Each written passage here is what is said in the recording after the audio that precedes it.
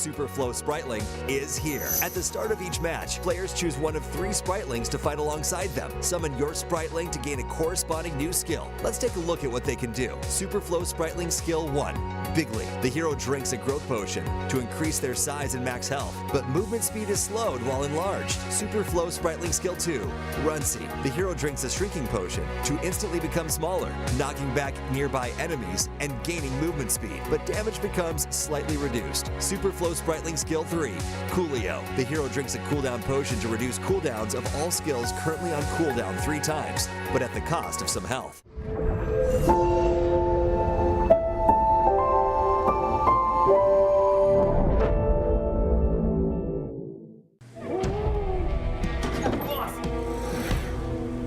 The wrong guy.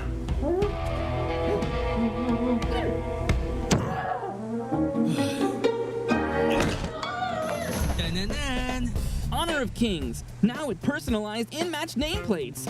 Change your look whenever you want.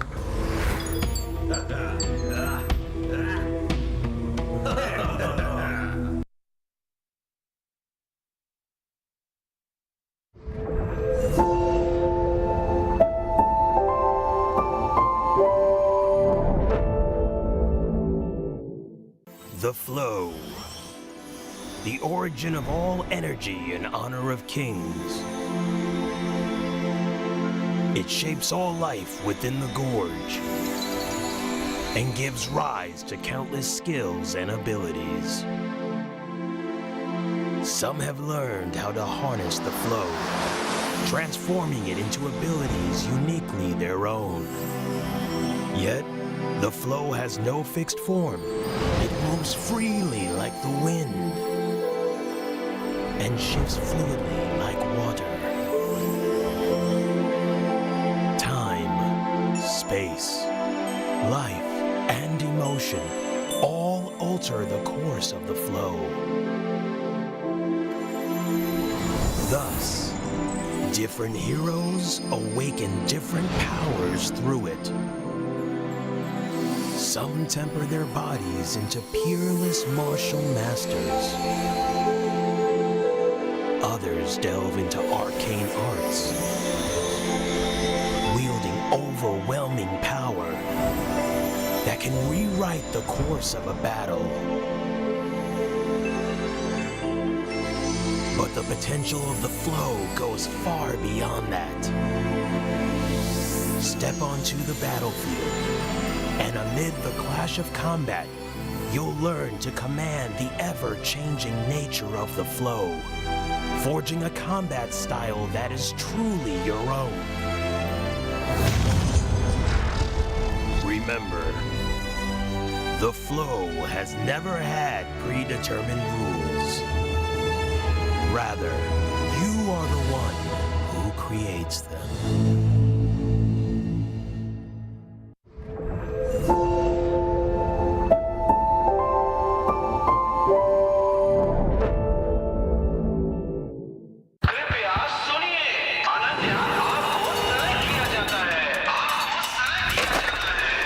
घर जल्दी आ जाना, okay?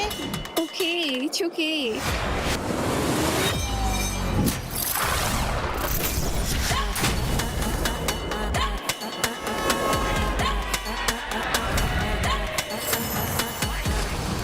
This is HOK.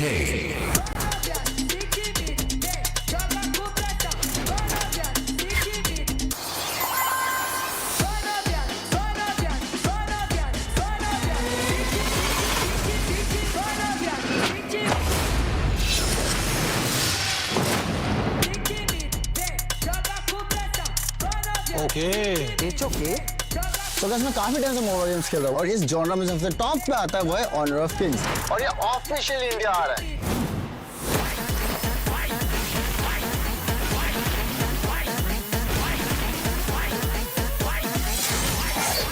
You okay? You okay? You okay? It's okay. It's okay. It's okay. It's okay.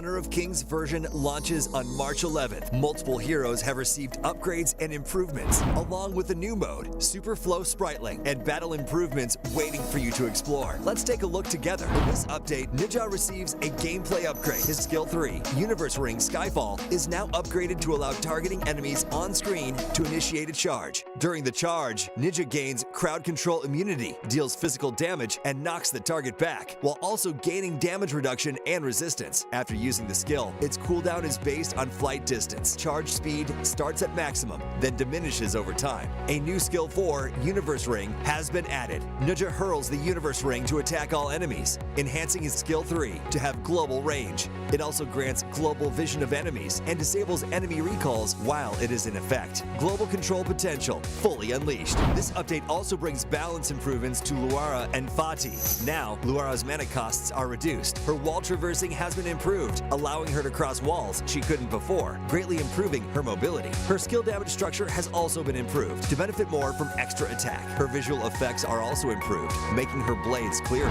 Fati's ultimate has been improved in this update. After using it, his damage and recovery are increased, and he gains 1 extra enhanced basic attack. Each extra sword energy recovers full health, but no longer deals full damage. Fati's sound effects and animation flow have also been improved. The new game mode, Super Flow Spritling, is here. At the start of each match, players choose one of 3 Spritlings to fight alongside them. Summon your Spritling to gain a corresponding new skill. Let's take a look at what they can do. Super Flow Spritling Skill 1. Bigly. The hero drinks a growth potion to increase their size and max health, but movement speed is slowed while enlarged. Super Flow Spritling Skill 2. Runcy. The hero drinks a shrinking potion to instantly become smaller, knocking back nearby enemies and gaining movement speed, but damage becomes slightly reduced. Super Flow Spritling Skill 3. Coolio. The hero drinks a cooldown potion to reduce cooldowns of all skills currently on cooldown 3 times, but at the cost of some health. This update also includes multiple battlefield improvements, which we hope delivers a better combat experience. Gold distribution has been improved for Overlord Dragon minion-led lane pushes. If no teammate is nearby to receive gold from a dragon minion's kill, the gold will now be evenly shared among teammates. New visual icons have been added for defeating the Overlord, Shadow Overlord, Tyrant, and Shadow Tyrant, making jungle information clearer at a glance. Minion wave positioning has also been balanced to reduce inconsistencies in minion positioning that could occur in certain situations. Also, a new boss focus fire mechanic has been added to encourage team play and increase the rewards of teamwork. The 5 big bosses affected are Overlord, Tyrant, Shadow Overlord, Shadow Tyrant, and Tempest Dragon. The new boss monster focus fire mechanic was added to balance the efficiency of solo and team boss kills. When teammates focus fire on a boss together, focus fire stacks will build for them. More attackers grant more extra damage. Up to 4 stacks can be gained, granting up to 20% extra damage. During focus fire, wound effects will appear on the boss to indicate the current stat count. Boss monster base stats have also been adjusted. Overlord and Tyrant base health is increased by 5%. Shadow Overlord, Shadow Tyrant, and Tempest Dragon base health is increased by 10%. All the new content are waiting for you to experience. See you in the Gorge.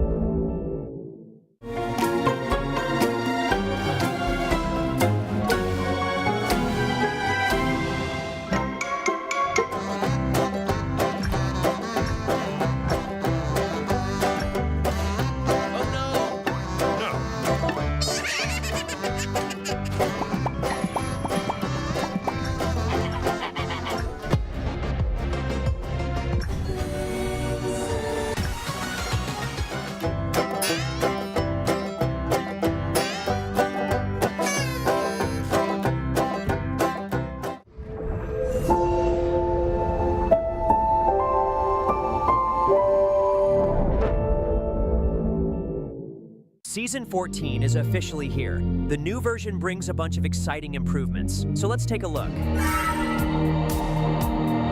A new hero, Yango, is coming soon. Attack enemies and collect hero shards. Once you gather enough, you can summon an enemy hero puppet to fight alongside you. Control both Yango's main body and the puppet. Chain your skills together and outplay everyone in style. With puppets that are nearly indistinguishable from the real thing, can you spot who is real? Nezha has been upgraded, gaining a new skill that provides global vision.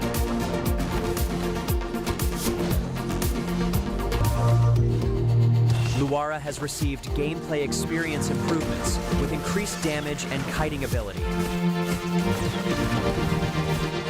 Fadi has also been improved, making skill chaining into enhanced basic attacks much smoother.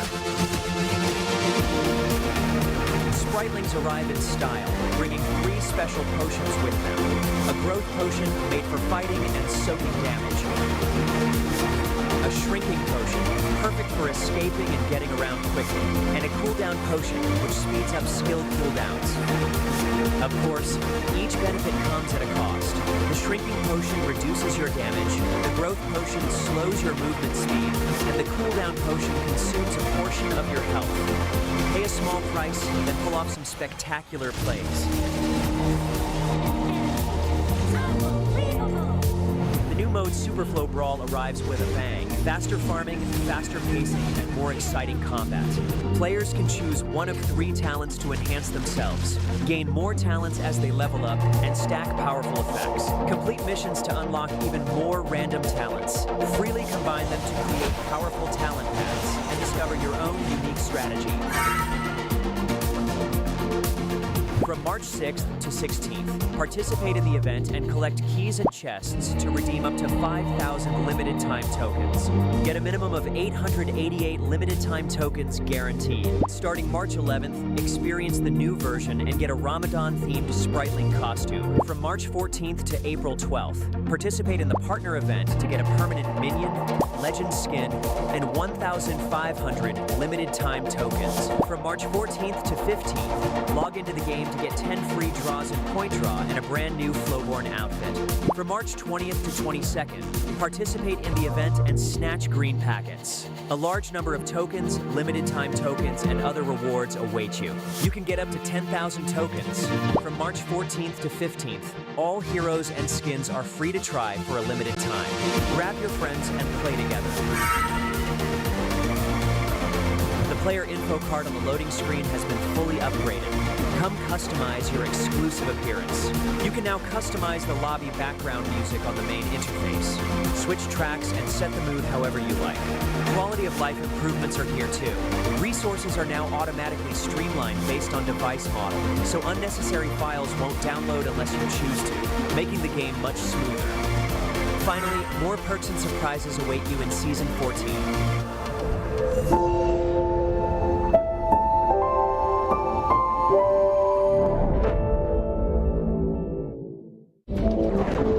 Hunting is all about patience, lying in wait to strike at the right time.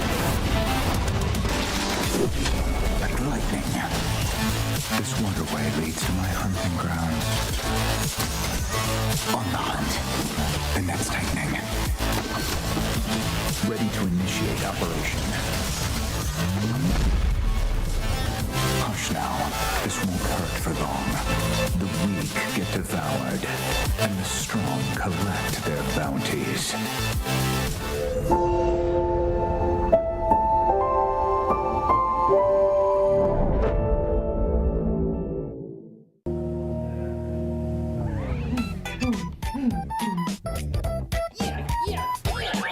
What's going on with this music?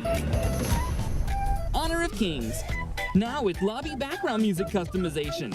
Switch up the vibes anytime you want.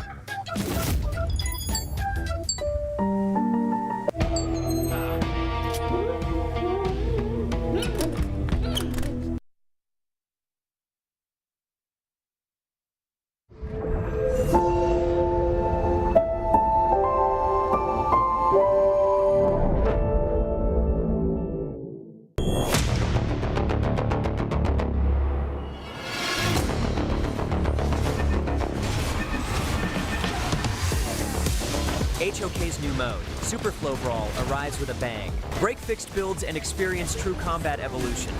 Whenever a hero reaches level 1, 5, 10, 15, choose one of 3 random talents to enhance yourself. The higher your hero level, the stronger the talents you can obtain. 10 major talent paths, freely combined to create endless strategies. Preview talent effects in advance to fully prepare for battle. Or adapt on the fly during combat to unleash unexpected power. This isn't just luck. It's a true test of strategic mastery. There are no fixed answers, only infinite possibilities. The most powerful and mysterious builds await your discovery. The new mode is coming soon. March 14th, write your Super Flow Brawl legend.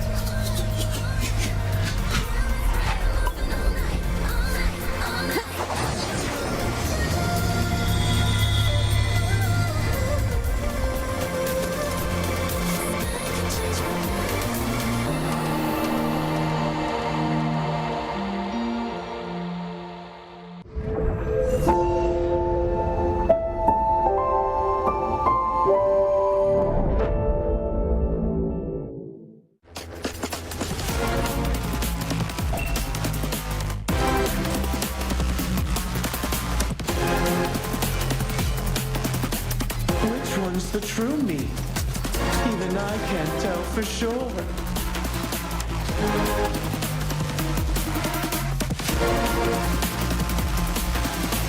At least your death was quite the spectacle.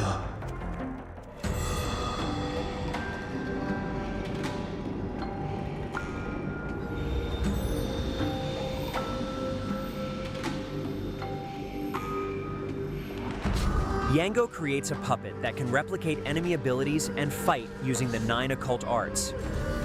This is his core mechanic. Attacks from either Yango or the puppet grant hero shards and recovers health. When 50 shards are accumulated, Yango can summon a puppet of the corresponding enemy hero to fight alongside him. While controlling Yango's main body, he can use 4 occult arts: Umbra, Jichu Luan, Shadow Crucifixion, and Dispersal. Umbra throws the puppet, dealing damage and launching enemies in its path before allowing Yango to control it in combat. Jichu Luan is Yango's main damage output method, where he tosses hidden weapons to deal damage to enemies in his path. Shadow Crucifixion can be used flexibly to allow Yango to engage or disengage freely. Controlling the 2 strings to intersect deals damage to the target and slows them. Dispersal is mainly used to avoid damage or crowd control. During the skill, Yango cannot be hit and all control effects are removed. When controlling the puppet, Yango uses 4 occult arts: Return, Substitution, Binding, and Breakout. Occult Arts Return immediately retrieves the puppet and launches enemies in its path. Occult Arts Substitution swaps Yango's location with the puppet, dealing damage to enemies in their path. Occult Arts Binding is used to bind enemies. Using it the first time deals damage and slows nearby enemies. Using it the second time continuously stuns and damages enemies. Occult Arts Breakout causes the puppet to dash in the target direction and pull Yango to itself, dealing damage to enemies in its path.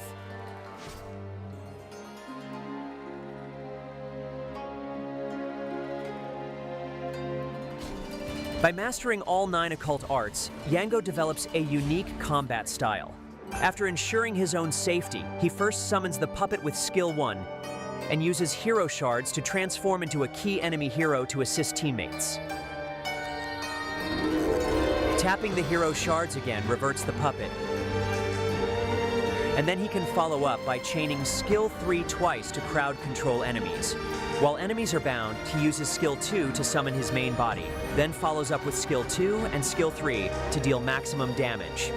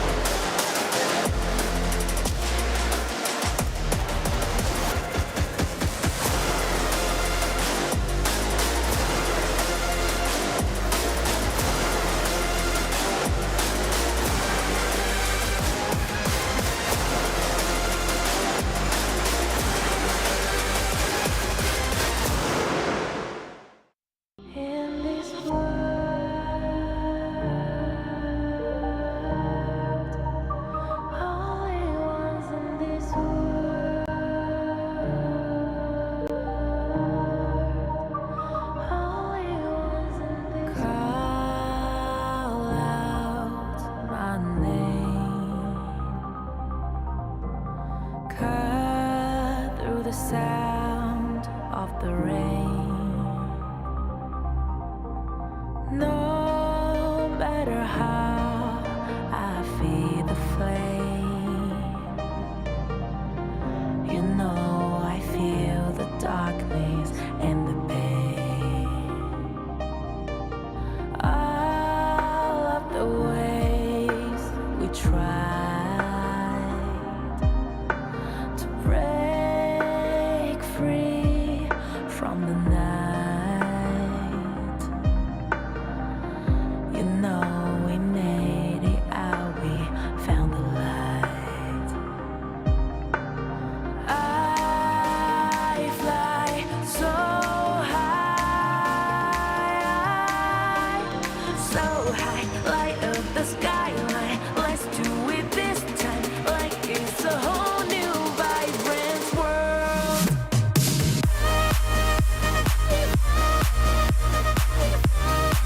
Like we're the only ones in this world. Like we're the only ones in this world. Now I see that I got everything I need. It's alright, I'm on fire, I'm alive, 'cause now I fly so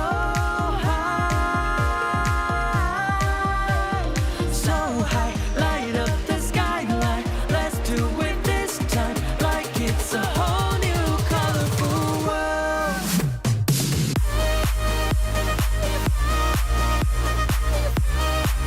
Like we're the only ones in this world. Like we're the only ones in this world. Never thought we'd get this far, burning like the stars. How we get this far, like we're the only ones in this world.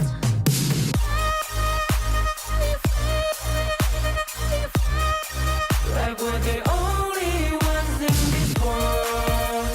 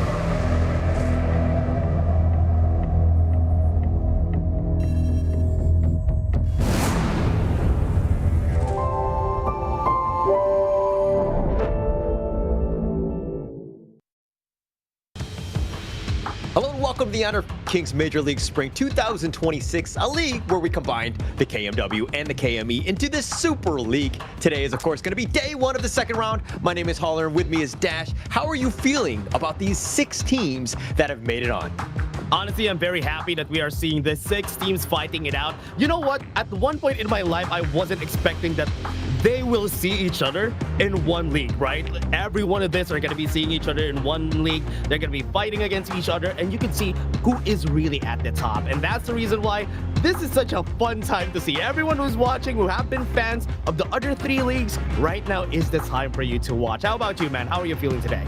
I'm feeling great. I'm excited to see this one. I mean, we were kind of always had that, East versus West rivalry, and finally we're on the same desk back together again. But they're, of course, going to be fighting for this 26,000 USD prize pool. First place is going to be going home with 5,000, second place with 4,500, third place with 4,000, all the way down to 7th place and to 3,000 USD. Every team is getting something, so it's all about sustaining these teams as they continue on.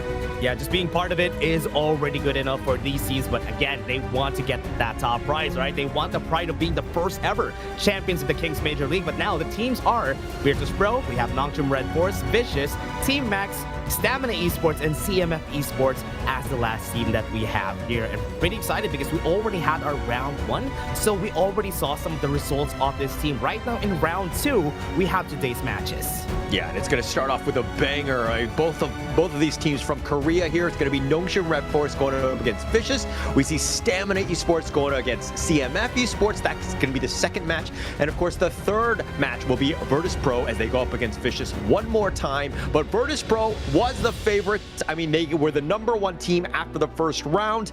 Would you consider them the favorite even moving into the second round here? Yeah, I believe so. I think Virtus Pro has been such a good team, especially right now with them being like a combination of both the East and West, right? Because remember, some of their players came from Gen G, some of their players came from the former Twisted Minds. So they are basically the combination of the East and West, and now they are at the major leagues and they have been dominating.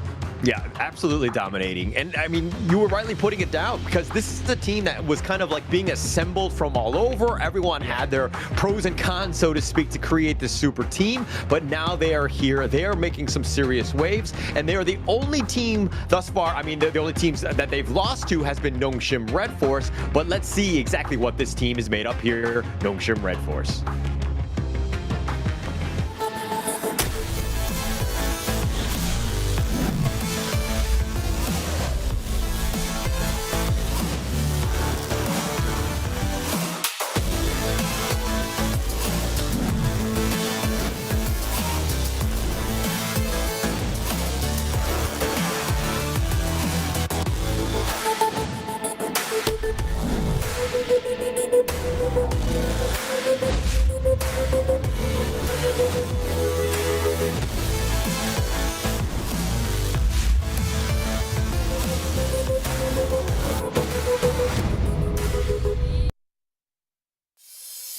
Nongshim Redforce, the KME previous champion, also second place in the KIS4 as well. This is a team that has retooled, and the new guys are going to be Namu 3 and Retel, Clash Lane and Roam for both. But now you've seen some familiar faces, Illusion in the mid lane, Haku in the jungle, and of course, Siri in that farm lane here. Yeah, this member is the greatest red. They have been dominating. We have seen their performance during the last KIS4, right? They are the second placer again of another KIS, and these guys came as a surprise because right now will be the time that we're going to be seeing the full version of this version, but we're going to also be looking at the other team here. Let's take a look at the Vicious.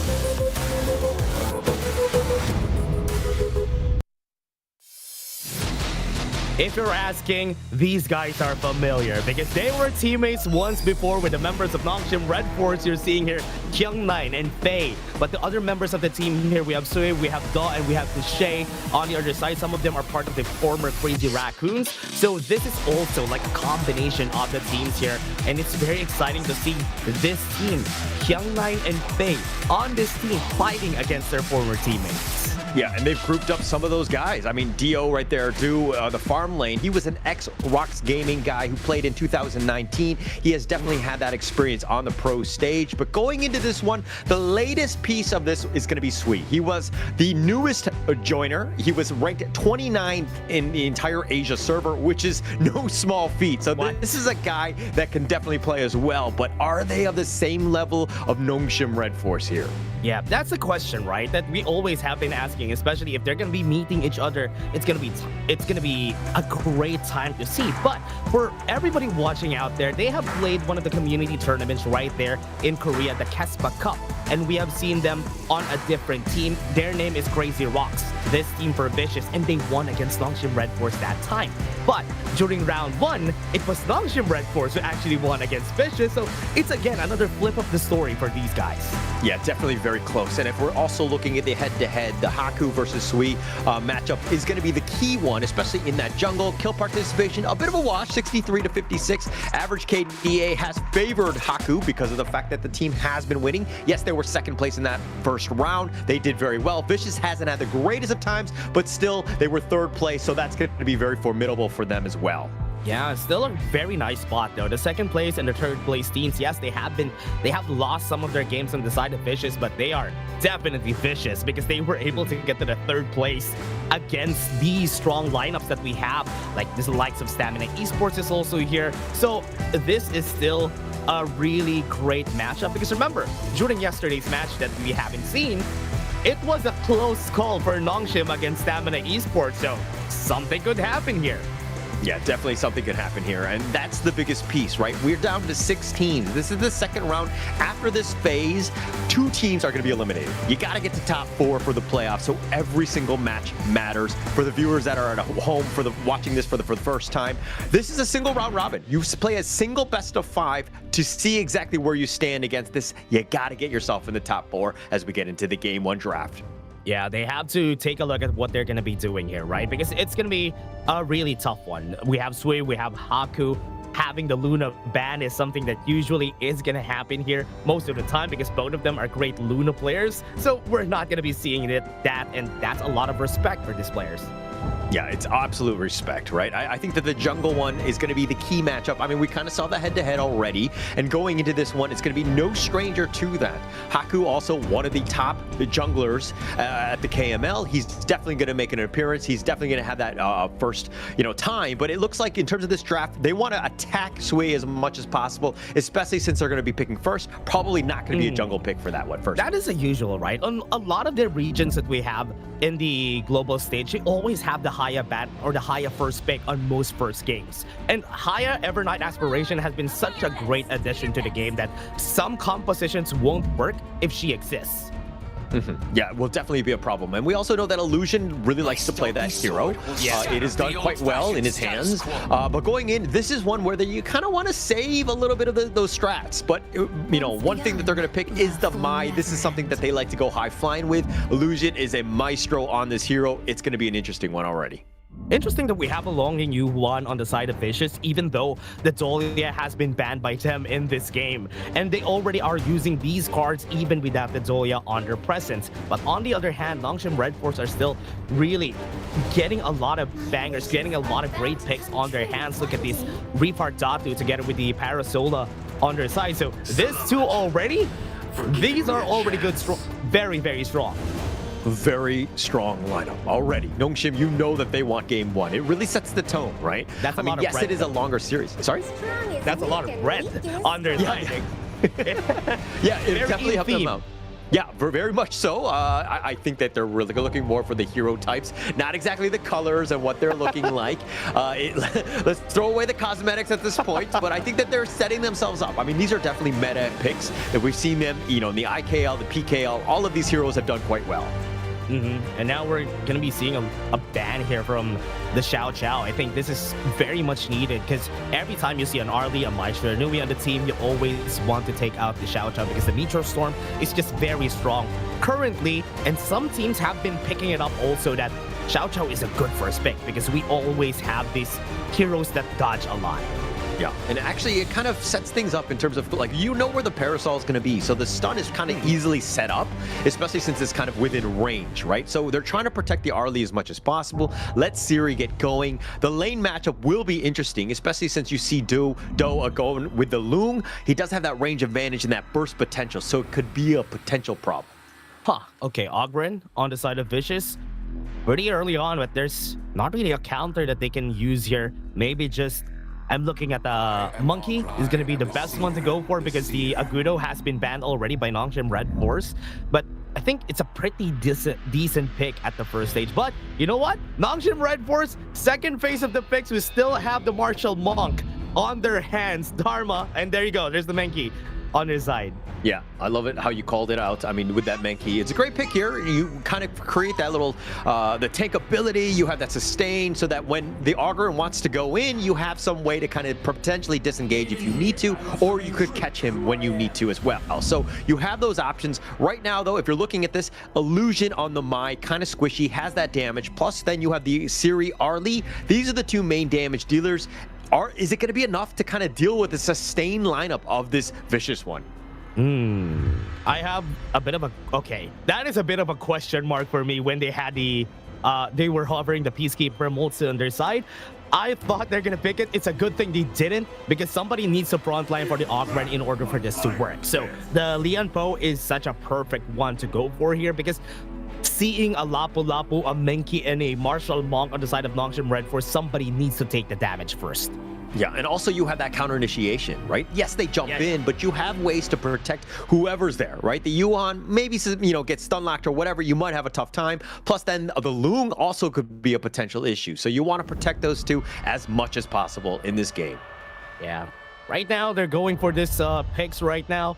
Game number 1, very solid picks. Game number 1, really expensive for both of our sides, but it's okay. If it works out in game number 1, it doesn't really matter if they win on game number 1. Dash, going into this one, I mean, we know the lineups, we know the players and all that. Who are you giving the edge to as we go into game number 1 with these drafts alone?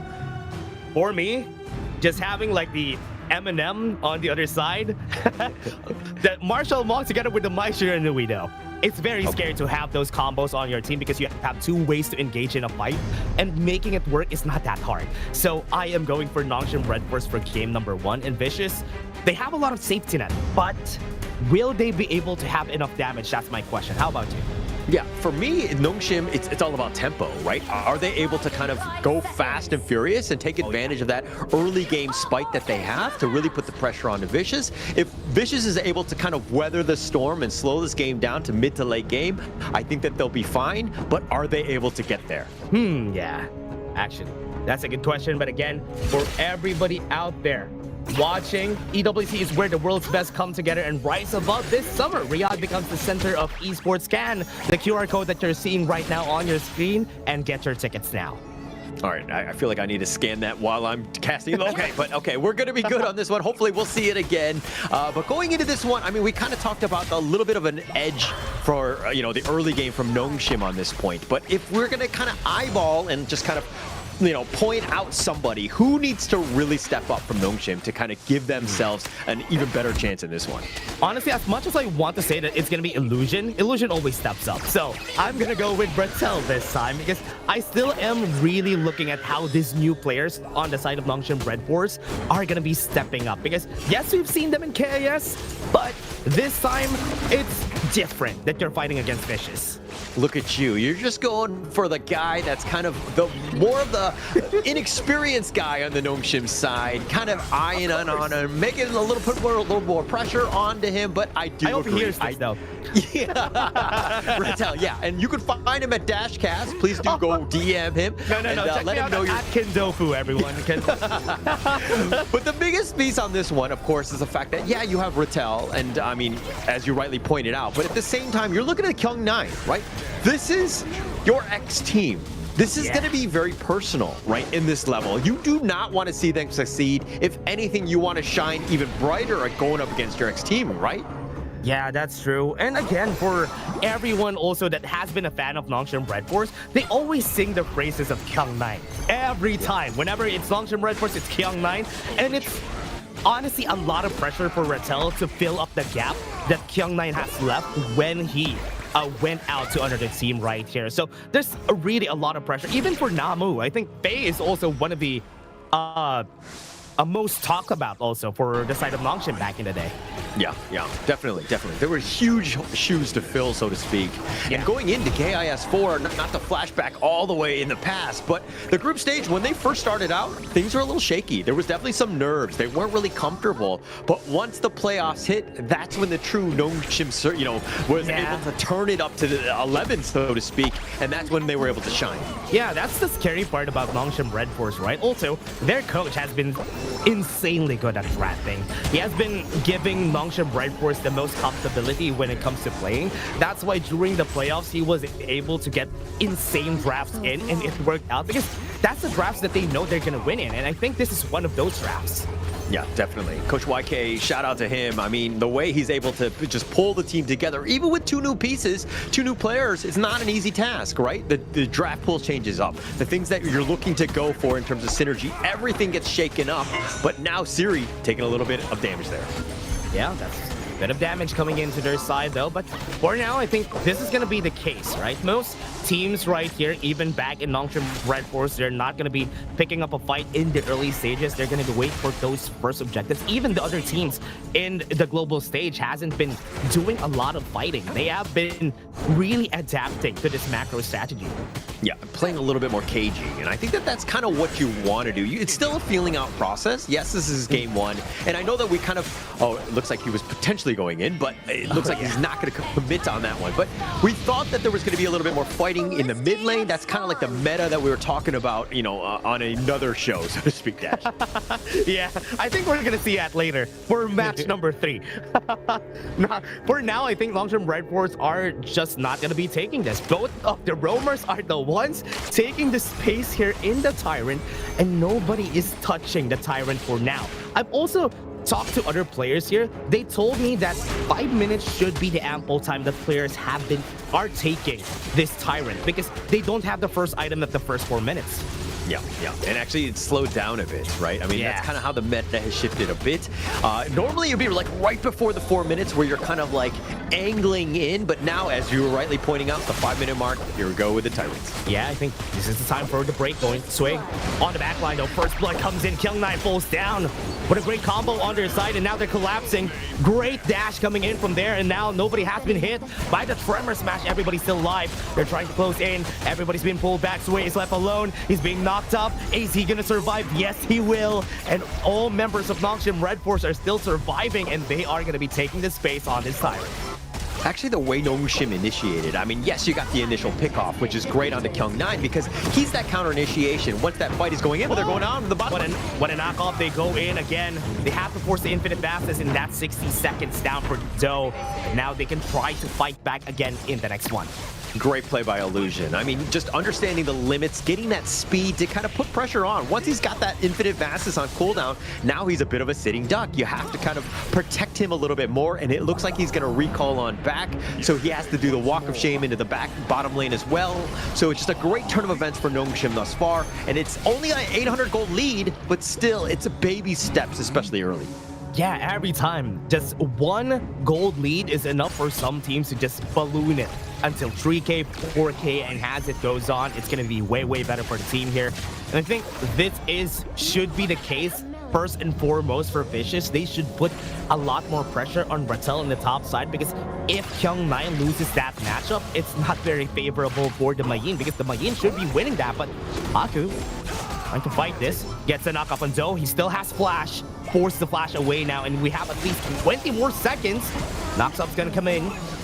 Not gonna continue this fight. They're just gonna back off, pump the brakes for now, but they're gonna try to go for the steal here. Tremor Smash is gonna come in, gets the knockup right there on Haku, but he's very tanky. and they are now gonna back off.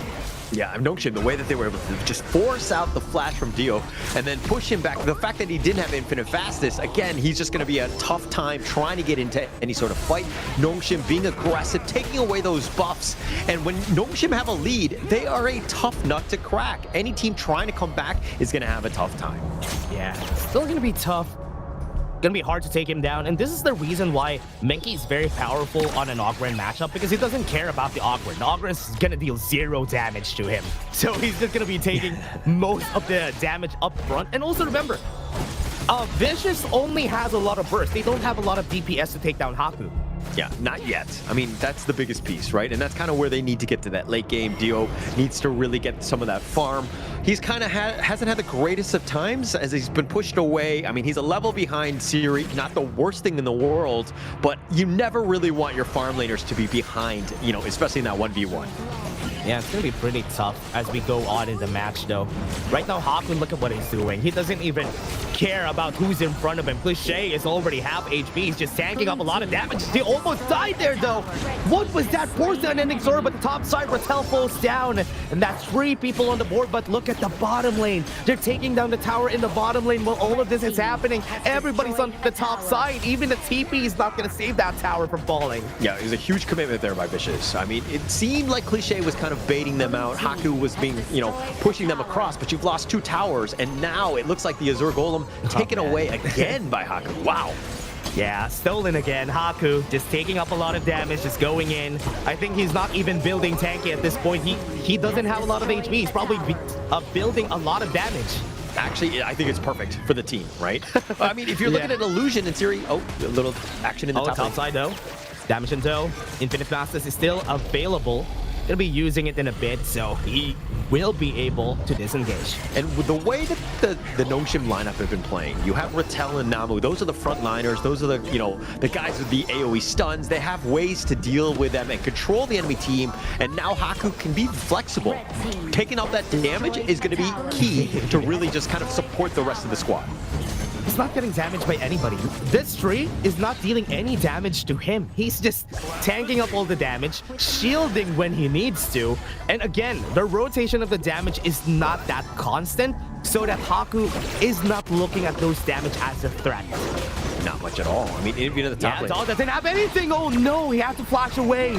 And now look at the chase though. Illusion on the chase, on the hunt, looking for Doe, doesn't have the infinite fastness. Will he be able to find him? It's a good thing that Faye is in front so that he could act as a wall in front. I mean, he didn't get the kill, Rattel, but he committed the truth. He did a lot of damage, and just the fact that Faye was there to kind of cover his brother. But Doe, on the other hand, again, has to recall back, getting very little, you know, access to the map or any sort of, you know, economy that's being built by him. He's really starting to fall behind, and you're going to see this more in the mid game because they need Doe to get that damage. Yeah, they always have been forcing Doe out of the way, and look at the build that he's going. Wait, what? He has the Eternity Blade and a Frostguard's Vambrace? That's a very interesting build, though. Tyrant is already starting. They are going for it. Sway backing up for a bit, taking up a lot of damage. Haku still in front, even though he's not building a lot of tanky items, he's still tanking up a lot. And I think members of Vicious, Keln 9 is in place, looking for a chance to go to the back line, but Waves have pushing, and they have to try and commit somewhere, but nothing's happening just yet. Want to go for the truth, he got Sway. They're backing up, they got the damage on Illusion, super low, Tremor Smash got the hit on him. Had to force the flash, but the damage is still not enough. Siri, still not in action. Now he is gonna get the damage on Sway, and now the next one is gonna be Faye. Right now they have to fade away because they don't have any more jungler, and they can take this side if ever they want to. That was such a long fight there by Nongshim, and they were just baiting it out, all because Haku was like this impenetrable guy that was up front. You know, Vicious don't really have the damage to be taking any sort of team fight. If anything, they need to just kind of look to clear the waves, get themselves back in this in terms of with a net worth, because they're falling behind. Those 2 towers are absolutely key in that bottom lane to get Nongshim that lead, and they're so tanky and difficult to deal with that Vicious really don't have any answers.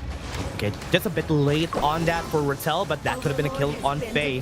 But that forced them away from the Tyrant, getting any vision there. Now they know that the Overlord has been taken, so that's a win for Nongshim. Yeah, definitely a win. I mean, they're up about 1K at this point, starting to grow even more. And Haku is, again, he's level 14. He's been that frontliner that Sway really doesn't have the answers for yet, because they don't have any damage aside from, you know, Sway at this moment. Yeah, all I can say though, they're doing well. I think Vicious is doing well in this game, because even though that everything is not going their way, they are still keeping the gold lead at a minimum. Yeah, I mean, it's close, right? I think that the biggest piece, it's starting to grow a little bit more. These Vanguards are going to be a bit of a problem. But, you know, it just... Oh, no. Oh. Top side, though. Okay, that was scary. I got scared for a bit, though. Okay, you can continue. No. It looks like Doe has to just retreat as well. And he's looking to split push because he has that infinite vastness. But now that he's been pushed away, he's not getting any sort of farm. This Shadow Vanguard, an illusion finding him. Nice. Use if they're riding the wind there just to push back the knockup illusion. Just way off because of the small knockback that happened right there. Topside is going to get pushed. There's nobody who can help that from happening. Martial Genius Kung9 on the bot lane just going to back off for a bit. So this is going to be a 4v4 battle if ever. Yeah, I think that this, but they have the moments, right? So this is a huge opportunity looking to go for this one, Faye. Yeah, Tremor Smash onto the back line. Not going to do anything just yet. Just got the slowdown on the members right here while they are taking over the Vanguards in front. That's enough space. That's exactly what they needed. And now they don't have any more Overlords on their side. Yeah, and at the same time, Vicious, this is the kind of like the moment where their sustain is starting to start showing as well. Nongshim didn't really have the burst to deal with them as well. Yeah, this 1v1 is going to take forever. Good thing they forced the flash out of Kyung9. So that is something. That's some value that Rattel got from there. A little bit of value, and that's kind of what you need just to kind of give yourself a bit of an edge in terms of levels, net worth, things that got obviously favored in, you know, and shifted in favor of Nongshim here. But picking up the Tyrant's going to be even more damage going their way again. But Nongshim have still not found a way just yet to kind of really put Vicious on the back foot. Yeah. Checking out the space here for Nongshim. Oh, okay. I wanted to see the items though. Defrost Siege to Pure Sky. This is a lot of damage items from Haku. He doesn't even have a shred of a tank item. I mean, Mickey is just innately just very tanky on its own, right? Well, so if he's able to do it, because this team, they need some damage as well. Sway, Cliché, they have ways to out-sustain you. Faye is very tanky as well. You basically need some sort of damage, and I think that this is the right call in the end. Again, you need to get those kills and to deal with them. Yeah, just looking at it, they have a lot of... They all built full damage with what they had though. They want to burst down members of Vicious as fast as they could, and I think that's also a smart way of thinking about it, because they have a lot of ways to survive, so might as well burst them as fast as we can so that they explode whenever we try to jump in topside and try to take down the tower. One more. Okay, there you go. That tower is down on the top side. Nobody was able to defend it in the side of Vicious. An issue with the Vicious lineup, though, is that their burst damage, not so great in terms of just dealing with the waves, right? You saw them trying to go in and out, and then they have those stuns for, you know, days, but they don't have the wave clear right now. And that's kind of why Nongshim were able to take the top T3, though those minions were surviving for so long to, again, let Nongshim just eventually whittle it down. Honestly, man, I'll be honest with you, their wave clear is pretty abysmal. Yeah. It's really bad. It's going to be hard for them to even get close to this super minions that we have there on the top side now. So, on the top, Joe trying to find a way to get in, trying to take the space here. Bot lane is kind of pushing on the side of Nongshim, so this is an okay spot to be in. Joe got a bit of damage in front. Haku tanking up the front line, and he's just shoving away everybody here. Sway's already 1/4 HP. Goes in with a dream roaming. Nobody's even helping him. He's trying to make use of himself, his body, in front of the members right here of Vicious. He knows nobody's gonna damage me anyway, so you should force the ultimate flash and the Raging Sea to take down two. And that's it. This is their last draw. This is their last fight. Everything just aligned. The stars is in front of the side of Nongshim Redforce. The greatest red just showed their true colors, and that's it. They're gonna be looking for the finish here in Nongshim Redforce. What a great way to start this game with a victory against their adversaries, the Vicious, in front of them.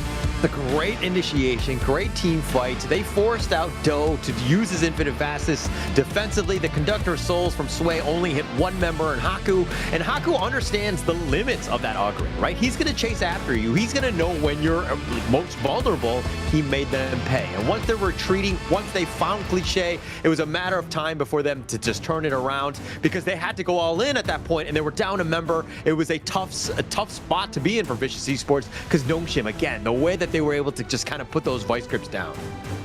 Yeah, I really love how do you call this? Smart that they, that's not the word I'm looking for. I'll just use the word smart. I really love how smart they trapped it here. I think with the side of Nongshim Redforce, they had all the pieces for the composition to work. Yeah. Then when it came down to the build, usually I've seen a lot of teams in Global that, for example, Dharma, they're going to be building a lot of tanky items, Blazing Cape, Dragon's Rage. But here, they built full damage because they knew that they're going to be dealing with a Long, a Yu1. And those guys, if they weren't able to pop their ult, they're going to explode just because of those items that they have. Yeah, just really, I mean, they were able to out-sustain you, and that was the plan from Vicious Esports, right? And Nongshim understanding what they needed. They needed damage. So everybody else is just like, just get as many damaging items as possible. Let's just, burst them, get them out of the situation so that we have a numbers advantage and able to take every single team fight.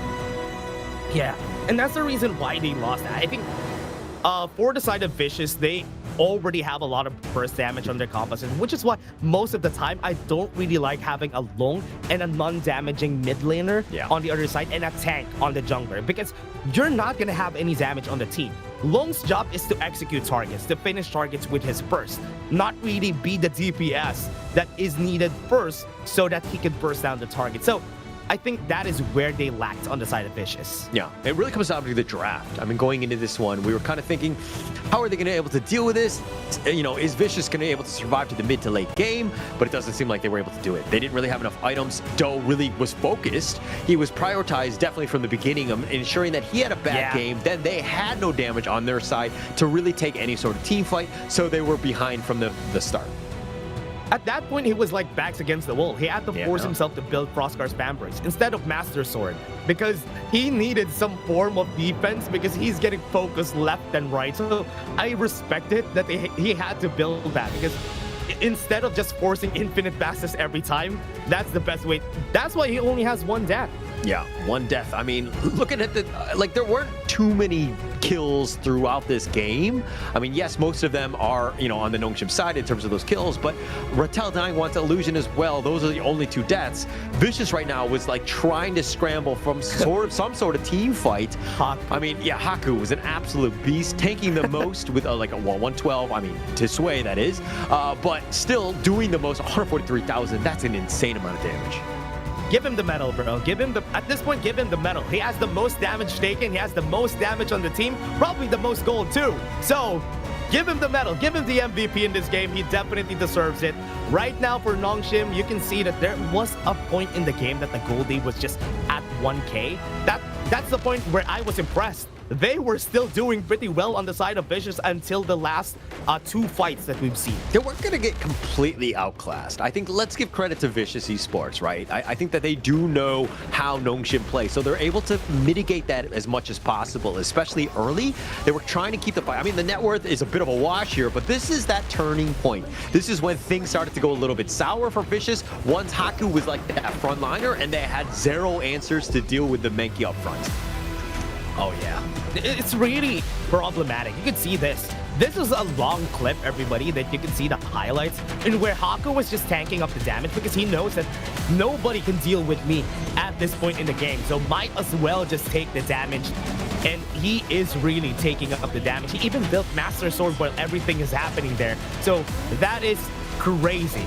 Okay, this is now a great game that we've seen from Nongshim Redforce. Great game. I mean, what could you ask for? I mean, the clear MVP on this one. Haku on the Menki here. The 303, the 37% damage dealt. But the biggest piece to this was also the 42% damage taken. He was a damage sponge, and they had, again, no real ways to deal with this Haku Menki. Oh, yeah. And now this MVP has the highest damage dealt taken, gold. Also, man, he was really in front. He was making space also for the team. And that was a great draft again for Coach YK. So this time around, I think Vicious really needs to get back to the drawing board and think about what they're going to be doing next for this next game. And that's the hardest part when you're drafting, right? It's one thing to get like really good meta heroes, but do they work well together? What are we lacking? Do we have enough damage? Are we able to be that frontliner? Because you saw kind of what that last pick, right? They went with the Lian Po. They were hovering over the moats. Would they go that way with that control? But then they're like, actually, we need a frontliner. So you could tell already at that moment that Nongshim had the one-up already, right? They were making them react to them in that sense, and Vicious, again, that draft was a little bit lacking in certain departments. Yeah, it was pretty tough. But I've seen with the way that Vicious played that game, it's not yet over. I think game number 2 and game number 3 are going to be something that they could actually do something for. Nongshim Redforce, on the other hand, they can look at this as something like, yeah, we had some expensive draft, but we won, so it's still okay. It all worked out in the end. So Vicious just needs to make use of that this next game because they don't have those picks anymore. Let's try to find a way to win game 2. Yeah, not the end of the world for either of these squads. I think the biggest piece to this, though, is that Vicious thus far have not been able to solve Nongshim because Nongshim have such a good early start to their games, right? If you're looking at how Nongshim kind of fumbled the ball a little bit against Virtus Pro, where they did lose the series, spoiler alert, they lost 3-2 in a reverse sweep to Virtus Pro because Virtus Pro were able to take the early game to them. Nongshim struggles when they have to play from behind. They're great from ahead. I mean, it's much easier when you have a lead, but again, Vicious need to figure out a way to kind of get to that lead.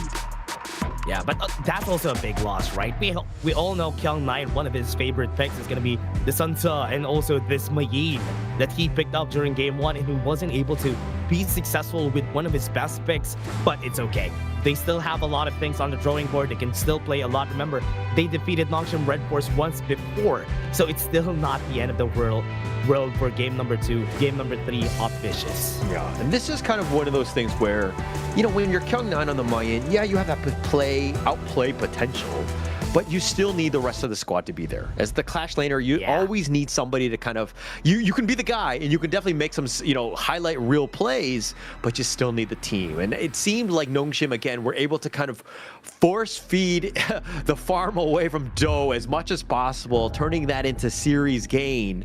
And they really just kind of overcame all of those obstacles because of the way that they were able to prioritize and strategize against Vicious. Oh yeah. Right now, Nongshim Redforce, what are they going to be showing us? We have seen some interesting drafts even during KIS4. They dropped the Ying on the jungle once before. So maybe that's something that they have in their minds here, or are they just going to finish this as fast as they could? Let's get all our best specs on game number 2 and 3 so that we can finish this while not losing a lot of the good picks that we have. Yeah, I think if you're Nongshim, the biggest piece to this is that, a lot of people thought of Nongshim as the favorites here, right? They were the KME champions. They did well at the KIS. A lot of eyes were going to be on this team. So if anything, Nongshim want to be that guy. They want to be the aggressive team. They want to put Vicious in a bad spot where they have to play desperate. So I think that, again, for this game, you want to go heavy in terms of this draft as well. Yeah, having Pei on the side of Vicious, this is one of the priorities, but like what I'm saying during game 1, if Haya Evernight Aspiration is on the table, Nongshim Redforce is gonna take it, and Haya will be on their hands, and Illusion has played a very mean Haya the last time that we've seen him, so this is a good draft already for the side of Nongshim. Yeah, setting it up. I mean, the way that, Haya is able to just isolate somebody and you essentially turn the fight into a 4 versus 4. It's like, okay, how equipped are we? If I'm able to kind of take away maybe your pay on this one, are you still able to team fight? Your draft needs to be more balanced, understanding that somebody might be isolated. Oh yeah, right now Byron, the classic combo, when I'm surprised that Nongshim Redforce didn't deny this. I think they have something in their mind here for them to use in order for them to work things out here. I think I also like the DRNGF pick, the Magistrate on the side of Vicious, because they have at least a way of saving themselves whenever the Zhongfei uses the Unbridled Outburst. I mean, this Pei Byron combination has been around for so long. If teams don't have a counter pick to it, I think that they're really not learning quick enough because it's been around for so long. So I think that in this one, it looks like the most pieces. And look, you're seeing the fatigue here. This is a nice little pickup. Yeah, I mean, you have the Haya, again, isolate somebody, and you have a damage-dealing Clash laner that can kind of pick up some of that slack to turn your 4 party members into a much better fighting machine. I think Fati, especially right now, if they're fighting against the Byron, this is one of the only, from what I'm seeing, Byron's very strong right now. Very, very strong. Yeah. But having a Fati on the lane, I think he's one of the Clash laners that could actually fight toe-to-toe against a Byron, especially when he has his ult. Yeah. I mean, laning phase early, especially, I would definitely give the edge just slightly to Byron. But Fatih, once he gets going, once he gets those items, then he becomes scary, right? He becomes that essentially a second carry to really kind of help support the team. Because also at the same time, the Haya might not have the greatest amount of farm. He might kind of defer that into Rattel or Siri, Haku, whatever the team needs. He can, Illusion is more than able to play more of like a support mid. Yeah, one thing that is very scary about the Haya, even without items, Haya usually still wins the Moonscape Mirage fights. I don't know why she still wins that, but she is very good because she doesn't really need a lot of economy. But seeing it on the side of Nongshim Redforce Siri, picking up the Erin, the Laurel Princess on his side, whilst this being one of the best picks of Daw also. So at least denying their best pick against each other is such a poetic way of starting game number 2. It's a great way. I mean, just setting it up. I mean, that the damage from the Erin, we've kind of seen this kind of on the rise. I would say KIS4, where the more teams were willing to pick it up. It has a lot of that that focus firing and just be able to burst people down, which is a vulnerability of a Pei, right? Again, if once he gets focus fire, you're gonna have a tough time. But Vicious going all out with the Ganon Mo, and it looks like the Sakir to kind of round out this draft. Ying? Is this a Ying game for Nongshim? I think, yeah, there you go. Let's go. Yeah. Got it right on the money. Perfect. But here, oh, never mind. Okay, never mind what I said. Ah, man, Haku, why do you do this to me though? Oh, never mind. He's baiting me again. Okay. I hope this is a Ying pick because we have seen this pick from the side of Nongshim Redforce. Never mind. I'm not going to explain it anymore. Okay, it has been denied. Fate is going to be the pick here of Nongshim Redforce. This is one of the second or third picks that is usually seen whenever you see a Pei and the Ukyutachi Bana is banned. I was expecting the Ying, but okay, Haku. Just show me a good Fate this time. Okay, all right. A little bit, I think that it's, again, more of the late game more than anything else. I mean, Fade almost guarantees you every single big neutral come mid to late game. So as long as he's within, plus he's able to get to the back line, right? Pei is definitely vulnerable. D-Ren-J is another one. If we're talking about frontliners, Byron is kind of like the only guy. If you're able to bypass him by just jumping on those walls, it makes for very easy access, again, to that back line. Oh, yeah. For now, with the strat that we're seeing, I really love the old reliable that we have here, which is the Pei Byron that is on the other side. So I'm kind of leaning towards what Vicious has here. But whenever we're talking about the compositions alone, I think I like that for Vicious. But what do you think for Nongshim? So, I mean, in a vacuum, and I'm not talking about players, teams, or anything like that. Pei Byron, to your point, very strong. It's a great, it's a tried and true combination that will do you well even in your ranked games. But going into this one, Nongshim's lineup, I like the fatigue. I think mid to late game, once they're able to get going, Haya with that Moonscape Mirage, isolating somebody out from this, I think that they might have a good time. They have a lineup that could potentially take on this lineup. I do think that Nongshim, though, it's a bit of a wash in terms of this, this matchup overall. It is 50-50, but I'm going to give the edge to, Nongshim in the end. Yeah, I think Nongshim Redforce, just because of the players also that they have here, the longer this game goes, the harder it's going to be for the side of Vicious. Because Daw is going to have a problem here when it comes to the range, and Illusion and Siri are just going to hit him from far, far away whenever a fight will happen. And Byron Pei scales a lot once we go to the late game. Yeah, it's definitely going to be a bit of a problem here. I mean, this is why Nongshim right now, I mean, even Rattel scales extremely well. Like, this is a lineup that Vicious, they first 12 minutes, if they're not winning and sieging T3s, this is a potential issue for them. They need to close out this game early. Yeah. Right now, from what we're seeing here, Sakir, Faye, I think this is one of the tried and tested combos before of the T-Range together with the Sakir, because they're going to be pushing pretty hard just because of the sustain that Sakir is going to give D-Range. So that is what I'm expecting here. They're going to be pushing a lot in this game for the side of Vicious. Yeah, as they should, right? That is definitely the key. You want to just kind of suffocate them as much as possible. Don't let Nongshim get that free farm in that space like they got in game 1. That has got to be the biggest change of pace for Vicious. Understanding that early game, whatever it takes to get yourself an edge, now is the time. Yeah, it's going to be a challenge. And I think right now, Haku is already winning a lot of this early battles just because of the fact that he has a lead against Wei in this early game. Because, oh, this is not what we're expecting. What a flash coming in, and the sword slices him in half. Oh, Faye, you knew that was personal, right? The ex-teammate was just like, I know where you're going. The flash is not going to happen. Yeah. I got my own. Ensure that we got the smack down, and he did it under the tower as well. As disrespectful as you could get. Brother, I know you. I know what you're gonna do. And he knew him. He was staying with him for a year plus. And he knows everything that he's gonna do. And that read was perfect from Faye. Great start for Vicious. That's exactly how you want to do it. Because again, Doe had a terrible time. And as we check out this replay, look at Siri getting low, flashes, thinks he's fine. But Faye flying in with Ride the Wind in addition to the flash to get that Mulberry power to ensure that he gets the lockdown on top of Siri. A great start for Vicious. Yeah, great start. Great win on the early stages. That is something that you want to do, especially when you also have a Bush Strider, Sakir on your team. You will be needing those early wins on your side, because the later the game goes, the harder it gets. And now Nongshim understanding that, hey, we might not have the greatest of edges. We're a little bit behind. We're going to send in this guerrilla squad to take away much of that farm, right? Invade the enemy jungle. It's like those small little wins, right? You take a boar here and there. That's less farm for Vicious, and that's how you get back in the game.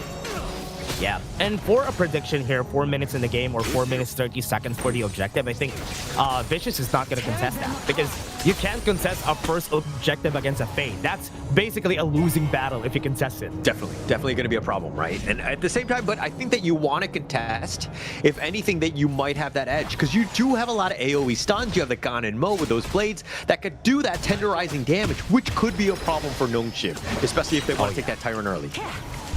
Yeah. Right now, it's going to be tough. Also, they have to consider the fact that they're also fighting against a Haya. The Haya could just kidnap Sway, and there's no smite anymore in that battle, so they should be wary of that. On the back, though, got pushed back. Faye with the stun. What a combo coming from their side, but Faye, is he going to survive? No, it's not going to happen. Namu showing him who's boss and who's the new man in town. Oh, Namu there with a predictive play, understanding where Faye was going to go. He can high fly all over the place. It was like Top Gun in that sense. He was like a dogfight in the sense of able to kind of fly from brush to brush, but in the bottom lane. Yeah, bottom lane. Already got the Moonscape Mirage 1v1. I think this is a default win by Illusion. That's going to be a takedown for him inside, but he's also going to die to the tower. Oh, that feels bad, man. I mean, you were left all alone under that tower, and you went all in to get Cliché, right? Which is going to be an edge for you. But once Cliché missed those blades, you were like, okay, he's screwed. He knows he's got nowhere to go, and Illusion getting that kill, but again, he got left for dead by the rest of the squad there. Yeah, I want this highlight. The game should be a highlight between Namu and Faye. These two roamers have been doing God's work in this game so far. And right now, they have to take a look at what's next here. Haku on the mid lane, looking for any stragglers going into the mid side. Maybe somebody's going to cross, but they've already been found out. Yeah, and it's also a bit of a problem when we get to mid to late game, when Illusion can get some of his own farm.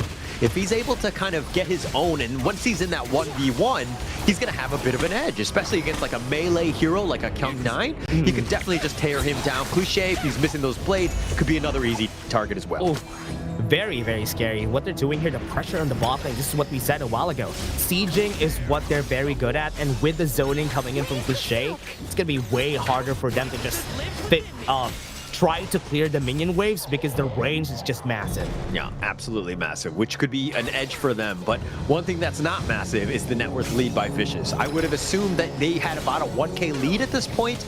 I mean, yes, it's only 6 minutes in, but it's only 200 gold. This is very, you know, something that could be easily overcome by Nongshim. They're in a great spot right now.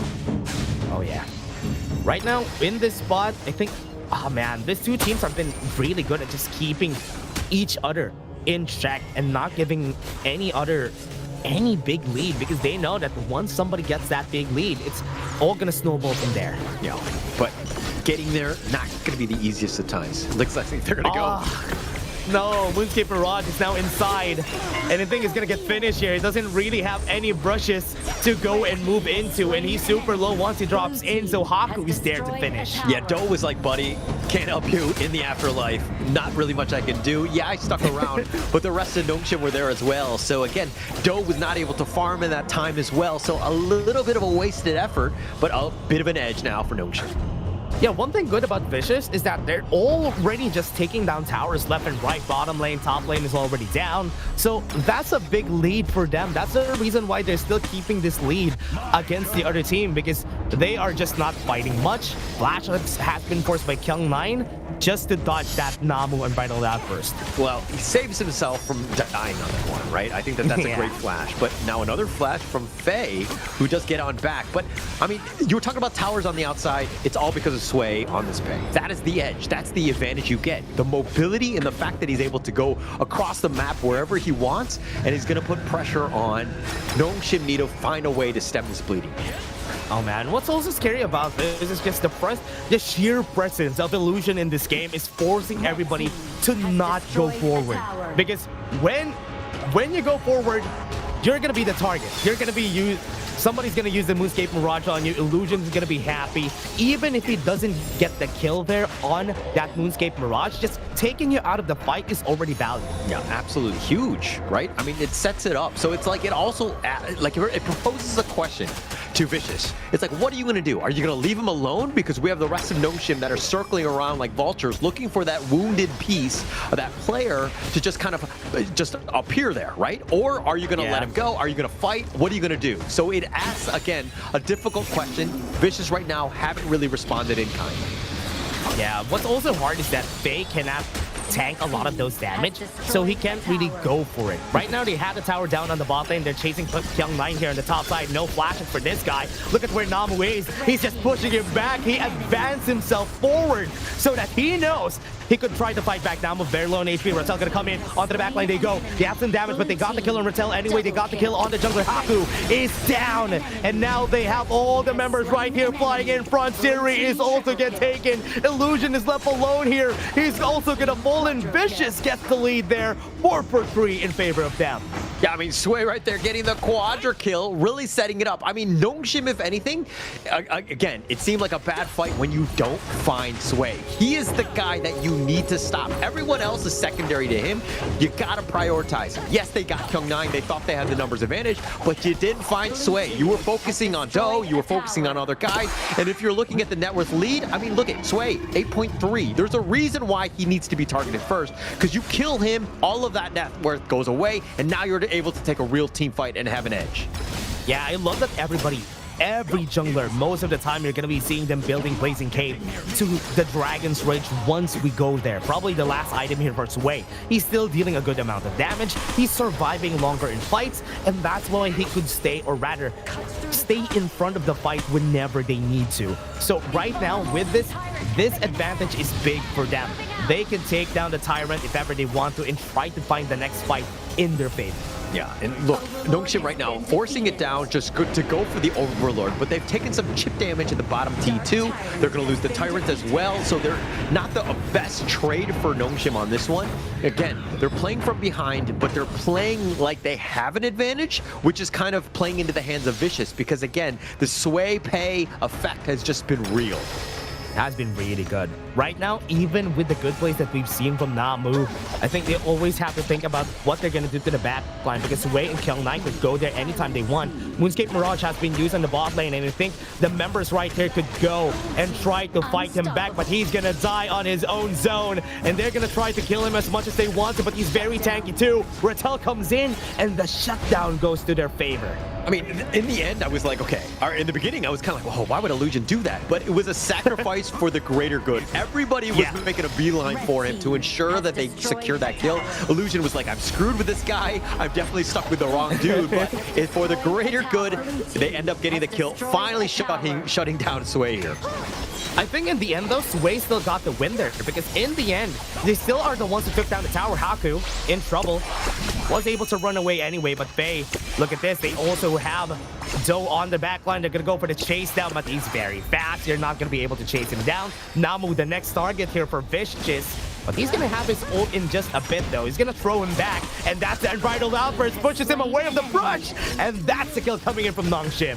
So this is a bit of an issue with the secure picks overall. Yes, you have a whole bunch of mobility, you have that AoE stun, everything looks amazing. It's incredibly a fun hero to play, but when you get caught out and you're not able to fly from brush to brush and to get to safety and you get enclosed like that, that's kind of what happened right there. And now Nongshim able to find that kill to really give themselves a chance as they're putting pressure on this mid T1. Yeah, they already had the pressure, and this is also what I was talking about. Illusion just having the 1v1 of his life here, trapped him in his place, but I think nobody's gonna die there. That is one of the targets that they need to be wary of, especially if their front line really breaks down by the Moonscape Mirage. I think Vicious is gonna be opened up here. Yeah, if they're able to find him. I mean, I think that you're kind of seeing, okay, Illusion, the way he picks his opponents in that Moonscape Mirage is gonna be very telling. Sway is definitely not the target unless they have the numbers advantage. He's completely out of position like they did last time. But right now, I think that you probably need somebody else. Yeah. I think right now, they could just go with one of the tanks. I think Kyung9 is the highest value target, or if it gets to the backline is the best target. But right now, Kyung9 is the best so that they don't have a front line, and everybody, Rattel could just rush inside. Yeah. Kyung9 or probably Faye, those are the two, because again, they have that control, the AoE stuns. Yeah. If he's isolated, I mean, the Mulberry power onto one is very, different than a four-man stun, right? So it's someone you kind of want to take away, plus you're almost guaranteed the kill, because you should have a net worth lead. Yeah.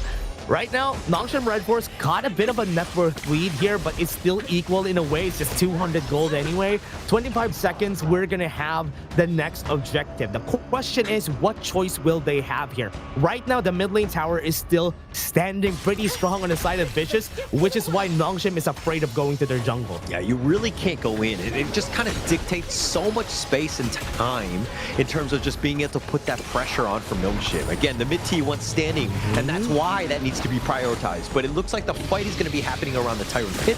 This is going to be a key one. Can Haku use his Hardened Jade Seal to secure that for the team? Will he be able to find the steal? Rattel is in a very good position right there onto the back line. The positioning of Vicious is way, way better here just because they have a good front to back in their hands. Kyung9 is keeping Rattel at bay. Had to force the Moonscape Mirage on one player, though. That's not going to be good. Right now, the fight is still happening. I can see the HP's going down, but it's still not going great. Members are pushed back. Then Bridled Outburst gets the space. Kyung9 in front will be able to take down. No, he is still very much alive in front. So wait onto the back line. Sage's Sanctuary is up on him, so he is not going to die anytime soon. What a play from Vicious, and now they have the space on the Tyrant. Oh, it was going to look so good. I mean, you rightly pointed out Namu 3's Umbrella Outburst was perfectly timed right when they came back from that Mirage. But again, Kyung9 was able to just tank too much, and Sway, even with the Sage's Sanctuary, really caught off Nongshim because they thought they had him. But now Haku, bad spot. No, that is too aggressive from Haku. He thought he's going to be able to kill him at 1/3 HP.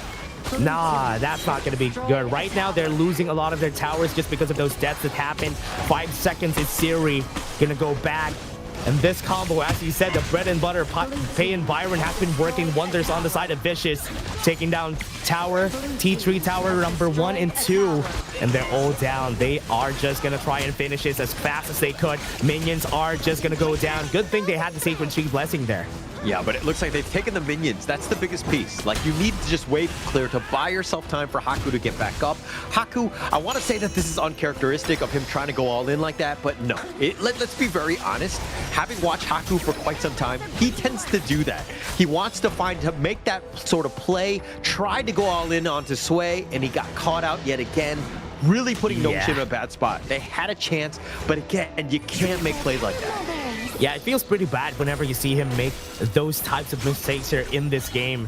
It's not good though. Right now, the problem is they don't have anything on their hands here. They lost a lot to T3s, but one mistake can still dictate the game in anyone's favor. 4K gold lead on the side of Vicious. Yeah, it's not over for Nongshim right now. I think that, I mean, if they lose another team fight, probably the end for them, but this is also one where Vicious need to be careful. Overlook getting low. Yeah, Heart and Jade Steel gonna be able to take that. At least that bought them some time, but Illusion, he's not gonna live through that. That is a lot of damage because they lost one member. Yeah, Doe is actually starting to do some serious work. He has a lot of that damage. He's starting to get to that critical mass where he's able to just blow people up. It's gonna be a tough time. Plus, you have Faye that's always prowling around, right? He's been very difficult, and his ability to jump on you catches out teams. Pretty tough to see this for them though. Right now, what is the struggle? What are they needing to do here on the team? They need to find a way to take this time, 15 seconds before Illusion comes in, and they have to clear the waves though. Yeah, but having those Vanguards buys you a little bit of time, right? This is one where Illusion will be up. If they're not able to close this game out, the elite minions are making their way into the mid lane, but it's going to be too late to really close out this game. Nongshim, they're on their last leg though. Yeah, last one. Gonna be the T3 on the top side. Will they be able to take it? No. Right now, they got the kidnap on one, but is it enough value for the team? I think it's not gonna be as good as they think it should be. So this is not gonna be a good time for them right now. They're still going back. The Unbridled Outburst was able to push him back on the back line. What a great stun coming in, and they were able to find the kills that they want. What a great engage again and again coming from Namu. The stars align, and they were able to get the takedown. What a great play by Nongshim that set up the Mirage into Namu's Umbrella Outburst was just enough, and Namu going over the edge with that Stampede, just catching out Sway, slowing him down, just enough for Nongshim. 20 seconds on everybody here on the other side. Nongshim Redforce just did the almost impossible. T3s are down. They're called Ultimate Red for a reason. What a comeback by Nongshim Redforce. The ability to find the perfect team fight and to get that engaged right on point and to get a team ace. And Vicious Esports are like, what just happened? That was crazy. I'm also gonna be mad if we lost that game. That game was ours to win. At that point, we got all the T3s. It could have been the game ender, but in the end, we still lost there. Oh man, that feels so bad for Vicious. That was their game. Man, I don't know what to say. Right. It was one of those things where also, if somebody gets caught out, maybe we disengage. Why are we trying to force these fights when that initiation has happened? If you get Mirage on cooldown, great. Umbrella Outburst, we somehow survive. We get on out of there. Big Ultra on cooldown. They can't really take that next team fight when they need to. So it seemed like they were kind of like forced into it. Nongshim Redforce with that perfect initiation. Really, again, Vicious Esports, I think that they're going to have to go back to the drawing board after that one. That one was a tough man. Yeah, that was a very tough one. It was a very tough game. Game number 2, they were dominating at one point in the game. I think halfway through the game, they were taking all things. They were winning all fights. But I want to see the highlight of that clip again. I think that stun on 4 people, just being in the center. Not even Unbridled Outburst, just the stun. The common skill that you have. That stun was enough to just turn the fight around. Insane, right? And this is also a moment when you're like, hey, in your ranked games, you play to the bitter end, right? It doesn't really matter how bad and dire things look. At the end of the day, you still have that chance, especially when you're able to get a good team fight like that. It was the perfect play to really get themselves in because, again, there was no other way except for that one team fight to get in. Oh yeah, man. They were looking for that fight. They were looking for one good fight in where Rattel could go in, Haku could drop in, and the stun from Namu. Oh man, that was stars aligned perfectly for them. That they had no business winning that game. They were just waiting for Vicious to finish the game, though. Yeah, and this is going to be, again, for Vicious Esports to somehow bounce back from, right? They're going to be very frustrated because going in and going 1-1, way better situation, especially since you lost that game. But going into this one now with a loss under their belt, it's got to be a tough spot. And now you're like, oh, now we got to win 3 games? This is tough.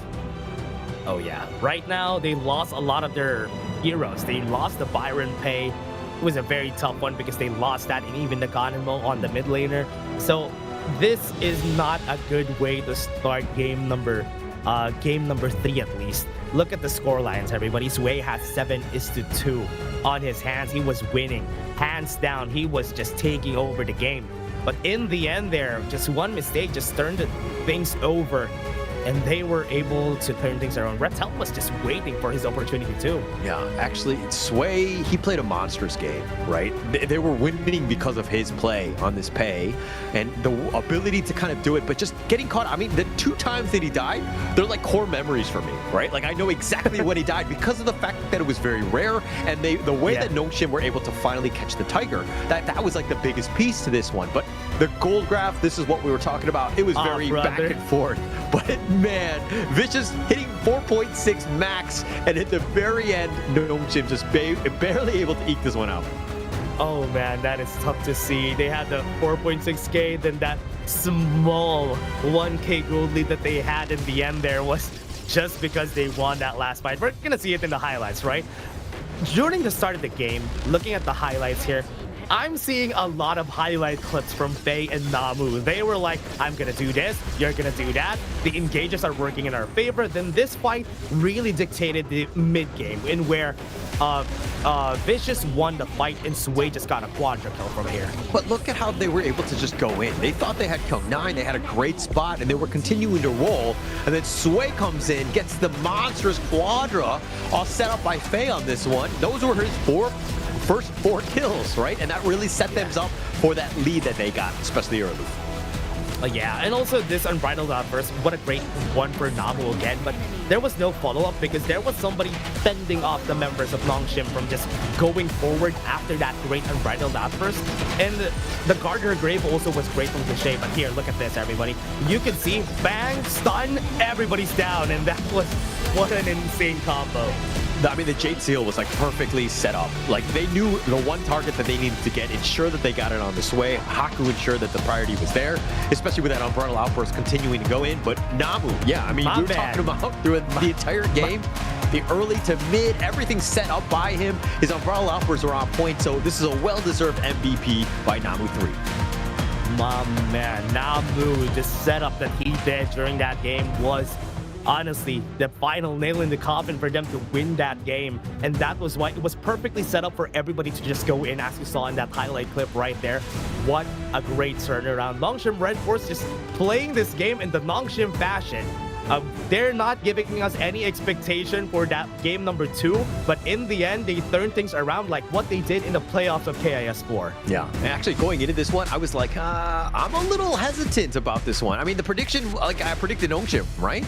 And then the game was happening, and I was like, oh, this is not looking good for my prediction. But finally, Nongshim able to pull that one out, and I was like, GG easy. Like, this is Nongshim's way. They're going to find ways to get back in, and they did in the most dramatic fashion possible. You know what? They always have the most entertaining games because of how great they are at turning things around, getting things slow, getting a good team fight in. Man, I think right now, Vicious, they are going to be struggling with this because with what is happening right now, or with what happened in this game, this is going to be a problem because look at the players. Their shoulders are down because of the fact that they lost a game that they should have won. Yeah, and this is the toughest thing when you're playing on the big stage, right? Being behind in a gap and then finding a way to somehow being able to come back is a tough situation. 0-2, obviously your confidence, your morale will be shaken, but the true teams that get better, that become champions, are able to take these L's and learn from them to really come back. The biggest thing is just, again, shrugging things off. Easier said than done, though. Oh, yeah. Right now, they're trying to, like, take a look at the draft here on what they're going to be doing next. Yes, they only had 3 expensive picks on that last game, but it was still a big loss. So coming back from this is something that they need to do. The mental should be kept stable, but at this point it's hard to do that, but they have to for the side of Vicious. You have to. I mean, I don't know what else you can do. I mean, look, losing this is not going to mean that they're not going to continue their journey in the KML, but putting the fight to Nongshim, which you might see even later down the road. I mean, you're going to be playing in the regionals against these guys for quite some time. It's about making a statement, sending a message, if you will. I mean, you send them a horse's head or whatever, like a la The Godfather, but this is a different situation where you need to kind of put the fight to yesterday, right? It's fresh in my mind, of course. Yeah, of course. And now let's take a look at the draft here, everybody. With what we have seen from the last game, Vicious was almost winning that game. It's just unfortunate that they weren't able to. And now we have Long on their side on the bans, because that is one of the options that Nongshim Redforce could use for this next draft. I want to see what they do next here. The Mind Shiranui is also out of the picture. Vicious still has a lot of options here. They could use the Haya themselves, the Evernight Aspiration, because it has been used by Nongshim during that last game. So it is still an option that they could go for. And now Agudo is also out of the game again, and it has been banned again and again. Okay, at least now Nongshim Redforce knows that they have to ban the Evernight Aspiration, because that is an option for Cliché in this game. Dolia is open, so that is going to be an easy take for the team, because they are not going to let that go. Faye is going to be happy just taking that. Would they actually deny the Yongjun? Or would they not? I think they are not going to deny the Yongjun here for their side. They're just going to let Vicious take it for themselves. So they are going to do it. And right now, what we've seen here, how Caller, they have the Byron and the Lady Zun. Yeah, it's a nice little 1-2 combination themselves, right? It's got control. It has, I mean, the Lady Zun is great. Obviously, we saw the strength of the Byron. Rattel should be, just as capable as Kyung9 on this hero, but it's basically saying, hey, I want to take the fight. I want to be aggressive, especially early, and to close this game out in the series. Oh yeah, we have seen it. We have the Arlie also on the pick. The Twilight, no, never mind. They're not going to be picking up the Twilight here for Vicious. They already have the Xiao Chao on their hands, and Ree's Heart is here. I think this is a good pick for their side in case Nongshim Redforce picks something that is very dodgy or has a lot of dashes. Yeah, and if we're going into this one, I mean, if we're looking at the lineup of Vicious, they're looking to be on the squishier side. Yes, you have the Dolia, you have ways to kind of refresh, but they have some gaps. You need a frontliner. You need to deal with the potential jump in from Rattel. At the same time, Vicious right now, they have ways to control. Again, it's just about the Clash Laner jungler of being able to kind of sustain the onslaught that Nongshim are going to be throwing. Those Cannon Blasts, if they hit somebody, they could potentially just burst you down. They have combinations and quite a lot of control and damage from the Lady Zhan and Byron. So you have options to kind of deal with them. So if anything right now, Vicious, you got to get some sort of frontliner. You got to get a tank. You got to get some way to kind of deal with Nongshim's potential jump-ins. And also remember what we talked about a while ago, right? They already picked up the Long and the U1 during game number 1 for the side of Vicious, so they won't be able to reset those ultimates right now, and even the Ganon mode, because that is the next best thing that I always see whenever those they want to go with a Dolia composition. Yeah, definitely have some ways that, I mean, they've been banned out already. It's funny that they didn't pick it themselves, because that's usually a very good combination with the Yangjian. They had an opportunity to pick it, but they decide not to. They're going to go with the Chicha instead, Nongshim that is. On the Vicious side, they're going to go with the Ata. That's one way to kind of keep that body blocking guy up front. Oh man, okay. Having the Forge Maiden on the side of Nongshim Redforce, the White Anchor, and Belligerence on the side of Vicious. This is a very interesting draft. I think the Dolia combo is just gonna be on that Unruly Blade coming in from that Dun. So Nongshim Redforce, I think that is something that they can deal with, because remember, they have the Lady Dun. They have ways, right? But that ghost ship is going to be the problem. Like, yeah, you have a Peacebringer, but like, you don't really have a whole lot of mobility to get on out. If Kyung9, I'm assuming, or no, sorry, it's looking to be a Sway Ata at this. Oh no, sorry, it's going to be a Kyung9 Ata in that top lane. If he's able to lock you down with a ghost ship, maybe even 2, Nongshim might get caught out. Siri on his best picked hero here. D-J is going to be on his hands, but I was thinking that he's not going to pick this up, but because it's an early matchup, it's okay. The problem that is going to be posed here is the ghost ship. I think once the ghost ship is on your back as a D-J, you're not going to be able to get out unless you have a flash.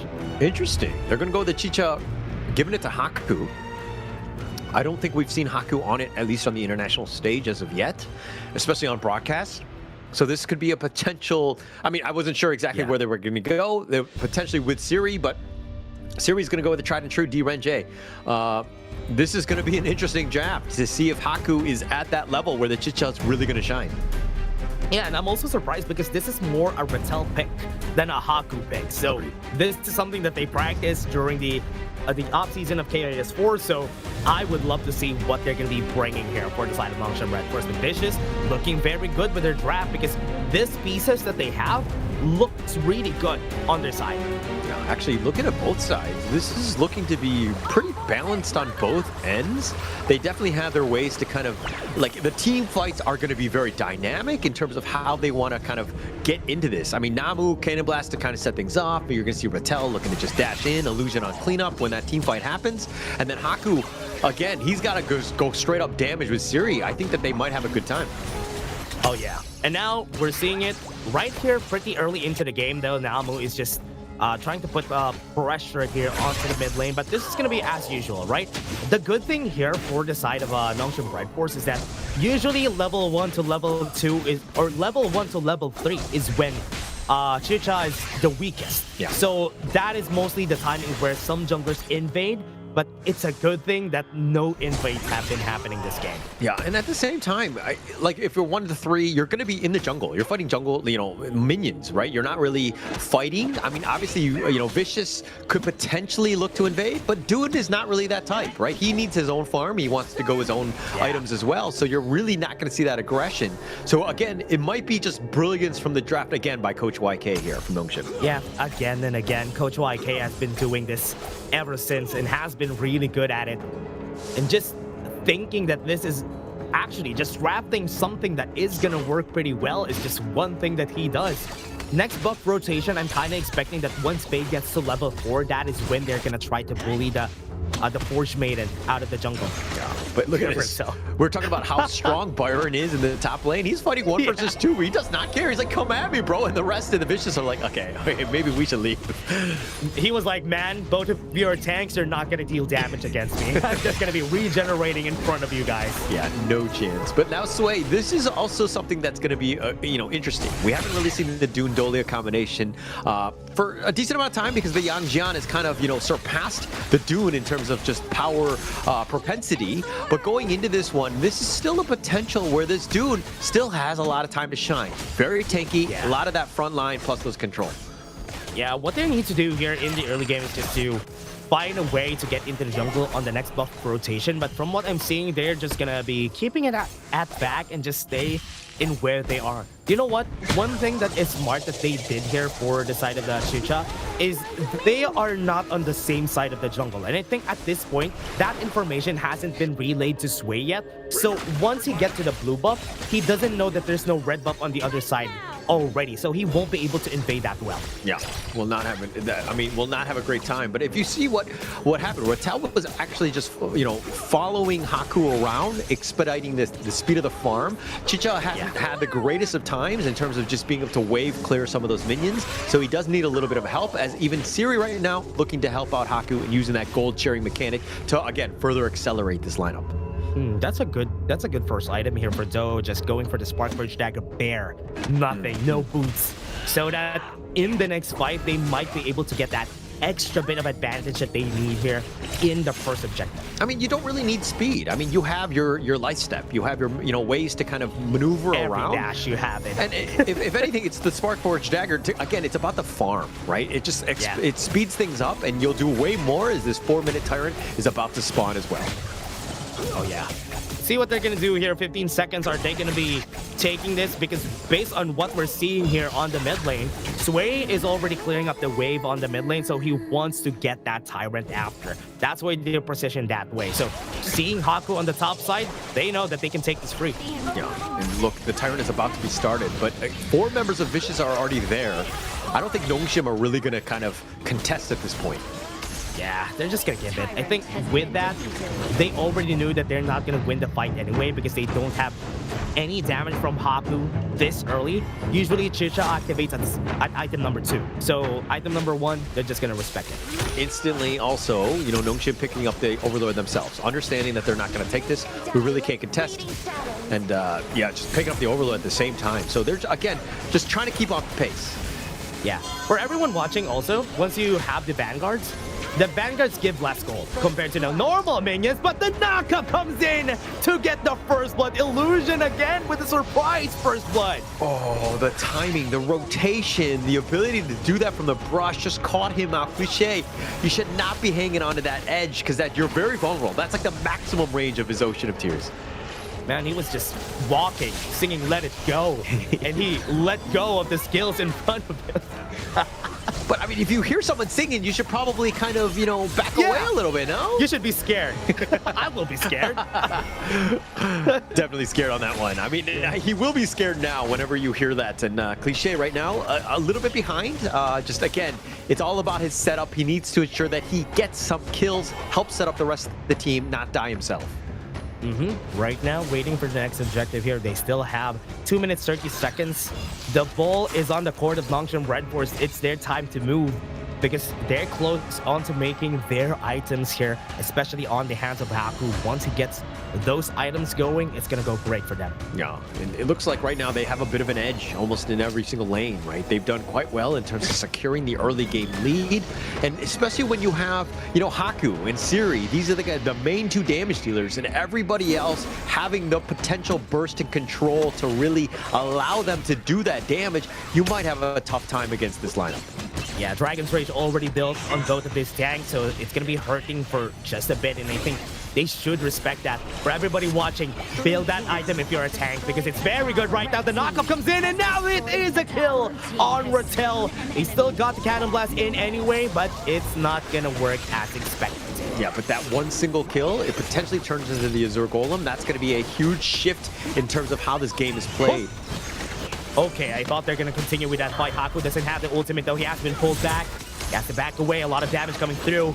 They're still going to be able to get the stun in, but nothing is going to go in their favor. Great engage by, you know, Vicious right there. I mean, you got the initial pick off to kind of set things up, but then you were able to kind of, you know, expand on that lead a bit and taking away the Azure Golem. That's how you want to be playing as a high-level team. It's one thing to get kills, and they look amazing on that stat sheet, but turning them to objectives, that's the biggest key. And Vicious right now, again, it's about those small wins. They made them pay.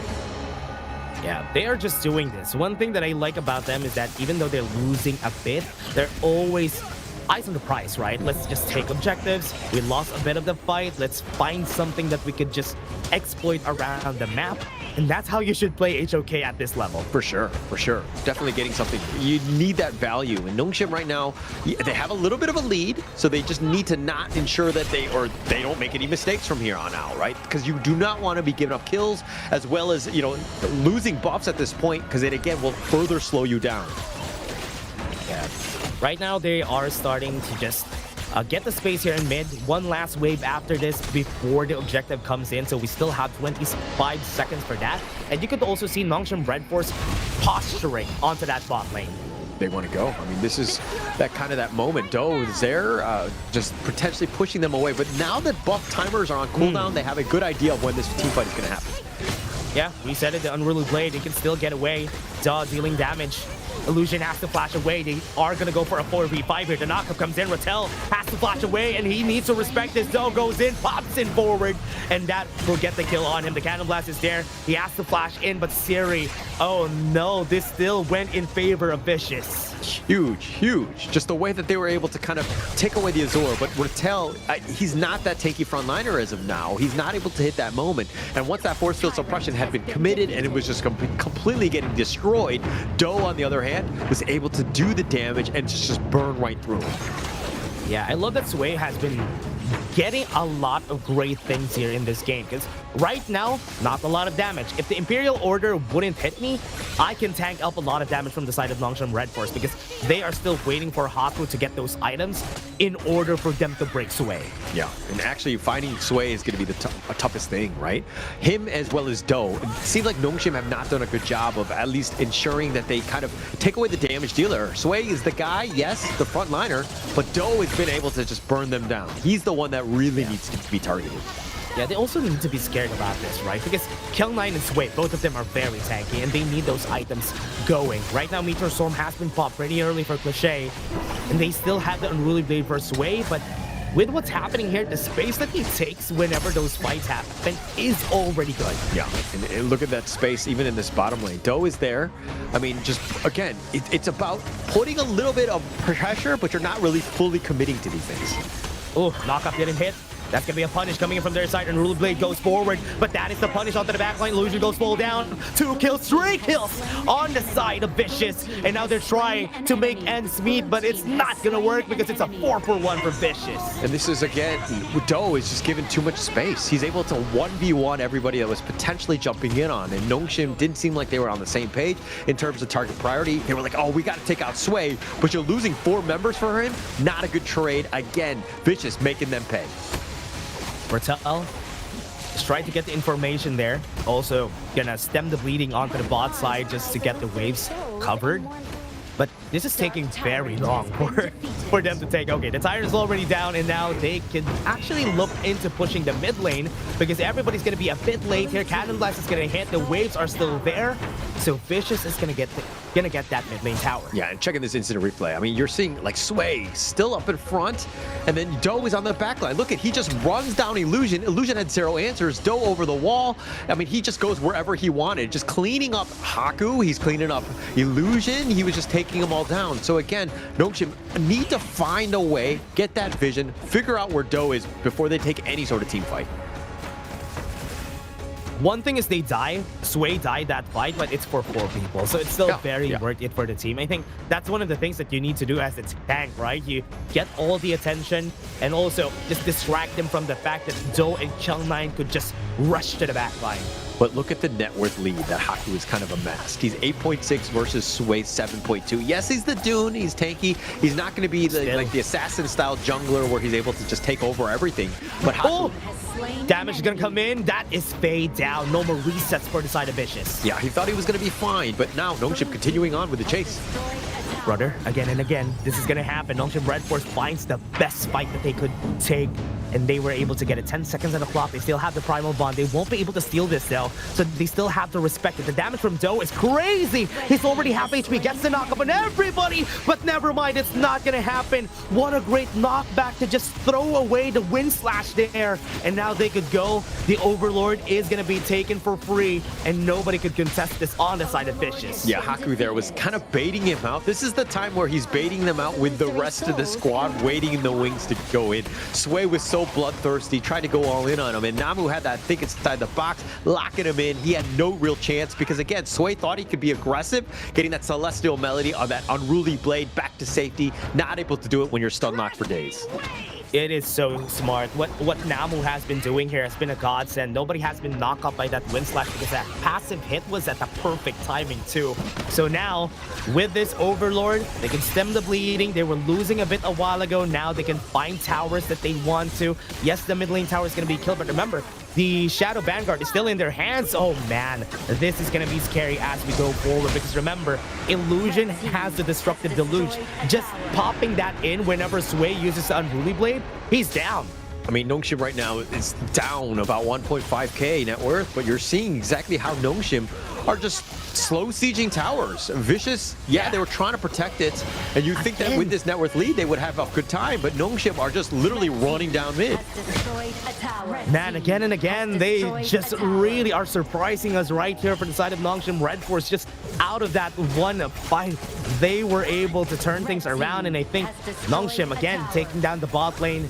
That's another tower down, another one notch up their belt. Yeah, I mean, 3 towers just instantly taken, and right now everything will shift in favor of Nongshim as they go on with this further, you know, exerting this map control that they have. Nongshim have found a way to get back into this game yet again. Oh man, again. They are just so good at doing that. They just really know how to turn things around, and with this, I think they have descaled. We're seeing Sway and Kong9 struggling to stay in those team fights, or at least in front. Another tower taken, top T2 as well, and Nongshim just finding all the right targets. Oh, control. Oh man. Okay, that's gonna be scary. Cannon Blast is there. I mean, just Storm. They have the Wind Slash in front. They have the reset on the Unruly Blade. Haku has fallen, and that is perfect. That's what they needed. They lose a bit of that damage from the side of Nongshim Redforce. They need to pump the brakes. They have to back away, but Namo tries to dash forward. We have the shield from the force field suppression. Rattel still was able to dash away, and they can look for that tire, but look at top side. Chip damage on that tower. A little bit of damage. It's minuscule at this stage, but the biggest piece to this one is that Haku is that once he gets focused, Nongshim are gonna have a tough time. Rattel went in there. I thought that he was pulling a Haku by going in a little too aggressive. You really should not be trying to take any sort of fight 4 versus 5. He does barely survive, but now they lose the Tyrant because of that tournament events. They dropped the ball on the time that we were expecting that they were going to be winning that fight. If they didn't try to take that fight, if they just disengaged, that could have been a very different story for them. It would have been very different indeed. I mean, Haku is back up, and him, and Siri need to stay alive. If those two go down, you're going to be lacking quite a bit. To deal with this Dune, who is this very tanky guy, you're going to have a tough time kind of chipping into that armor. Yeah, 25 seconds. We have the Overlord at the ready. And you can see already the gold of this players. The problem that I was seeing a while ago was Siri and Zoe. But right now, Siri is just trailing close at 200 gold. It's not the worst. I mean, he's dived one single time. It seemed like if you were looking at the first 10, 15 minutes of this game, you're like, Doe, my God, the guy's on fire. But it seems like Nongshim have not found an answer because they're not able to find him. Yeah, right now they have the items that they need also. They have the Daybreaker on the hands of Haku. So that is a big number for him together with his Spike Mail. So he can actually 1v1 Doe if ever he wants to. If he's able to find it. Doe, it seems like every time he takes a fight, he's always got friends with him, right? He always goes with a buddy system and he stays alive because of it. And he's like the win condition, right? If you're looking at the rest of the squad, they need his damage. Yeah.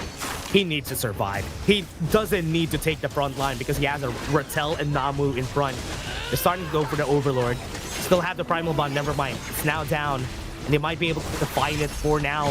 Rattel in front trying to disrupt the members of Vicious. They're trying to find one target because everybody's spread out on the side of Vicious. But look at Doe. He's very far away from the battle. I think Sway could be a potential target here for the team because he's dealing a lot of damage. Destructive Deluge is still available for Illusion. But man, this fight, nothing is happening because Rattel is the only one doing the action here for the team. Yeah, it's basically like a giant pillow fight, right? I mean, they're not really doing too much because Doe hasn't shown up. But once he does, then you're like, okay, now I need to be careful.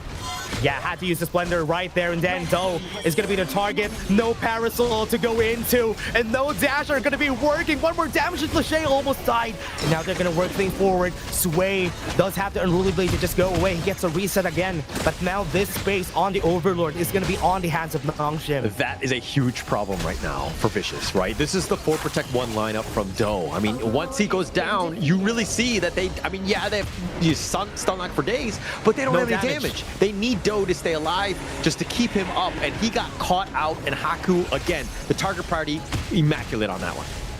Yeah, again, a great play from Nongshim. They dropped the ball a bit, and now they're going to pick it up again and shoot a 3-pointer on the faces of Vicious.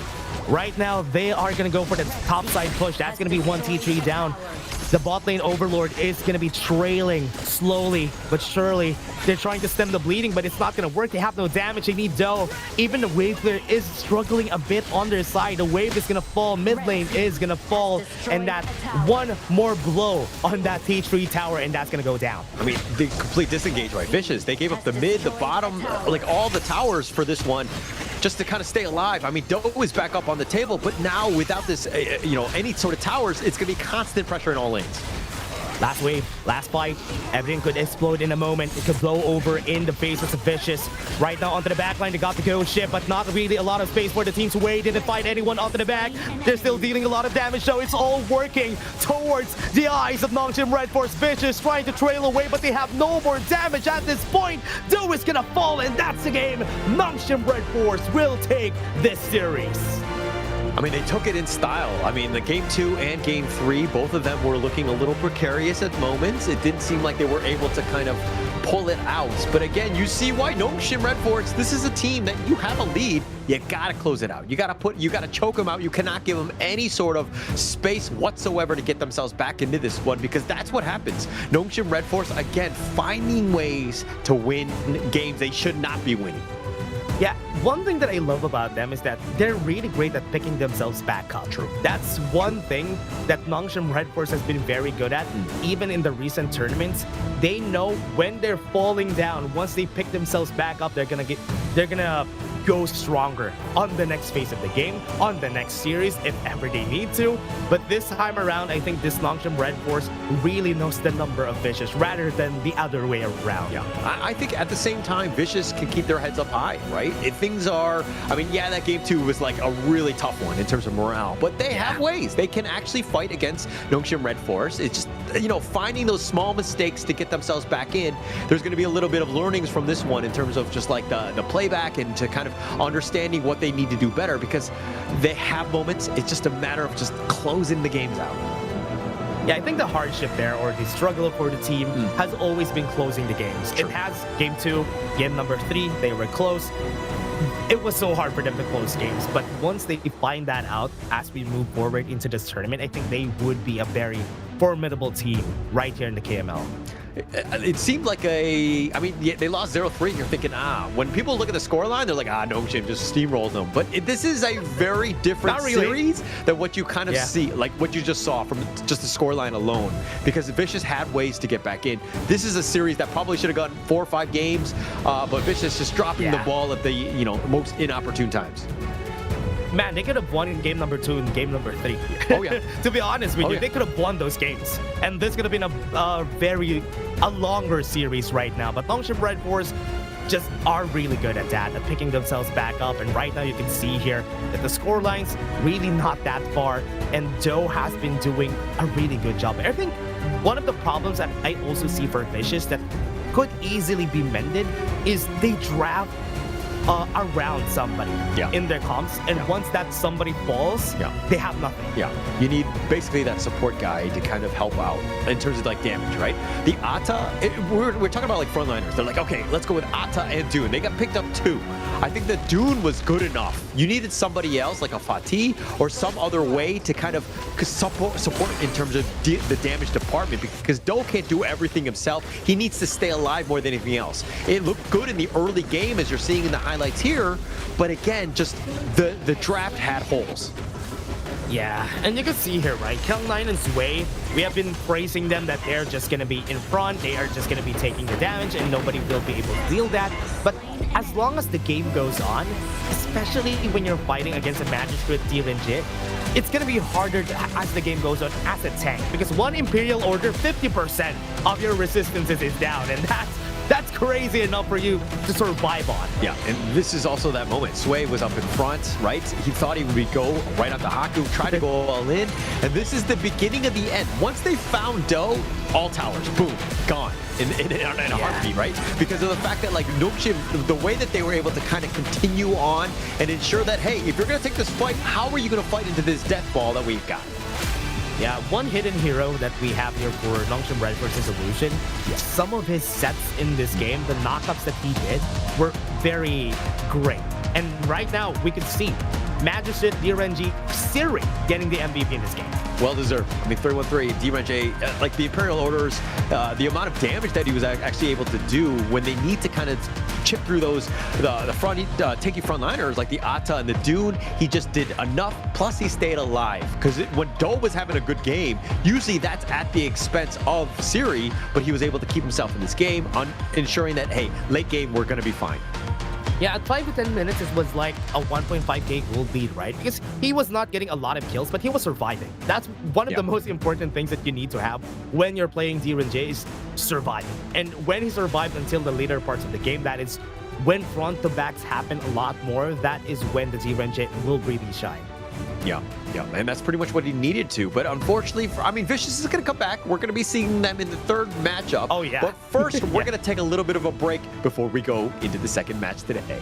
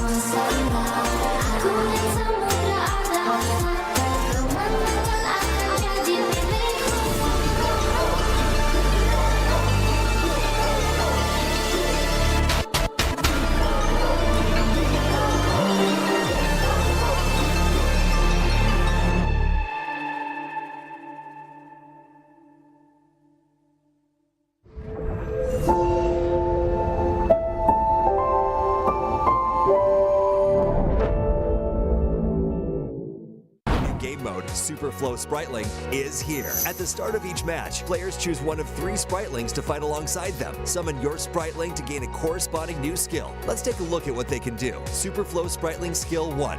Bigly. The hero drinks a growth potion to increase their size and max health, but movement speed is slowed while enlarged. Super Flow Spriteling Skill 2. Runcy. The hero drinks a shrinking potion to instantly become smaller, knocking back nearby enemies and gaining movement speed, but damage becomes slightly reduced. Super Flow Spriteling Skill 3. Coolio. The hero drinks a cooldown potion to reduce cooldowns of all skills currently on cooldown 3 times, but at the cost of some health.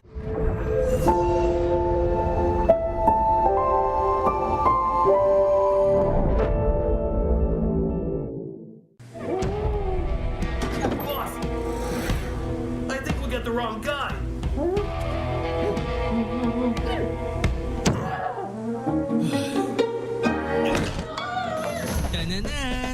Honor of Kings, now with personalized in-match nameplates. Change your look whenever you want.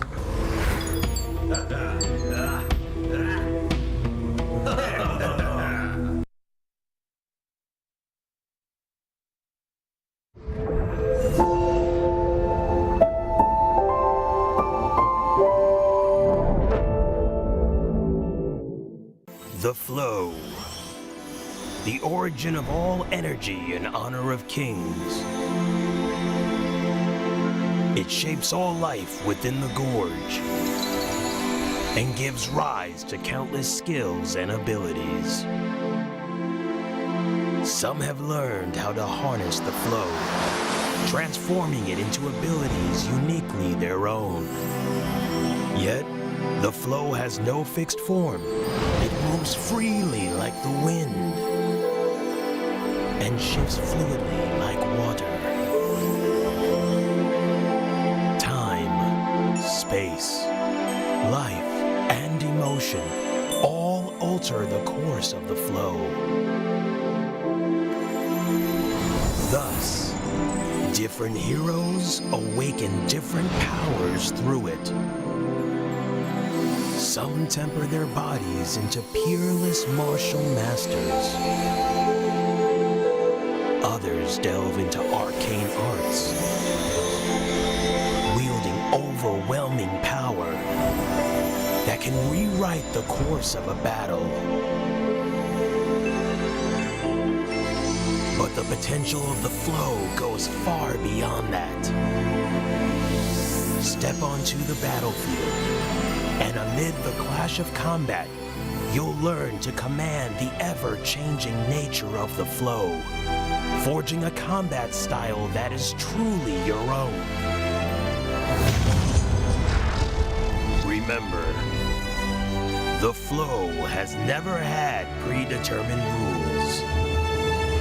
Rather, you are the one who creates them.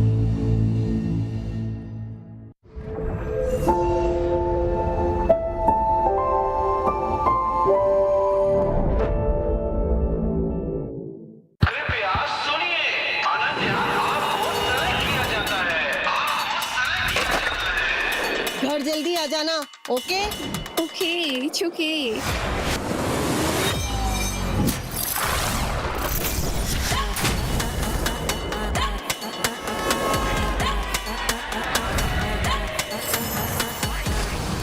This is HOK.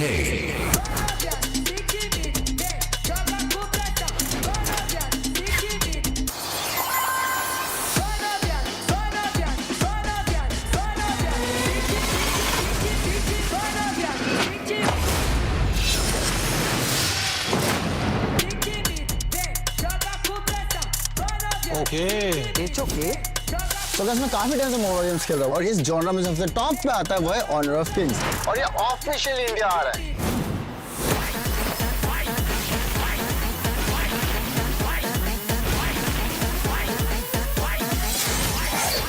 You okay? You okay? You okay?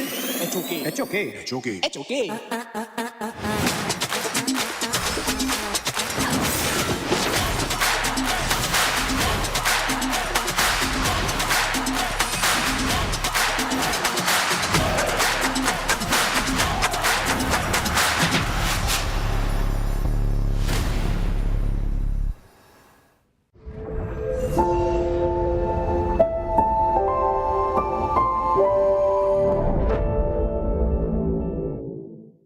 Honor of Kings version launches on March 11th. Multiple heroes have received upgrades and improvements, along with a new mode, Super Flow Spritling, and battle improvements waiting for you to explore. Let's take a look together. In this update, Ninja receives a gameplay upgrade. His skill 3, Universe Ring Skyfall, is now upgraded to allow targeting enemies on screen to initiate a charge. During the charge, Ninja gains crowd control immunity, deals physical damage, and knocks the target back, while also gaining damage reduction and resistance. After using the skill, its cooldown is based on flight distance. Charge speed starts at maximum, then diminishes over time. A new skill 4, Universe Ring, has been added. Ninja hurls the Universe Ring to attack all enemies, enhancing his skill 3 to have global range. It also grants global vision of enemies and disables enemy recalls while it is in effect. Global control potential fully unleashed. This update also brings balance improvements to Luara and Fati. Now, Luara's mana costs are reduced. Her wall traversing has been improved, allowing her to cross walls she couldn't before, greatly improving her mobility. Her skill damage structure has also been improved to benefit more from extra attack. Her visual effects are also improved, making her blades clearer.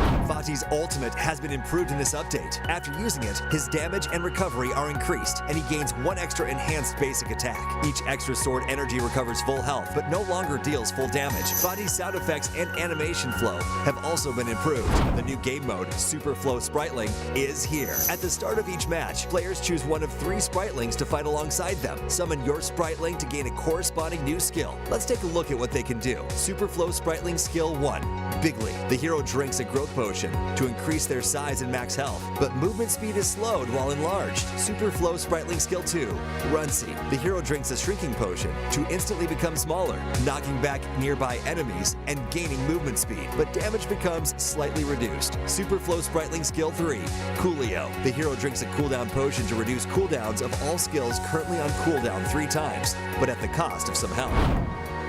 This update also includes multiple battlefield improvements, which we hope delivers a better combat experience. Gold distribution has been improved for Overlord Dragon minion-led lane pushes. If no teammate is nearby to receive gold from a dragon minion's kill, the gold will now be evenly shared among teammates. New visual icons have been added for defeating the Overlord, Shadow Overlord, Tyrant, and Shadow Tyrant, making jungle information clearer at a glance. Minion wave positioning has also been balanced to reduce inconsistencies in minion positioning that could occur in certain situations. Also, a new boss focus fire mechanic has been added to encourage team play and increase the rewards of teamwork. The 5 big bosses affected are Overlord, Tyrant, Shadow Overlord, Shadow Tyrant, and Tempest Dragon. The new boss monster focus fire mechanic was added to balance the efficiency of solo and team boss kills. When teammates focus fire on a boss together, focus fire stacks will build for them. More attackers grant more extra damage. Up to 4 stacks can be gained, granting up to 20%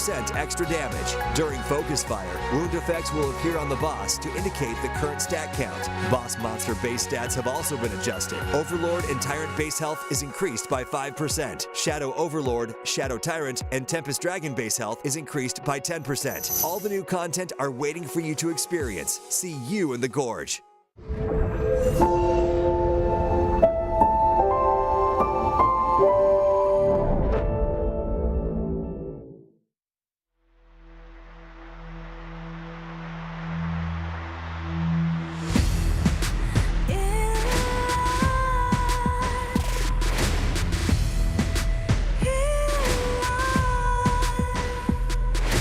What's a life without its worth? Compromising with what hurts inside. When you let fear decide your fate, you don't choose which path to take in life. In life, I'm finally letting go of everything that still holds me. I'm against all odds, but I won't give up, 'cause it's my time to shine. Standing in the spotlight, and no one let me down. Destiny is calling high. I'm not afraid to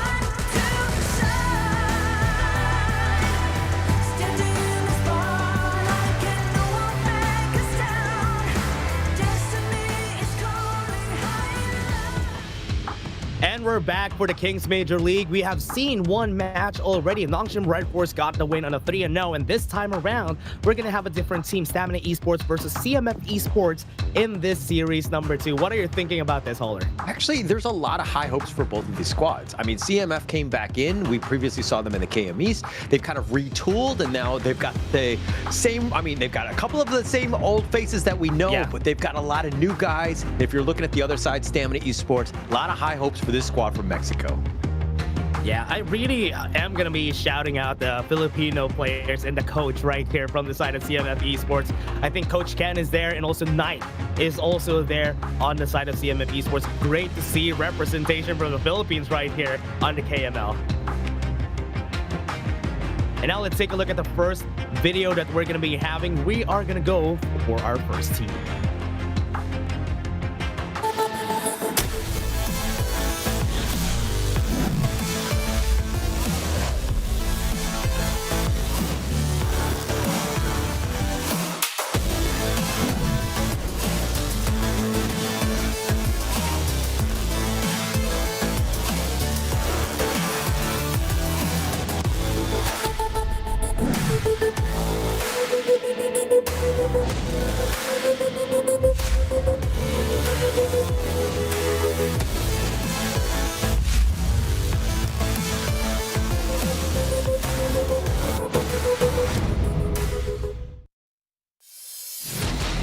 Stamina Esports, this is a team that you should be looking at, everybody. Currently at number 5, this team, but they are very strong. We have with that Fade, PHY, Zing, and Nervex is also part of this team. And this team got a great series against Nongshim Redforce yesterday, so you don't count them out. Yeah, definitely don't want to count them out. I mean, especially when you have PHY, Phi in the mid lane. I mean, this guy's from Malaysia, previously from Alpha Gaming, had a lot of, they made a lot of waves. I mean, they made the EWC last year, so this is a squad that, you know, again, has used his veteran experience to kind of get themselves in a great spot. And that 3 to 5 position in the KML thus far has kind of been anybody's game, right? And Stamina Esports can definitely have that, but of course, their opponents will be CMF Esports here.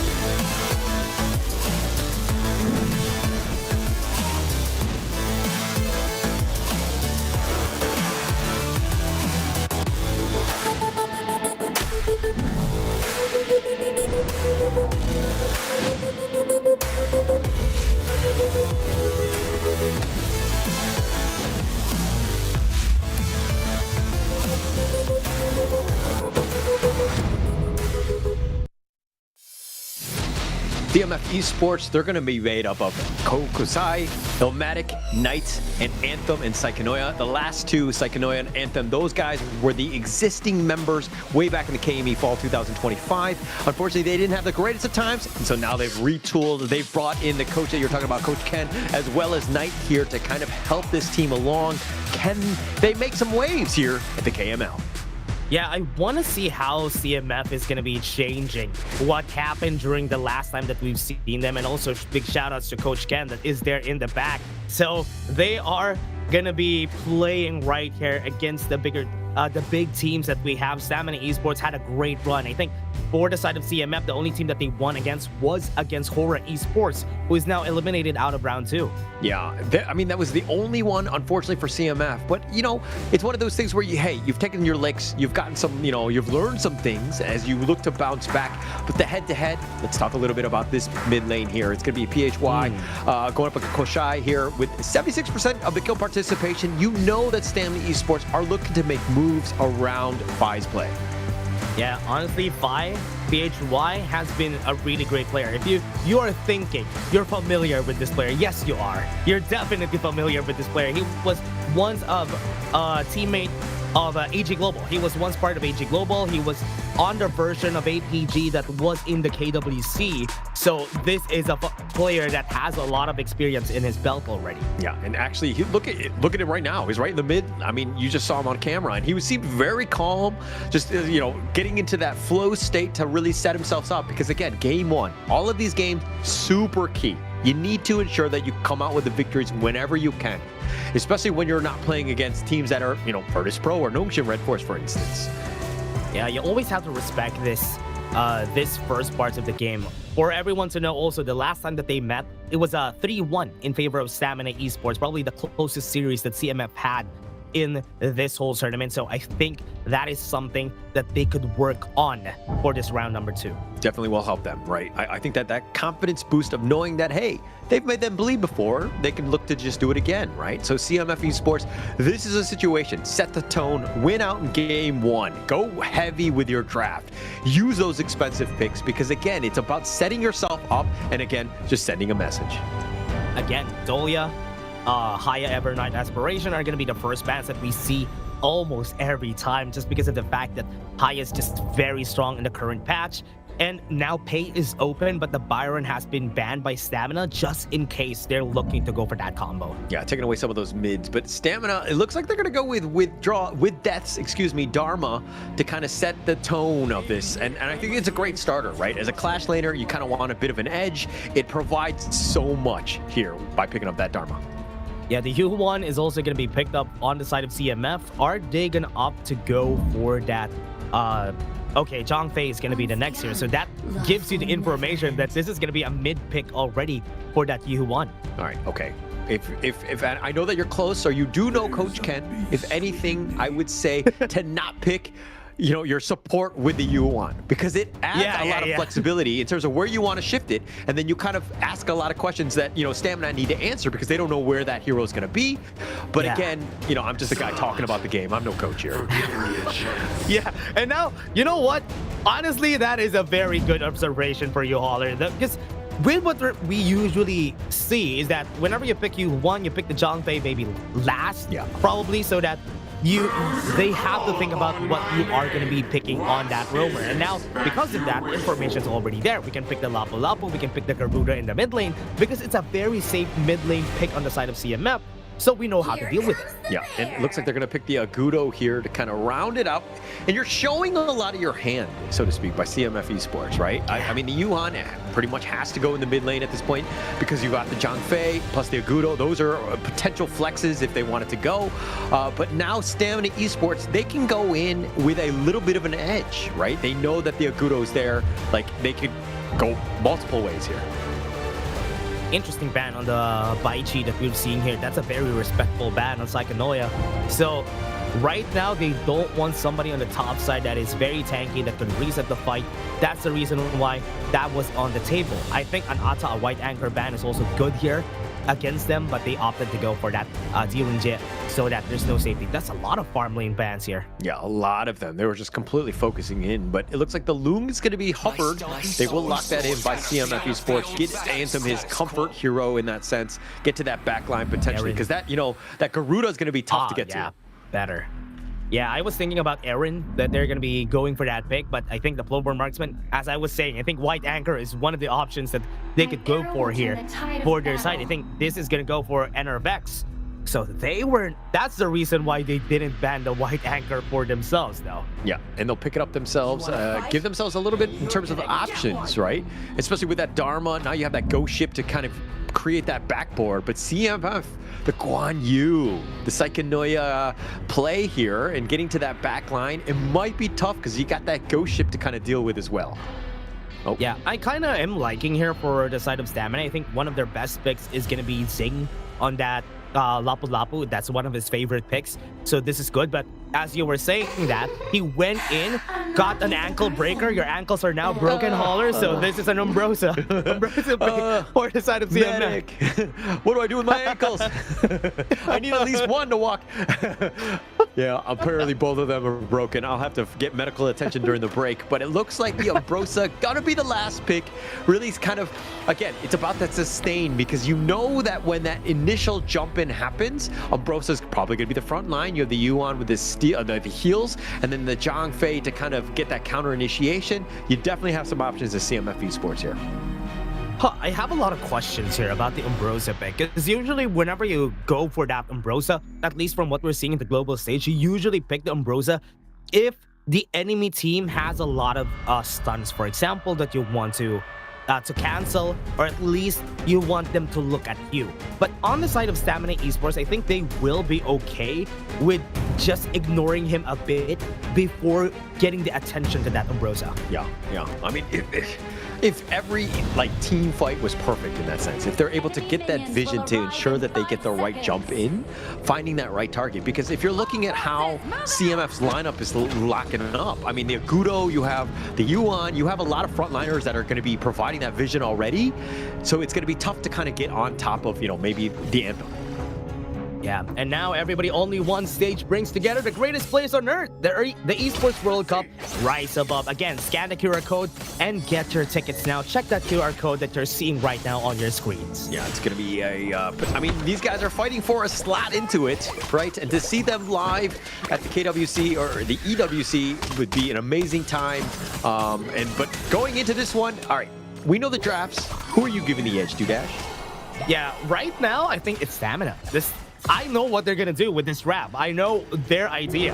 The Flowborn to the Garuda, that is a tried and tested combo. They're gonna hit you from so far away, and they're gonna engage after that. Yeah, and if you're looking at the engagement side of the CMF lineup, it's very short-armed, right? They're gonna be outranged for sure, and to get to that back line, not gonna be the easiest of targets. So if anything, they need to start off early, get a head start so that they can control the map, and then potentially jump from those ambushes from the brushes. Yeah, I think the Unbridled Outburst is and also the stun with the Unbridled Outburst is their only thing that they could use whenever they try to engage. I think he's also going to go for the Frigid Charge so that at least once he engages, there's that lock-in from the stun and the Frigid Charge.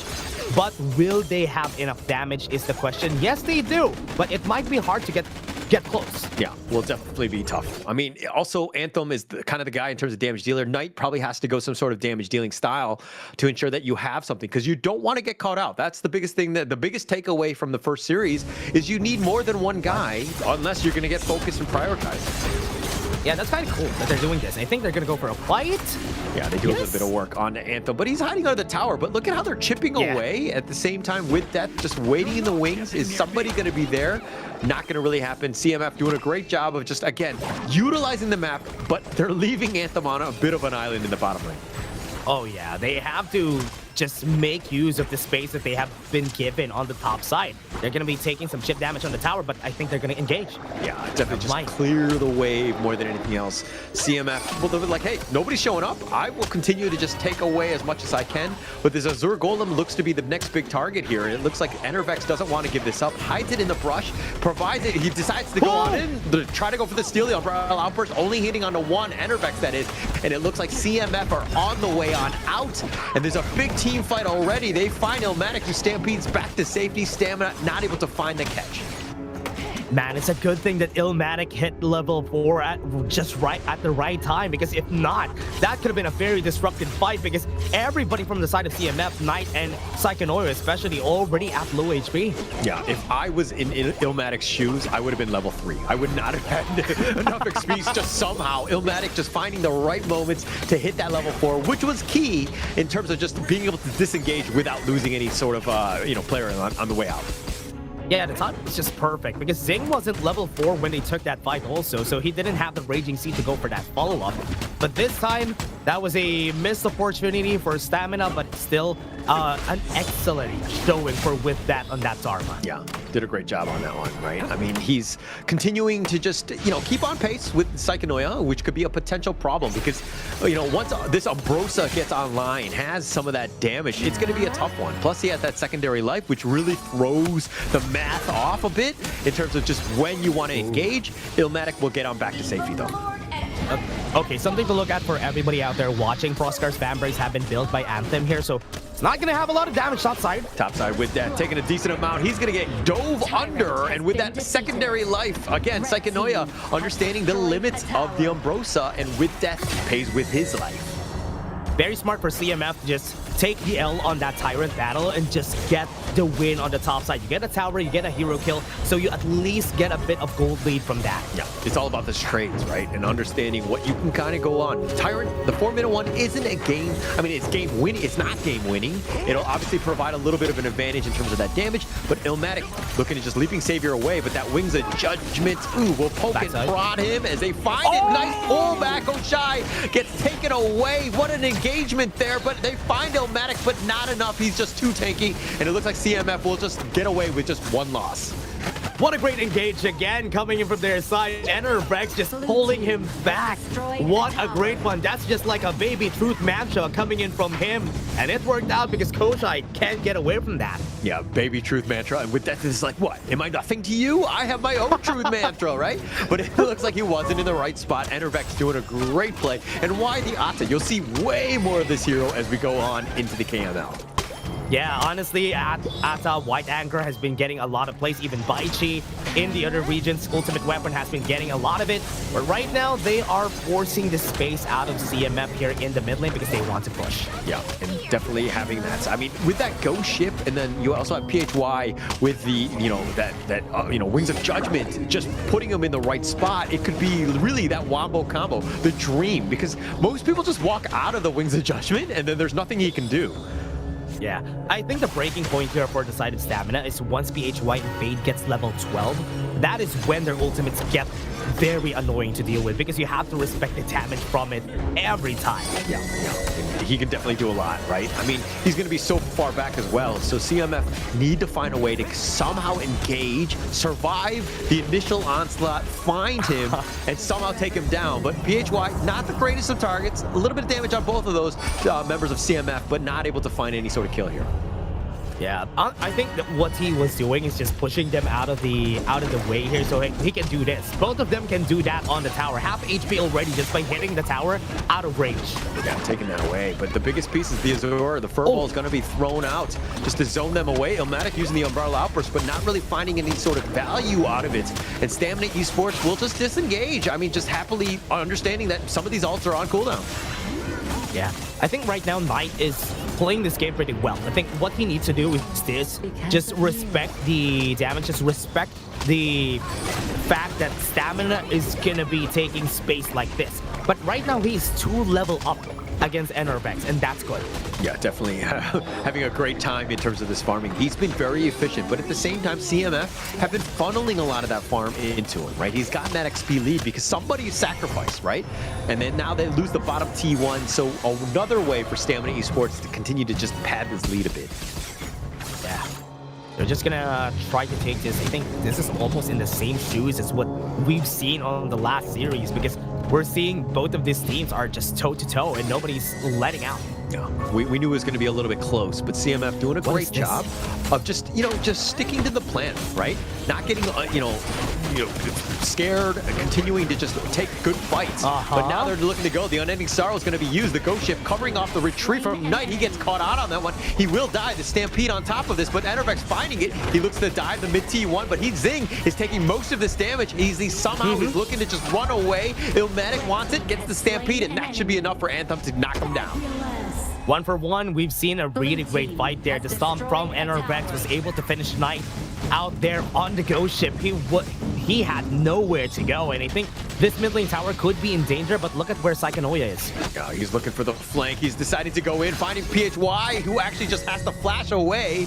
And Psychonoia, he will be on out as well. That was very close for him, too. That was a pretty scary fight that we've seen there. They were looking for that fight as much as they could, but with what we've seen here from Stamina, they are now on the place here for the Tyrant. Knight is not in any position to contest this. Yeah, no real way. Plus, with that there, just providing that vision, he's been that forward scout. Easy take for Stamina Esports to pick up that Tyrant, and the lead starts to grow.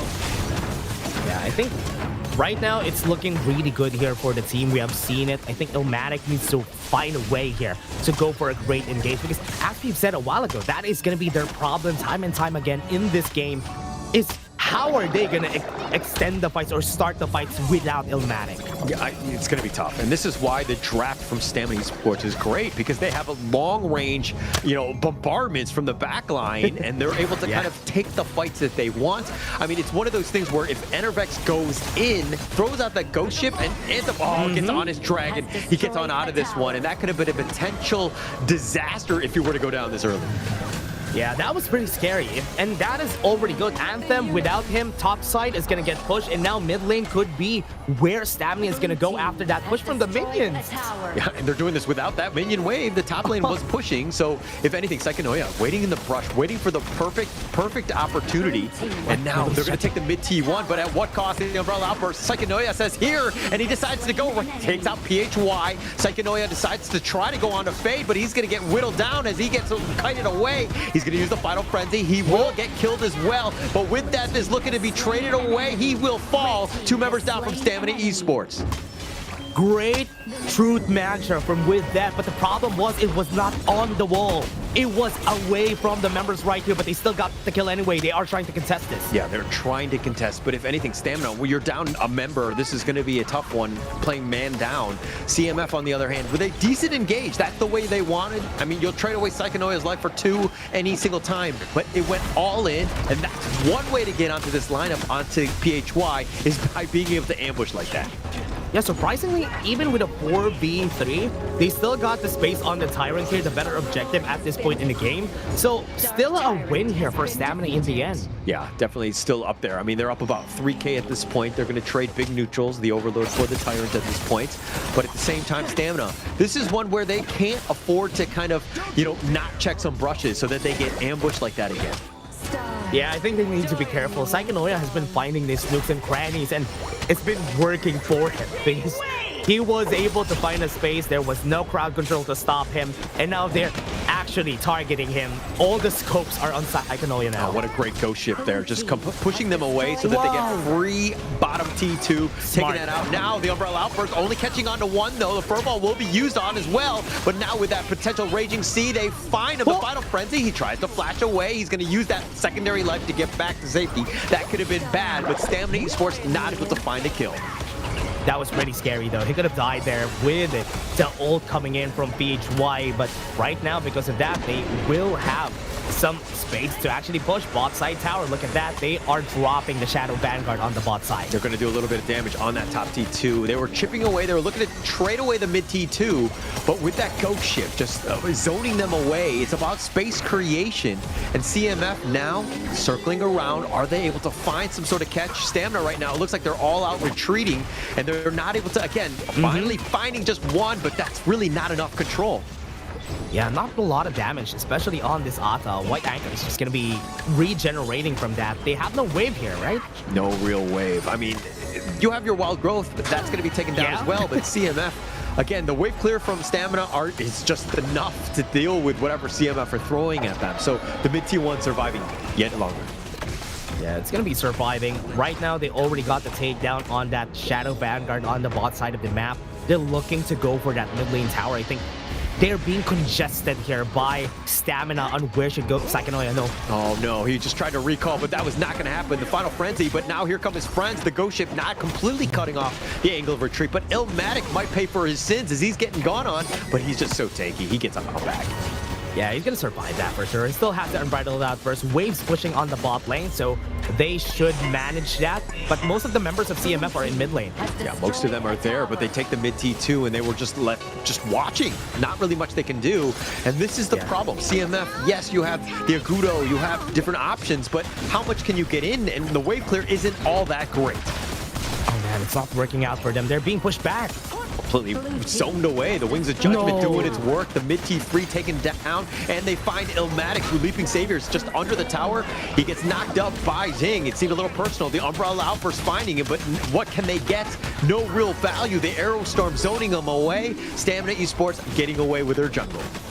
Yeah, they got away with it, had to force the Unbridled Outburst. The problem at this stage of the game, it's harder for Illmatic to get his ult back up. So right now, this bot lane push might be their ender. Yeah, it might be the ender as they get the nice little two-man stun. The Raging Sea cutting it off, and Knight taking so much. He's going to be picked off. Illmatic, though, he's getting whittled down as well. He will fall. And Infinite Fast is by Anthem, but they decide to go. The Final Frenzy keeping Psychonoia alive. He's going to go into the fountain, and Anthem is there. The Arrow Storm whittling him down. He gets killed as well, but they take the Crystal. Stamina Esports taking game number 1.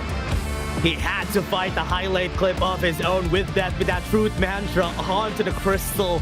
But again, Stamina Esports, as we said a while ago, they are doing pretty well here. The problem was for CMF is that they didn't have the ample range that they needed in that game. Because remember, you have a Flowborn Marksman, you have a Garuda. They can fight you from long range, and you need to get close. Yeah, they can fight you from literally Mexico, right? I think that was how that squad was like set up for this one, because there was no real way for them to initiate. CMF Esports were trying to find some sort of angle. Psychonoia, the one time he got that angle, great, but then it was like, okay, fool me once, you know, shame on me kind of thing. It was not going to happen, right? And so they were constantly checking their angles, and they were able to deathball it down. And again, Stamina Esports just being able to just be too strong in the end. I think they needed something else to pad the crowd control together with the Unbridled Outburst, because we've seen a lot of great Unbridled Outbursts from them, but there wasn't really any good follow-ups from the team, which is the reason why it was quite a hard sell for me on that lineup. And also, going back to that lineup, the Yuhuan Long lineup hasn't worked again, because they are not going to have any DPS. They had the Umbrosa, yes, but Umbrosa is having a hard time getting close. Yeah, was having a tough time. You needed some sort of, like, maybe like a Neza or something like that, right? You have some sort of Skyfall, some way to get to the back line, because, you know, they had so much freedom, right? The Flowborn, you know, marksman, as well as, you know, the Garuda. Like, there was really no way to get into this death ball.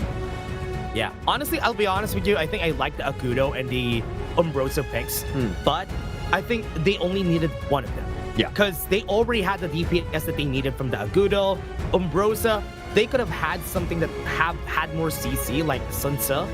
That could have been good, because at least they have a stun that could follow up with Unbridled Outburst, but still a nice try from CMF. Definitely a nice try. I mean, going into this one, Goldgraph, kind of what we saw, right? Stamina Esports really just controlling the game, slowly building the lead, and, you know, just choking them out, just for them to just finish the game in classic Stamina Esports style. Yeah. Right now, from what we're seeing here, we didn't even see a lot of with depth with a great truth man, just because he didn't need to. He didn't really need to step up on those engages. He had a highlight clip like 1 or 2 in this game, but he didn't need to do much, because everybody was working for that victory. Yeah, everybody was on the same page. I mean, Stamina Esports, the way that they were able to kind of dismantle the lineup of CMF, and then, you know, take down towers and do it essentially for free. And this is that flank attack that we're talking about by Psychonoia. I mean, he got that pick off, but then he was kind of like stuck around a little too long on this one, extending the fight. And Stamina Esports, because, like, yeah, he came out a little bit in favor of CMF, but you probably shouldn't have lost Psychonoia.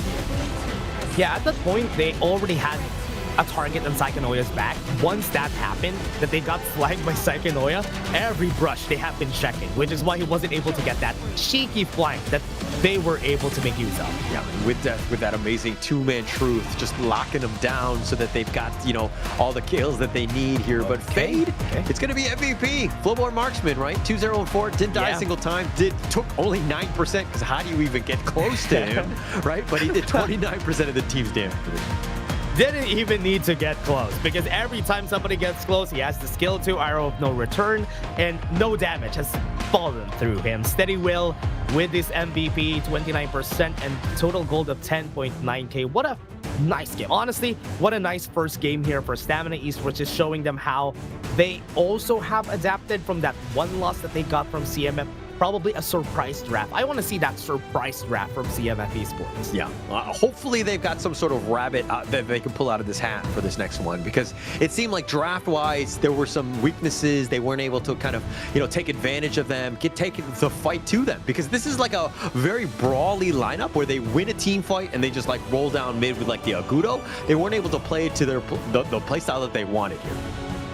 Yeah, and I hope that they will be able to find that on the next game, because right now it's a problem that this happened. A very expensive draft, and you were not able to win that expensive draft that you drafted for the game. So with the Yuhuan Long out of the picture, the Zoya will have a hard time being a lot more flexible on those next games because you know who the Zoya wants to reset at that point. Still have options. I mean, the Yangjian, we haven't seen too much of it, which is kind of surprising to me, with the Dolia especially. So it's not the end of the world. Yes, global ban pick definitely changes things up, and you have to pick some sort of hero, right? You definitely don't want to be picking like the lower tier heroes, especially in a game one. I think that you want to kind of set the tone a little bit. So I think that you have to kind of expend something. Hopefully CMF Esports have something that, again, they can really rely on in this game too.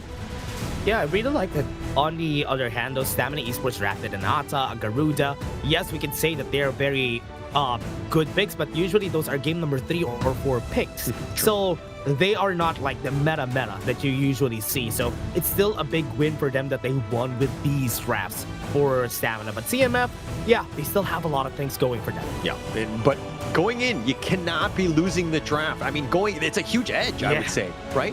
Like hindsight is obviously 2020, but we had questions going in as how did they get to the Garuda, how did they get to the Flowborn, and we just saw the game. We were like, yeah, actually, they have no way to get in, right? And they weren't able to figure that one out. So just having a draft, you want to, again, you need a draft that's like more 50-50, not like a 60-40 in this case. Yeah. And from what we've seen there, I think right now, you also see a lot of these picks, right? The Garuda together with the Flowborn Marksman. A lot of teams have been drafting that already in the global stage, and it's a very effective combo. You just need 2 shields in front, and those guys are just going to be the artillery in the back line. They had so much firepower, right? They did so much damage. And CMF, like, this is a sustaining lineup, right? The Umbrosa, Agudo, Yuan, Zhangfei, all of these guys are kind of like, okay, I can take a punch.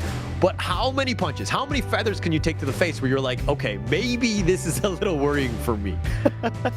Yeah. Honestly, even during the early game, when he just had Venomous Staff, he was already dealing a lot of damage against the backline because there was not really anybody except for the Zhangfei that could tank up all those damage for the team. So that is where the problem was. But again, that was just first game. They can do a lot of things here in game number 2. Yeah, they need a pivot. At the same time, I feel like Stamina Esports, they got to be feeling good, about themselves. The way that they played, and they were able to close out that game. Some teams really struggle trying to do that, but Stamina Esports, they seem to have the right answers. They've learned their lessons in terms of how to close out a game properly because CMF Esports had 0 avenues of attack in terms of, penetrating that defense. They have to just think about what they're going to be doing next year for the team. You can see it, that they're already getting ready for that draft and thinking about what they have to do next year. Are they going to let the Evernight aspiration go and just pick it up themselves if they're going to go to the blue side? Because it has been a very strong pick. Or just go for the classic Mai and Arlie on the first picks. Mai, Arlie, Pei Byron, I mean, just open things up a little bit more stock standard. I think that, for like a game 2, and you have first pick here, so you're going to force either Stamina Esports to potentially pan out, but you should have other options that really put your team in a prime position here. Yeah. Mai Shiranui, as we were saying, is going to be banned, and they want to take the Lapu Lapu out of the picture too, because Illmatic might have it in his belt to go for that engage. He had an engage support a while ago, so he could go for that again for this next game. Yeah, I always look at the Lapu Lapu as like a secondary Zhangfei. Like, I mean, I think it has a little the same play style, very similar in terms of what he wants to do. But it looks like they're going to go with a Dolia. This is going to open things up. The Stamina Esports want to go with the Yangjian, which we haven't seen other teams counter pick with, but it is definitely an option for them. Yeah. One thing that I love about this, though, is that most teams have found out how to deal with that with a Haya, Evernight Aspiration, which is why they banned that on the side of CMF. But they're going to be taking the Twilight themselves. And remember, what I said a while ago, they already had the Long and U1 during that last game.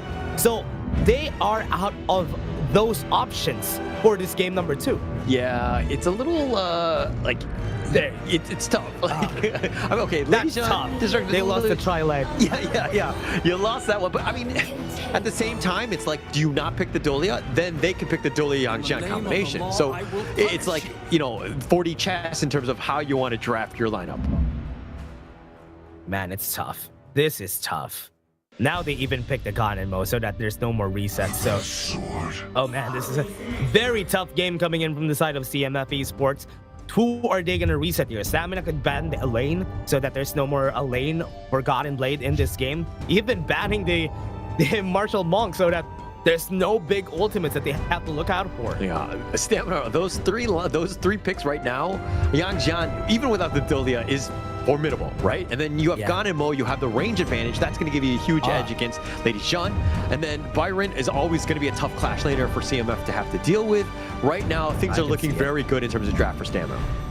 I think Dun is going to be what they're going for here for CMF, just like what happened for Vicious last game. Yeah, I think Dun is their best option to reset here, just for them to set the face in the early game, and would be able to bully the Yang Jian once they get to Okay. The tried and tested KIC pick, Daneja, is now on the hands of CMF. Interesting. Ways to get to that back line. The Ganemo is definitely going to be a prime target with the Lu Bu. That made it better. That made it better. Oh, okay. Okay, now I'm looking forward to this draft because with what they had here, Daneja and the Lu Bu can take down the Byron pretty easily, and even with that shield on the Motsu. So this made it exciting because CMF now has a very good draft on their hands. Has opportunities. Plus the Dulia, the Celestial Melody, could be like 2 Skyfalls, 2 Tremble Mortals. You have a lot of different, I mean, Imperial Order, you know, in case you have options in that sense. So interesting that they're going with this way. I mean, they didn't even ban out the Elaine because Stamina's lineup, if you're looking at the Elaine, it's like, yeah, you get to the back line, but there's Ganon Mo and like a Motes. Like, this is not the greatest of targets because, you know, the Loom can fly away. Yeah, that's the reason why they didn't go for the Elaine. At least once the Loom flies away, there's an option for the Daneja to just go in with a Skyfall onto the back. So, and with the Lu Bu against the Byron, teams have been picking this up. They know the counter because he has a lot of shields, and true damage pierces through shields. So it's good. Yeah, will definitely help them out, right? So, but, you know, if the engagement happens with the Tremble Mortals, it's like, how does Stamina deal with that arena? How do they disengage? When do they want to go in? This will be interesting. Plus, once you're kind of panicking, then you have the Neza, which could get to that Skyfall and just make, you know, take advantage of that chaos. Yeah, and I think the problem also with their with the Yang Jian on their draft, it makes it really hard for the Yang Jian to do anything when you have a Lady Jun on the team. This Cascada is going to be a big problem for him once he tries to go forward. Remember, he just goes forward. He doesn't have any other dashes for him to get away. Yeah. It's all gas, no brakes, right? No reverse, no other way to just do anything but just go in, right? I think that it's a suicide mission. You know which way you're going in, but now this is a way where, again, everybody needs to just run at you. Everybody needs to be on the same page when that aggression happens. Whew, this is going to be tough. I think, at least for the side of Stamina Esports, it all comes down to how these players will be able to handle on how CMF will play this draft. This is why whenever Dulia gets out of the way, whenever Dulia is on the other team, it's going to be harder to deal with them. But if you know how to position yourselves, you will be able to find that gap in their defense. What do you like the lineup from CMF? I like it when that mid game, once Knight gets online, I think that they're going to have a great time. But if Stamina Esports really just limits the farm and he's like kind of like a poor man's Neza, he's not going to have a great time, right? So it really, for me, it's like how online does Knight get, and you know, at what speed? Yeah, they need to really get to level 8, maybe level 9 before they try to fight this. But at least now, one thing that I love about the Neja is how fast he would be able. Look at this. Look at the clear of NRFX. He's struggling to clear. He needs help from his teammates on that Azure Golem because of how bad the clear is of a Yang Jian. So Knight could actually make use of that. He could clear faster and try to get that level 4 in Skyfall faster. But this is why the draft was built around this Yang Jian, right? You see that Zing is already starting the boars while NRFX is in the mid lane, clearing that one out. Now that they're all very low, and it makes it very easy for NRFX to really get going. So this is how, you know, teams can really expedite that farm speed.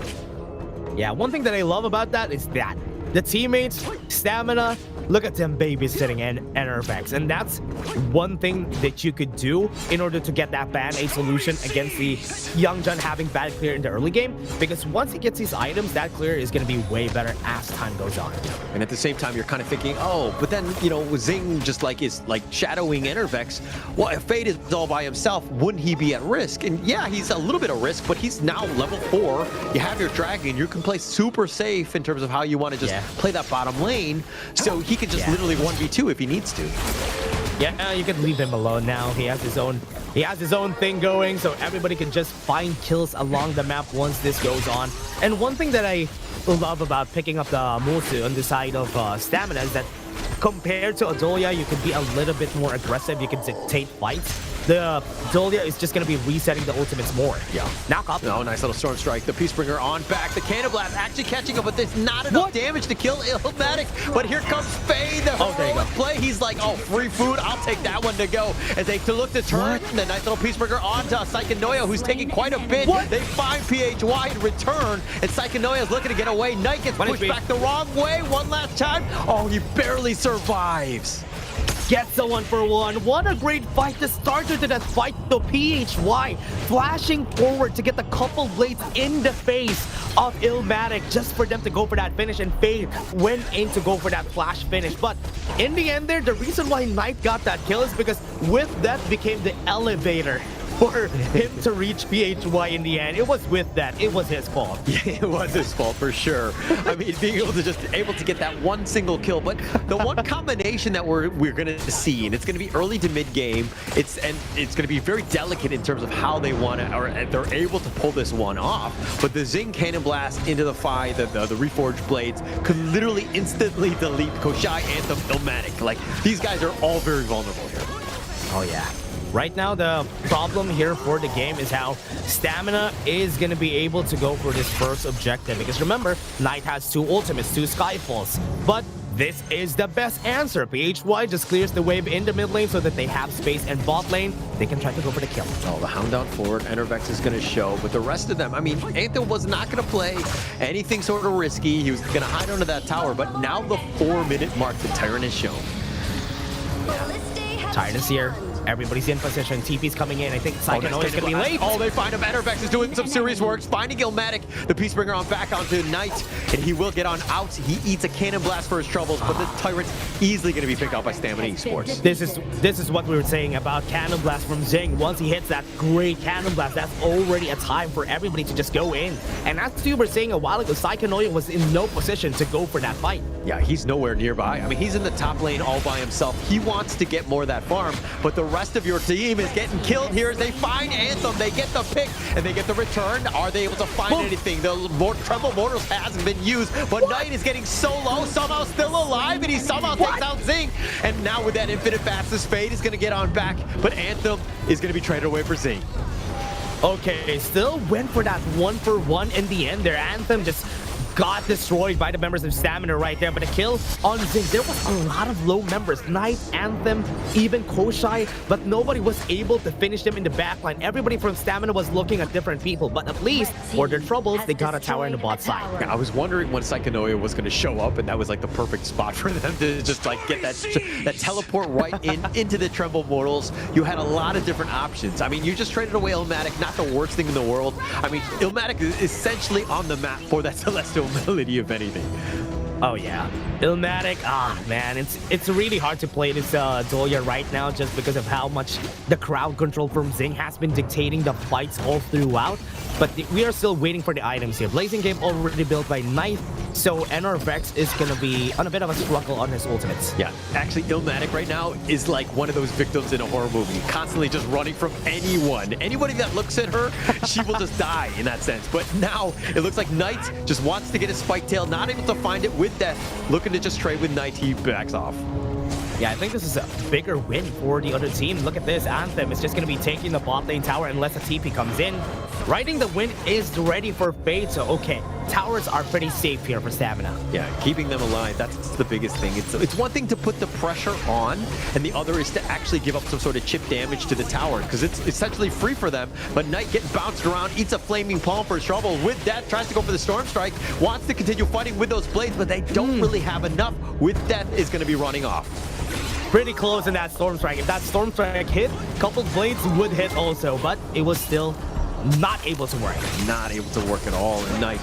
This is the part, but they find Koshai, and the blades worked on that one, and he goes down, and now this mid T1 is vulnerable. Oh man, the Ganon and the Monster just very hard to deal with. Again, stamina, playing with range. And it is working out for them. The cannon lasted a couple blades just to finish those targets. And Long also has a very decent amount of range, so it's still hard. Again, Polar, we're posed with another problem. How are they gonna get close as fast as they could? Yes, they have the ultimates from Knight and Psychonoia, but right now, they can't even do just that. I mean, it's the vision. He stole it! He stole it away. Zing right there with a nice cannon blast. But it's that vision, right? They're able to kind of go in. Hounds on forward, fighting two. Oh, the combination. PHY, the flaming palm onto Illmatic, who will scurry away into his base. He runs into Psychonoia, but he gets on his dragon. Fade is going to get on out of this one. Do they have some sort of Skyfall? They find for Zing, but Knight is going to let him walk as well. Great use of that Heaven and Earth form. The timing on that Heaven and Earth form was so good so that he could get the larger sweep from his stun. Oh, Knight. He's going to be looking to just trade away. He's going to take some damage. The Cannon Blast at the very edge, but Knight is going to get on back. Again, Knight was not able to... I feel like he's very hesitant to use the Skyfall to go out of position at times.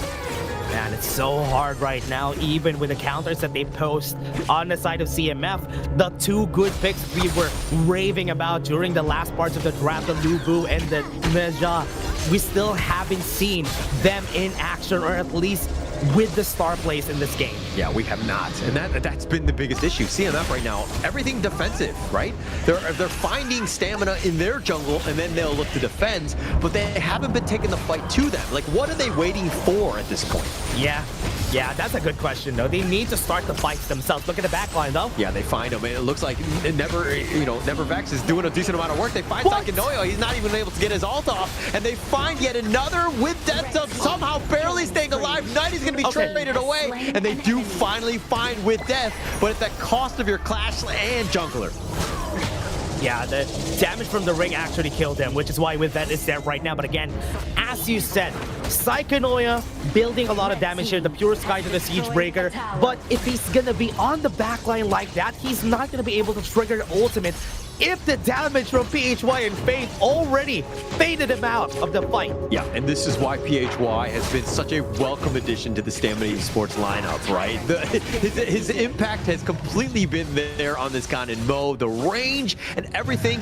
Let's just break down this replay here, Dash. Yeah, let's take a look at the replay. Look at Psychonoia. Look at the Flaming Palm. Half HP together with a couple blades, a reforged couple blades. Brother, that is a death right there. But as you see, everybody with that was able to get away almost, but the ring already got the damage on him, so he's gonna die anyway. Yeah, he was gonna take him out. I mean, that was like, again, this is a situation for like CMF. You're like, oh my god, they have ways to get in. They're able to find some sort of team fight, but Psychonoia cannot be dying first. He wants to initiate, fine, have your Tremble Mortals, get that one started. Illmatic, maybe you give him the Celestial Melody so he can get on back to safety, but they're not playing well as a team, and it looks like they found yet another Koshai. He gets gone on, has those shields to just barely stay alive.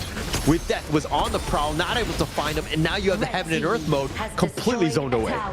Oh man, he is really looking for those big stuns, surprising them with the Heaven and Earth form. But it didn't work out, but it was enough to push them away from this place. Yeah, Psychonoia taking a decent amount. The Blaze is on point.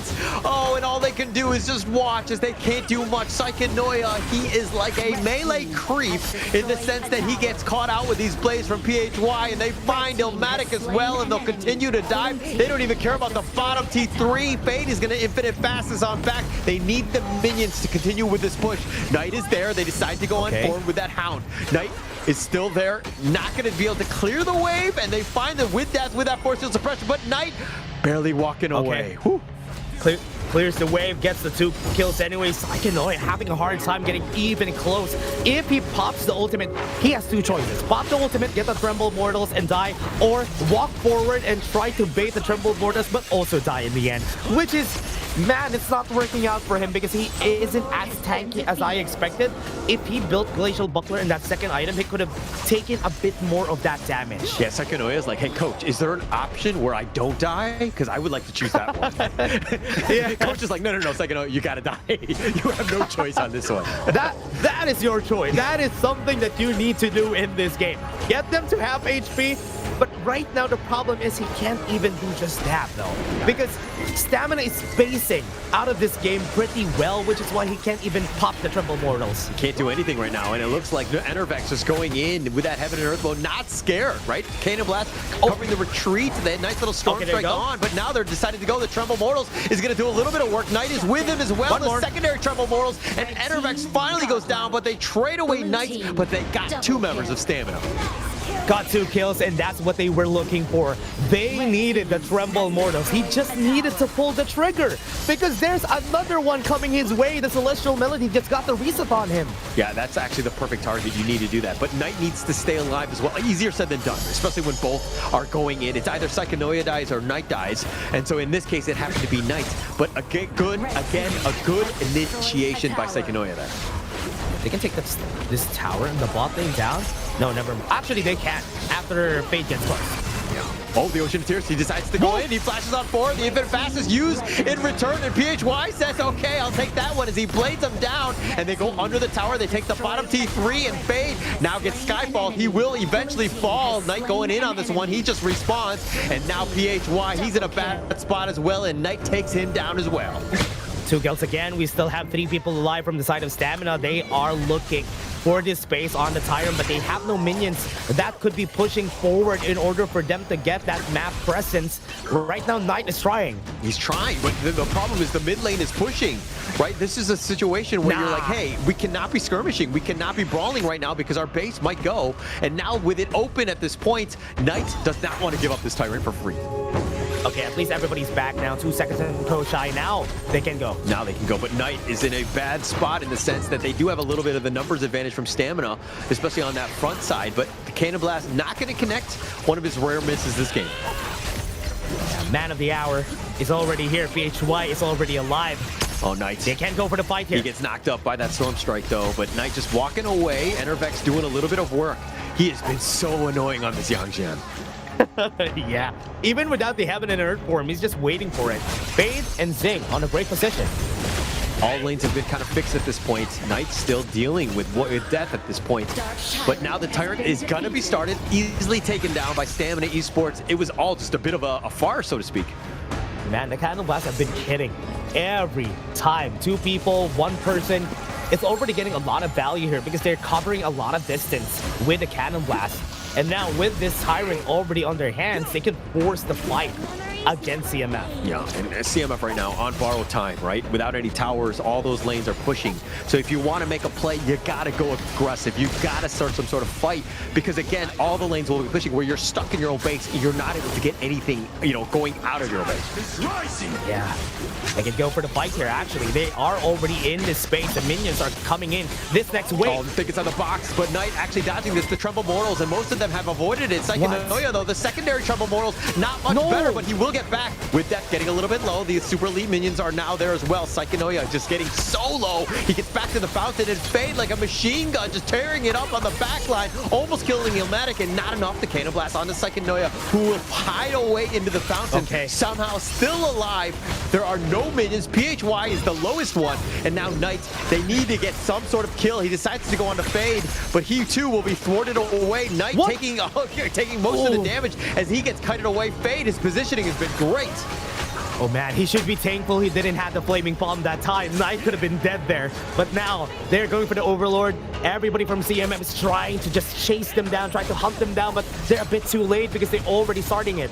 I mean, they're trying to clear the wave on the way there. That's going to be a tough ask for them, and they're not able to find any sort of catch by Stamina. They're too quick. The damage is real. Overlord down. Man, it's so hard. It's so hard for the team to find anything. The flaming palm, they're in the wind as well. And they're just trying to run, just keep him alive.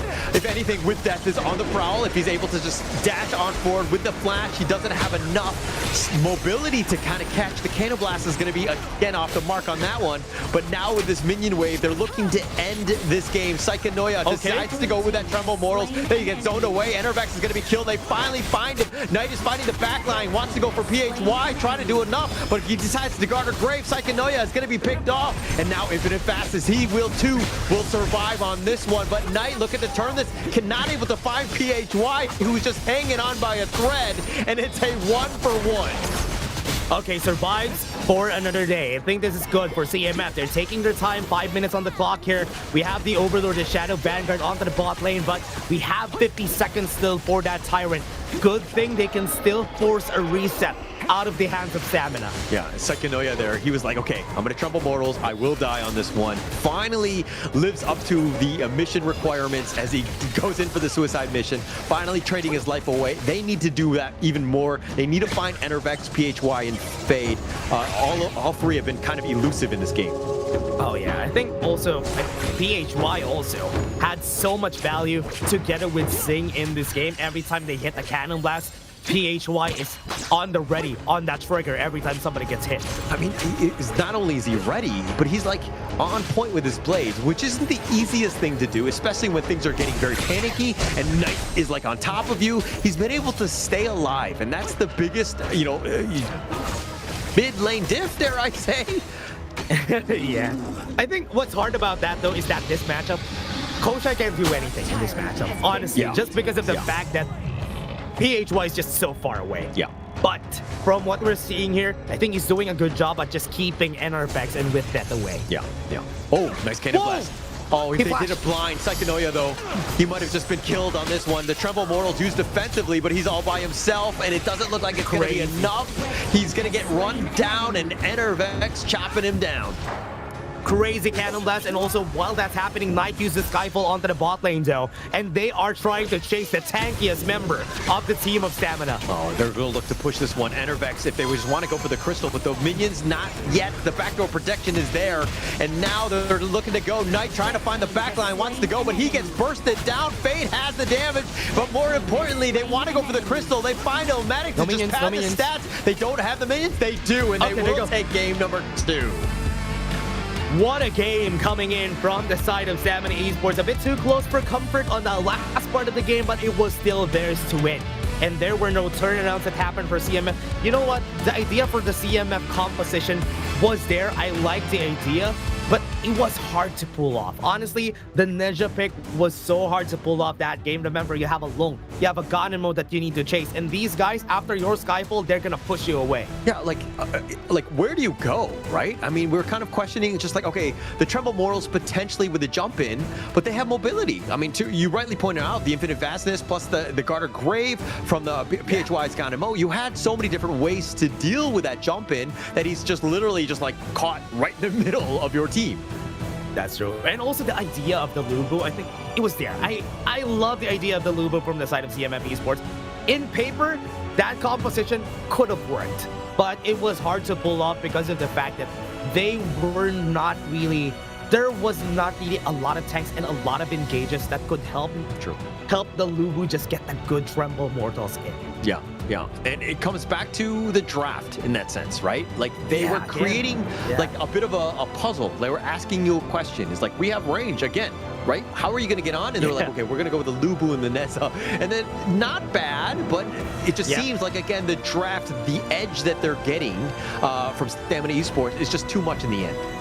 Yeah, I forgot to point out though, they don't have any engaging what do you call this? Crowd control. They don't have any engaging crowd control. Most of their crowd controls are just for them to run away, like the Destructive Deluge. The Ocean of Tears is there, but the range is not enough to get onto the Ganonmo and the Lung. So, yeah, it was hard. It was hard for the Lubu to do much, which is why I can't even blame Psychonoia at this point, because there was nothing to pad the crowd control for it. All right, since you're not going to blame him, I will blame Psychonalia. No, I'm just kidding. I mean, he did die 5 times. He was trying to go in, right? We saw the way he was trying to, to get in, but the way Stamina Esports were just able to kind of revolve around and to just avoid most of the damage from that Tremble Mortals, it just made it very easy for them, which is, again, a testament to Stamina Esports' play. Man, it was very tough. It was very tough for this to happen, but again, we saw some advantage, a 9.4k gold lead from Stamina.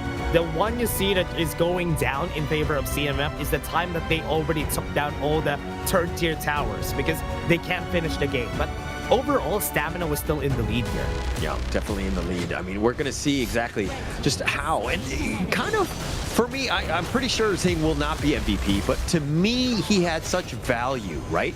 His Cannon Blasts were on point. They were fishing them out, checking every brush. He was just getting so much value. The 2-man stun you see right there as well. Yeah. It just set themselves up for success based on Zing's play.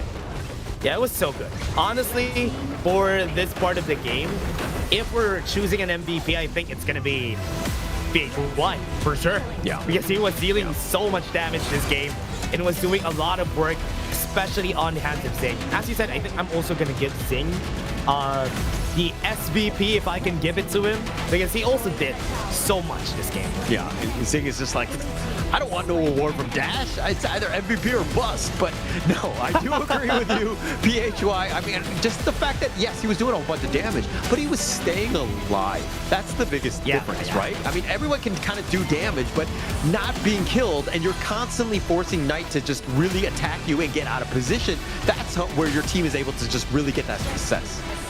The worst sign in this game is PHY being allowed to flash forward like that. Like what you've seen right now in this game, everybody. When a Ganonmo flashes forward, you know that there's so much in the lead that he doesn't care if somebody jumps on him. Yeah, the disrespect. There you go. Right? There you go. But the PHY, obviously, he's going to get MVP. I mean, 7, 2, and 10. And the 31% of the team's damage, he was just such a nuisance. If anything, CMF are going to hate PHY because every single game, they need to find a way to get on top of him.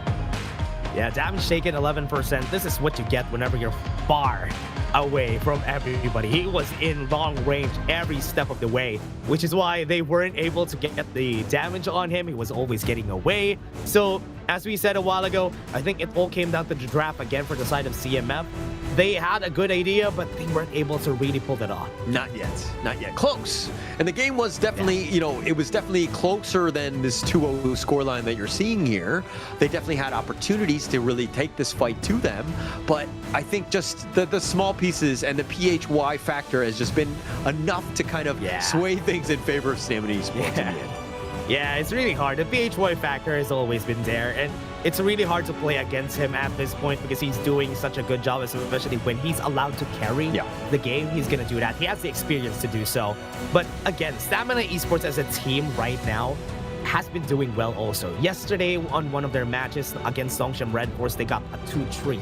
It was close against Nongshim of all teams. Yeah, very close, very close. And this is why Stamina, they're like that mid-range area, right? In terms of, the KML, it's pretty competitive. Let's be very honest. Sometimes the score lines look like they're 3-0s, but the games, when you watch them, they're not stops. They're very close in that sense, where it's like a 1 or 2 mistakes in the end, and then the other team is able to just close it out.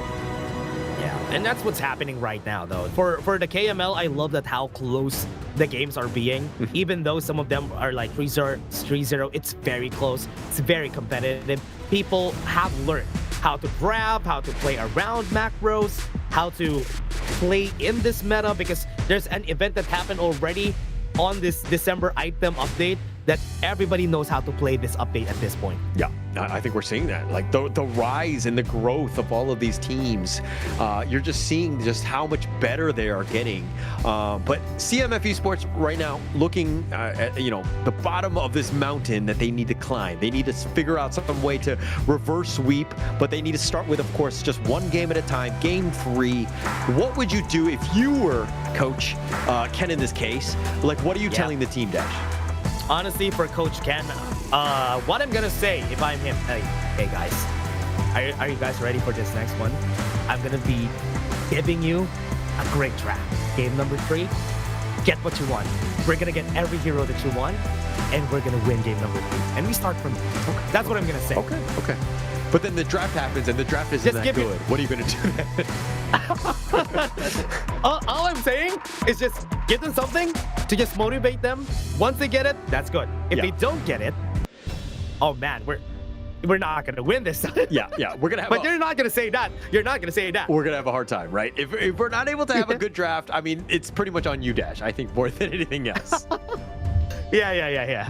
Let's see what they're going to be dealing with in this draft. Stamina Esports. We're seeing Lapu Lapu also banned from their side. They don't want Illmatic holding on to a very good engaged roamer. Right now, for everybody watching, all the engaged roamers have been getting a lot of plays, like the Lapu Lapus, the Lian Post, the Zhang Feis have been getting a lot of plays even in the other regions because of how much fights dictate the wins in our games. And also, survival is one of the biggest things right now, which is why you see even a Pei and Okitachibana building Dragon's Rage, building Blazing Cape, because surviving fights are important. And the fights right now are a bit brawly in a way because of how long and drag on the fights are. So that's why people have been preferring engages so that the fights could happen as fast as they could. Right now we're seeing the Ogren and also the Shi with the Sunbin on the side. Oh, Sunbin? Time Bender on the side of CMF. This is interesting. Usually when somebody drafts a team like this in where they have a Sunbin, they are going to go for engages. They are exchanging the Sunbin for something like a Howl. They don't need the Howl anymore. They could go for fights anytime they want. But they're kind of squishy from the CMF line. I mean, that's the problem. Yeah. Definitely, if they have some melee, frontliners that are coming up in the draft, and they probably will, they need to kind of, you can utilize that speed burst, right? And to really kind of get to the back line in some way, or potentially disengage from the Ogren that's going to be running right at you. Yeah. Ooh, there you go. Psychonoid's favorite pick, Baichi, is now out. And he will be able to pick that up. The Ogren, the Yixing, this is a classic, right? Stamina, they have one of the classic compositions that you usually want whenever you have an Ogren on the team. So CMF is just taking out some of the picks that they need. They need damage on the side of Stamina, so they are taking out Harley, one of the best damagers in the game. Yeah, a lot of damage. I mean, the Stamina lineup, and I'm sure you've kind of already addressed this, but the board set up by Yixing with the Zhang Fei ultimate, the Umbrella Outburst, that 1-2 combination is like tried and true. Plus you have the Ogren on top of that, which is like a mid-game monster. So this is from CMF. They need to figure out a way to deal with, to crack this nut that is the Stamina Esports lineup. Yeah, honestly, I thought Aaron could have been a good pick for the side of Stamina, but even Jig, they're left with okay. This is one of the drafts that I like the most. Whenever there's a Baichi, or rather a Futsu on your team, you usually pick the Baichi as an answer, but they're gonna go the other way around. Let's pick up the Futsu so that the Futsu would be able to farm in lane, and the Baichi wouldn't be able to go for those easy team fights in their favor. Yeah. So it's also kind of dealing with the potential Sunbin, the time flux, right? Like they want to run away. Okay, it's like, okay, but if I lock you down with the Futsu Sage's Might, like where are you gonna go? But CMF, they pivot a little bit. They're gonna go with the Fade. Interesting. I know hero. Huh, interesting. Okay, this is honestly way better. They have the crowd control on the 3 people already from the side of CMF, and the speed up from him. The damage is going to be coming from the Eren, and the execution is going to be from the Fate. At least this is a bit more balanced for the side of CMF rather than the Musashi. I think the Musashi is not going to do well from that composition a while ago. Yeah, it would have been a little bit more difficult in that sense. I mean, Fate can kind of pick it off. It's like the final piece of damage that they need, and Fate should be enough just to kind of ensure that they get it. You have a whole bunch of control. You have a lot of auras as well as the Sunbin to kind of help, accelerate some of this lineup here. So it makes sense on paper, but is it enough to deal with this Stamina Esports, which, let's be honest, is kind of looking like a standard-ish Ogren lineup minus the Foots, so to speak? Yeah, I think the Foots is the only thing different on a standard Ogren lineup, and I think this works for them.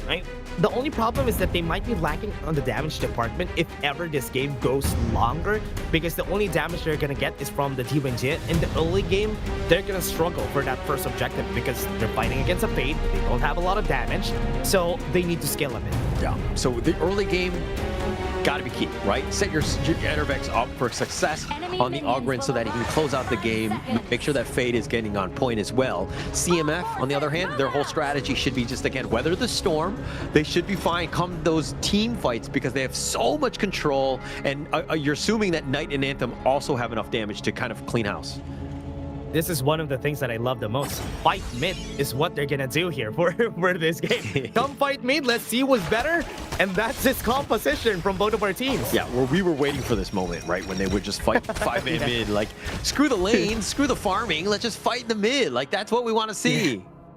Yeah, and once they go to the lane game, that's definitely what they're gonna do. These are very good team fight lineups from both of our teams. I think the only difference is that CMF has a bit more pick-off potential. Stamina has a bit more AoE. Yeah, a lot more actually. I think that that's going to be a potential problem here. But at the same time, Koshai, I mean, his silky beauty and those imprints really need to be on point so that he has the control. Because if you catch somebody out, I mean, it makes it so much easier for the rest of the squad to just literally hound on that person and just take them out. Yeah.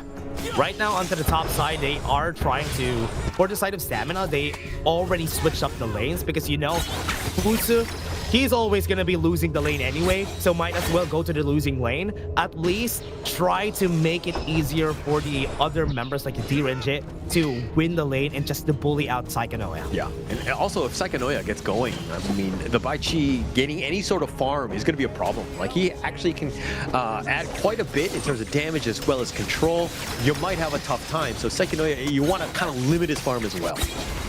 Yeah, I like that it's more streamlined now, right? I think CMF needs to have these types of composition. You have the damage dealers, the executor, and also the crowd control from your team. Yeah. And this is a much more easier composition to work with. Yeah, yeah. And actually, you know, I think that not to say that the pro players can't play the more difficult heroes and lineups. It's all about the fact that when you're playing a game at a high level like this, the easier it is, it's all about the execution. And you give your team a little bit more chance of success with the Hearted Jade Seal, getting first blood onto PHY. It was personal this entire series. Yeah, they got the kill against PHY. I mean, last game you gave us a hard time, so I will try to camp this lane as much as I can. Yeah, I think that you're going to see Knight going right after him as much as possible because PHY, if he gets going, if he gets that mobility, he's going to, you know, again, carry games, and that's the biggest problem. And CMF have not found an answer thus far, although this is a good start for Knight. Yeah, right now, CMF moving around the map, trying to find any pickups that they can, and I think that's very smart. This is what you need to do. Nice cancel, though. Oh, but is it the wrong target? Knight came out angry, and Fade is like, okay, I'm gonna flash away. I need to stay alive. Okay, is it worth it? I don't know, actually, because he lost the flash even before they start the Tyrant. So that's a big loss for the side of Stamina. Yeah, actually, Fade is like, okay, maybe I should just let him go. I didn't know Knight was going to come after me. He's so angry. Like, it was very, very aggressive in that sense. Fade is like, oh, crap. That was scary. I'm just going to just stick to my lane and just take the minions. I was just joking. That was a prank, bro. Why did you go at me? 28 seconds, we have the Tyrant here, everybody. And now we are seeing some cracks here from Stamina because they don't have the damage if Fade is not there. So they are going to be quite on a difficult time if ever they try to fight CMF at this point. They still have a bit of a lead, though. I think that the early game farming from Stamina Esports has been, you know, in their favor throughout this entire series. They found the right targets, understanding how to just kind of build a little bit of that lead. And yeah, that's kind of, you know, key components to a successful team. You need to ensure that you're able to do that. They're starting this. They're looking to start, but the Umbrella Outburst just zoning them away by Zing. The board has been set up as well, but that's just going to zone them away. They're going to take up the Tyrant. Kohai is now going to be just gone on as they focus it down. The Seer State will end up killing him, but the Psychonoia trying to fight 1 versus 5, he too will fall. A bit of a miscommunication from the side of CMF because from what we've seen there, great way for Stamina to just push away all the members right there of CMF. They can't even get close to the Tyrant. So with that, even Knight can't even get close to the Tyrant himself with his jump because he knows that if he tries to get it, he's gonna die, and for what cost? they're not going to be able to work things out with a Tyrant buff anyway. Yeah, I think they thought that, hey, you know, with the ults that were on cooldown, the board and the Umbrella Outburst, this is a moment of opportunity, but they were out of position, and stamina actually made them pay, as you rightly pointed out. Yeah, and then last part of that fight, though, Psychonoia and even Illmatic Psychonoia tried to go in. It was not the right timing to go at that point because everybody was just disengaging, pumping the brakes. Yeah, and now, who's not pumping the brakes? It looks like With Death and Fade taking the bottom T1 in a hurry. CMF right now on the back foot again in this series, not able to find really any sort of value or get those objectives, and they're giving up the bottom T2 for free. What? There's nothing there on their side though. Stamina, they need to go for a half map trade. If they don't recall right now, that tower is going to get a lot of damage in. Yeah, looks like it's going to be, you know, going in. The Vanguards are there, so I think that they were thinking, with these Vanguards, we're able to eventually take it down. But you gave up 2 towers for free in the bottom lane? That's not a good trade whatsoever. Yeah, no trades on the other side of the map. That's not good. And now this opens up the opportunity for them to just try to go for the top side, and no trades again. Yeah, no trade whatsoever. I mean, the Imperial Order is going to find at least Knight. He's already at half life. And with these minions and that board, again, just zoning them away, they're going to take this mid T1. And CMF right now, okay, they need to defend. They try to get the pullback onto Enervex, though. But Psychonoia, he's actually taking most of this as the Conductor of Souls scares him away. With that, look at where he is. He might be able to go get a great flag here if somebody goes to the top side. Because the top side tower is getting pushed. Look at that. The wave there is going to push that tower. It will eventually, but the Vanguard is there as well, but they want the Azure Golem, who'd been pulled out of his little lair. The Heart of Jade Seal is going to be used just to secure that one, but here they go. The Sage is mighty. He gets the catch on Koshai, but now he needs to be a little bit careful, but Koshai does fall, so they got the initial pickoff. They're not able to find Psychonoia in return, and so with that, it looks like Stamina are just going to be happy with that 1 kill. Yeah, they're even stealing some of the jungle here from Knight, and this is not good, though. They were able to steal the Azure buff, but the red buff is still going to go on the other side, Knight. Oh, he tried to go all in, but Fade was actually a little bit low. The board has been set up. They've found Anthem stuck into this one. They will take down the mid T1, and now Psychonoia, he does recall. That would have been a little scary for me, but CMF are going to have to be on the defensive yet again. If you just saw where he dropped that board, that was very smart from PHY. He dropped it away from everybody and from that board camp that we have so that everybody gets zoned out. And now topside tower is also down. So they are just really having a hard time just following the path that Stamina has been giving them. Yeah, Stamina has just been doing such a great job. Like moving from tower to tower, they're moving with purpose and ensuring that CMF are playing reactively. And it seems like, you know, CMF right now are like chickens with their heads cut off. They don't really know where to go. Do we go north? Do we go south? What do we do? And it looks like right now, again, this is a losing game for CMF with the way that they are playing. Oh man, they are also playing together. I mean, the composition was built for that because they drafted a Sunbin on their team. But if they play together all the time, that's the reason why Stamina drafted the Futsu, because he can and he knows that he will win on a 1v1 if ever he needs to. If he needs to, right? I mean, Knight's okay, 1v4. Looking to go in. With Death might be found here. He dodges the Silk Imprint though, but With Death taking a decent amount. They're not able to find the catch and they're playing scared. The Tyrant is going to be picked up by Stamina Esports, but With Death somehow just being let go for free. No, they could have gotten the catch there. That could have been something, and now they got the tire for free. Oh, the board is going to be set up. The Umbrella Outburst onto 2, but they've been pushed away. Not the greatest, and now Psychonoia just trying to just be the bully that he is. Not able to get the kill onto PHY as he limps away. They find Illmatic as well as Anthem. Both of them have been clocked up, and again, Stamina Esports making them pay. Nice pull from With That. Again, getting Anthem and Illmatic. That is a really good pull for the team. And this time, they are going to be pushing the tower in the mid lane. Yeah, and look at how Enervex is just using that path of passing for vision and ensuring that nobody gets the flank, and they're continuing to just take that tower for free. Space created yet again for Stamina. And their jungle is already in the hands of Stamina. No towers down on the side of Stamina. This is such a big gold lead. 6k gold lead at 9 minutes in the game. And now they already have the space that they need for this next objectives that are coming in. The Shadow Variants in third 30 seconds. Look at how impressive like Stamina Esports are playing, right? The way that they have this lead and the map control that they have, CMF right now, again, no answers. They're just going from where the minions are and just playing very reactively. They're not finding any sort of catch. They have zero vision to their name. So again, a very defensive game by them. Yeah, this could be the last straw for them for CMF. They're hanging on by a thread and they're being forced away from their base. They're not going to push that for sure. Oh, they're going to go for the Overlord for Stamina. Yeah, I mean, it's going to be the Shadow Overlord. That will be the continued push. Maybe put the final nail in this coffin here as a CMF. Again, they need to find some sort of opening, some way to get back in. It looks like maybe Knight goes for the split push, but he's just going to invade the enemy jungle instead. Oh yeah, he's just gonna go for it. I thought he's gonna go for the Tyrant, but because they don't have any information on where Stamina is and where the other members are, they're just gonna be respecting that for now. Losing the Crimson Golem from the Stamina side. I mean, traded away, Knight took the other one, but they had to invade for that. But now, with this 5-man potential push game ender from Stamina Esports, if they find the right angle, this is pretty much GG, right? Yeah, the timing, last wave coming. They're just going to be waiting for the next objectives, and they are going to finish this if they can. Bot lane tower, nobody's going to clear that. Yeah, nobody's going to clear it. They don't have wave clear. They're going to chip it away. Psychonoia just trying to keep this mid T3 alive, but that too will fall, and CMF, again, what are you waiting for? You got to go in. You got to protect your team. Psychonoia now decided to go, but he gets locked in with the Sage's Might. Here comes Knight, but where's the reinforcements? Are they able to keep him alive? No, Psychonoia will fall, and they push them all away. Illmatic just trying to get to the fountain, and now with that push in, Knight just trying to keep the crystal alive, and it's not going to happen, and it looks like it's just too much stamina in the end. What a game for Stamina.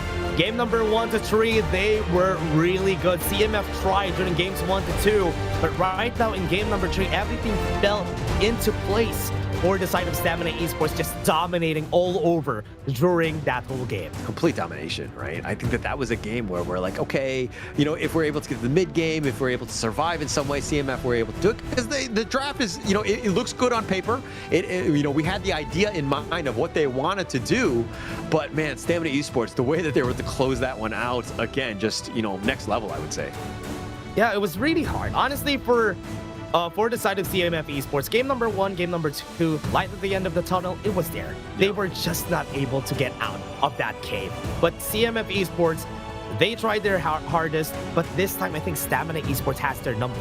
They got the 3-1 on the last fight that they did, but right now Stamina took notes, and they have all the answers. Yeah, all throughout. A well-deserved win, series win, and a great start for them for round 2 for Stamina Esports. Going up 3-0, that's going to be a huge confidence boost. And you saw that even when they were playing, this is one where they're like, hey, we just got to get into our flow. We're able to kind of close this one out. But this is a must-win series for them, and they were able to close them out in a hurry, 3-0. Yeah, it was pretty tough. Honestly, it was a nice try from the side of CMF Esports, but in the end, Stamina Esports, honestly, they're going up. They're going up the graph. They're really just getting better as the tournament goes on. Yeah, definitely getting better. That's the biggest thing, is that we've seen them, like, there were moments where they kind of struggled against, like, Virtus Pro and Nongshim here, but it seemed like there was no doubt on this one. If anybody, and you happen to be trying to do some intel on Stamina Esports, you got to look at PHY in the mid lane, right? I think he only died a single time, but the way that he's played throughout this entire series, there's a reason why Stamina Esports did that one in such a clean fashion. Yeah, I think right now in this game, Fade and NRVX really stepped up, but there was a lot of plays that I'm surprised with what CMF did. They were just probably hiding in their shell is the right word to go for it, because they were afraid of taking the fights when they had the team fight composition. It's also the fact that they were so much in the lead on the side of Stamina. Yeah, definitely. I mean, look at this gold graph. Everything just in favor of Stamina throughout. Really no way for CMF to kind of bounce back into this one. And we'll see this in the highlights. I mean, PHY with those boards. Look at how he's completely zoned it away. Knight is fighting 1 versus 2, gets the pick off onto PHY. Things were looking good, but then the rest of those boards and the Umbrella Outburst and the way that they were able to control the fights and that battlefield and isolating Psychonoia 5 versus 1, that's how Stamina Esports won this game in the series. Yeah, man, it was pretty hard even for Knight to even get close in the team fights. He can't even get into the fights. Look at where he's positioned every time, right? Everybody's fighting on this part of the map. He's getting chased down. And I like that Fade, even with that always is checking on him. They have the targets, the scope on him so that he won't be able to get a good flank. Yeah, and at the same time, you're kind of seeing Knight. It seemed like he didn't really want to fight. He wasn't comfortable fighting into this. I mean, it might have been a suicide mission, but once second Oya goes in, somebody has to go in with him. He cannot be going on that solo mission. So Knight, again, just trying to find the right points to attack, but the angles were never open for him. But it looks like the MVP with death. We're talking about this food spick, but it looks like it really paid off in the end. Yeah, it worked out. He was able to dodge a 1v4. He survived that. It was all him, man. Yeah. He was completely doing very well on this one. I mean, every initiation with that Sage's Might was on point. Just the lockdown and that control is just what they needed to kind of, you know, you have that plus the board and the Umbrella Outburst, and it just makes it very easy to team fight then. Yeah, it was so hard for the other team to do anything. We posed some problems for the side of Stamina during the start of the drafting because they're not going to have a lot of damage with their composition, but it didn't. It actually worked out for the team. Yeah, definitely worked out. But it looks like, unfortunately, for CMF, they're going to be down. Just that series is not the end of the road for them. We'll potentially see more of them down the road. But now we're going to take a little bit of a break before we go into that final series of the day.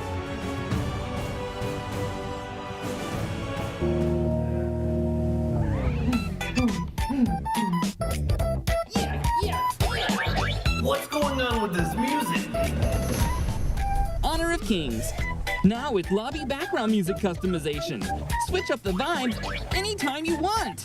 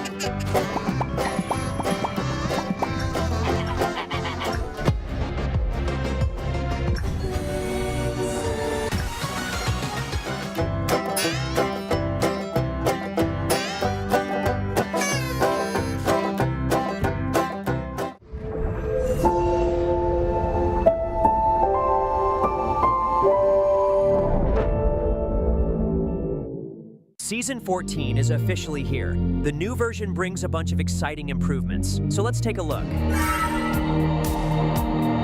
A new hero, Yango, is coming soon. Attack enemies and collect hero shards.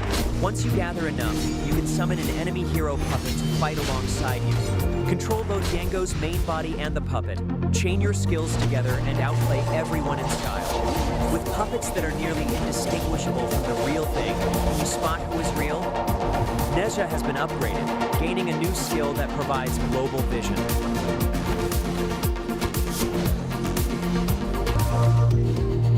Luara has received gameplay experience improvements with increased damage and kiting ability. Fadi has also been improved, making skill chaining into enhanced basic attacks much smoother. Spritelings arrive in style, bringing 3 special potions with them. A growth potion made for fighting and soaking damage. A shrinking potion, perfect for escaping and getting around quickly. And a cooldown potion, which speeds up skill cooldowns. Of course, each benefit comes at a cost. The shrinking potion reduces your damage, the growth potion slows your movement speed, and the cooldown potion consumes a portion of your health. Pay a small price, then pull off some spectacular plays. The new mode Superflow Brawl arrives with a bang. Faster farming, faster pacing, and more exciting combat. Players can choose one of 3 talents to enhance themselves, gain more talents as they level up, and stack powerful effects. Complete missions to unlock even more random talents. Freely combine them to create powerful talent paths and discover your own unique strategy. From March 6th to 16th, participate in the event and collect keys and chests to redeem up to 5,000 limited time tokens. Get a minimum of 888 limited time tokens guaranteed. Starting March 11th, experience the new version and get a Ramadan-themed Spriteling costume. From March 14th to April 12th, participate in the partner event to get a permanent minion, legend skin, and 1,500 limited time tokens. From March 14th to 15th, log into the game to get 10 free draws in Point Draw and a brand new Flowborn outfit. From March 20th to 22nd, participate in the event and snatch green packets. A large number of tokens, limited time tokens, and other rewards await you. You can get up to 10,000 tokens. From March 14th to 15th, all heroes and skins are free to try for a limited time. Grab your friends and play together. The player info card on the loading screen has been fully upgraded. Come customize your exclusive appearance. You can now customize the lobby background music on the main interface. Switch tracks and set the mood however you like. Quality of life improvements are here too. Resources are now automatically streamlined based on device model, so unnecessary files won't download unless you choose to, making the game much smoother. Finally, more perks and surprises await you in Season 14.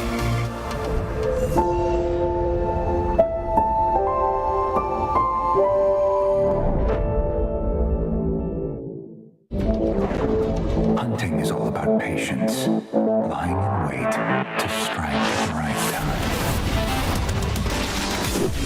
Like lightning, this waterway leads to my hunting ground. On the hunt, the net's tightening. Ready to initiate operation. Hush now, this won't hurt for long. The weak get devoured, and the strong collect their bounties.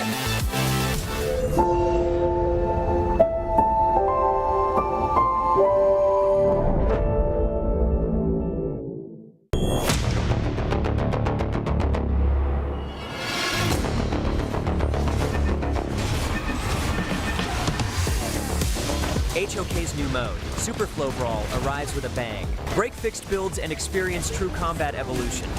Whenever a hero reaches level 1, 5, 10, 15, choose one of 3 random talents to enhance yourself. The higher your hero level, the stronger the talents you can obtain. 10 major talent paths, freely combined to create endless strategies. Preview talent effects in advance to fully prepare for battle. Or adapt on the fly during combat to unleash unexpected power. This isn't just luck. It's a true test of strategic mastery. There are no fixed answers, only infinite possibilities. The most powerful and mysterious builds await your discovery. The new mode is coming soon. March 14th, write your Super Flow Brawl legend.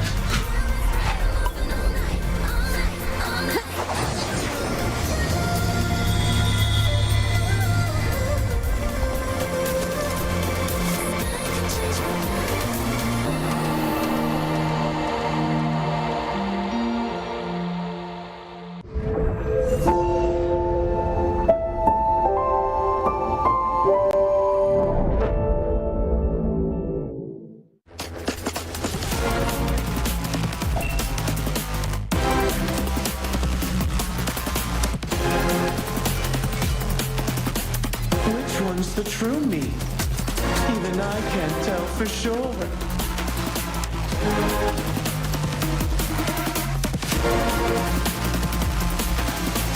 At least your death was quite the spectacle.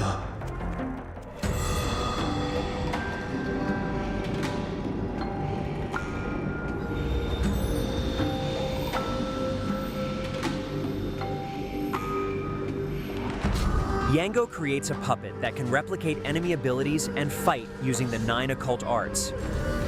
This is his core mechanic. Attacks from either Yango or the puppet grant hero shards and recovers health. When 50 shards are accumulated, Yango can summon a puppet of the corresponding enemy hero to fight alongside him. While controlling Yango's main body, he can use 4 occult arts: Umbra, Jichu Luan, Shadow Crucifixion, and Dispersal. Umbra throws the puppet, dealing damage and launching enemies in its path before allowing Yango to control it in combat. Jichu Luan is Yango's main damage output method, where he tosses hidden weapons to deal damage to enemies in his path. Shadow Crucifixion can be used flexibly to allow Yango to engage or disengage freely. Controlling the 2 strings to intersect deals damage to the target and slows them. Dispersal is mainly used to avoid damage or crowd control. During the skill, Yango cannot be hit and all control effects are removed. When controlling the puppet, Yango uses 4 occult arts: Return, Substitution, Binding, and Breakout. Occult Arts Return immediately retrieves the puppet and launches enemies in its path. Occult Arts Substitution swaps Yango's location with the puppet, dealing damage to enemies in their path. Occult Arts Binding is used to bind enemies. Using it the first time deals damage and slows nearby enemies. Using it the second time continuously stuns and damages enemies. Occult Arts Breakout causes the puppet to dash in the target direction and pull Yango to itself, dealing damage to enemies in its path.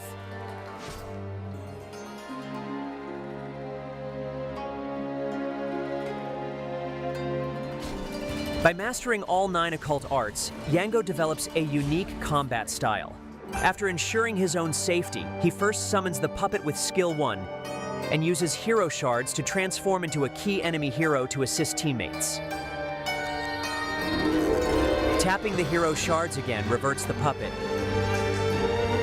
And then he can follow up by chaining Skill 3 twice to crowd control enemies. While enemies are bound, he uses Skill 2 to summon his main body, then follows up with Skill 2 and Skill 3 to deal maximum damage.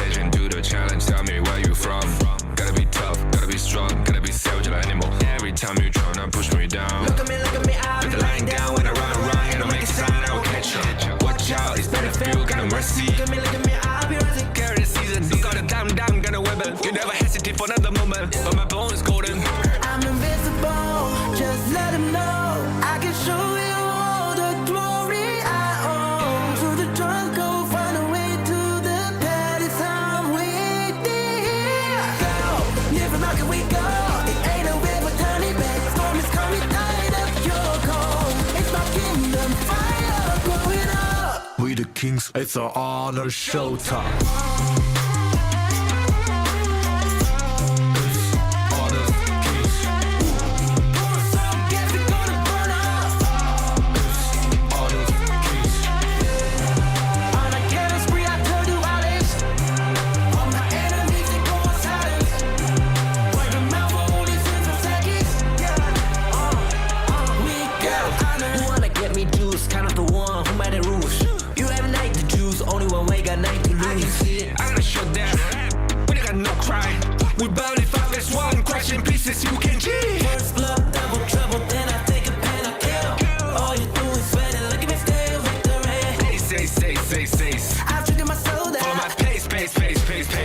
Champions screaming, I'm invincible. Just let them know I can show you all the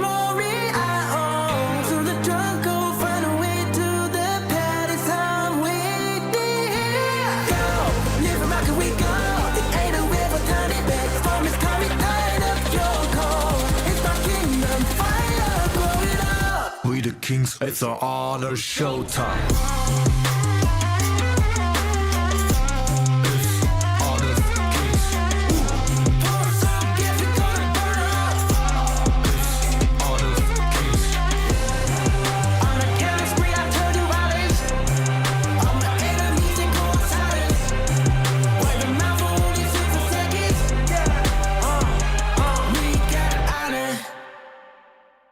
I'm born of this, I'm born this way, ayy. This is my chest and my bonus play. Can't be late, won't hesitate.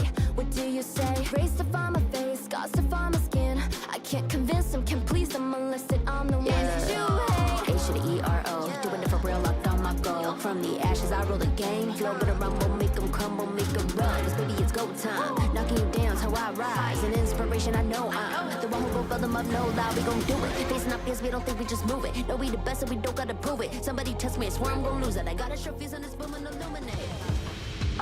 Welcome back, and this is of course going to be the third match of the day, and it's going to unfortunately, well, fortunately for some, depending on what side you're on this one, it's going to see Virtus Pro going up against Vicious Esports. Vicious Esports lost that first series against Nongshim, but Dash, do they have enough to take down Virtus Pro here?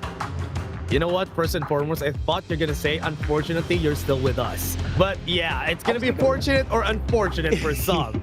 I wouldn't say that, especially on day one. Maybe day two, but not day one. Okay. But again, as you said, unfortunately for Vicious, they're gonna be fighting against one of the strongest teams in the KML again.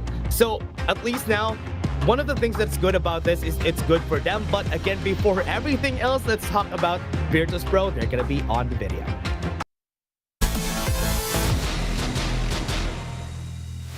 Virtus Pro is going to be made up of Nighty, T-Gold, Hylong, Rock, Clue. This is a squad that has a lot of connections. To be honest, putting them all together here, it looks kind of like a United Nations, so to speak, because you have a lot of diversity, but this is going to be an interesting team. We've seen them already rise to the challenge thus far, as they've been the #1 team in the KML thus far. Honestly, that's the best description that they're going to have for them, because it's Gen G together with the former Twisted Minds, and now they are on the same banner at Virtus Pro. And this team has been dominating. The closest game that they had was against Nongshim Redforce, but I think right now they already know what to do. And that is to fight mid, as they said. But again, I want to see how they actually do it in-game, because these guys are feisty and they want to fight every time. Yeah, and actually, it's like the biggest two in the sense that, like, you saw Hylong, who's very boisterous whenever they win. You can tell when he's celebrating, he is the loudest guy. And then you've added another factor. You've added Clue to it, who is, again, very boisterous himself. Both very loud. You've got two loud guys on the team, but let's check out the other one who are not as loud. It's going to be Vicious Esports here.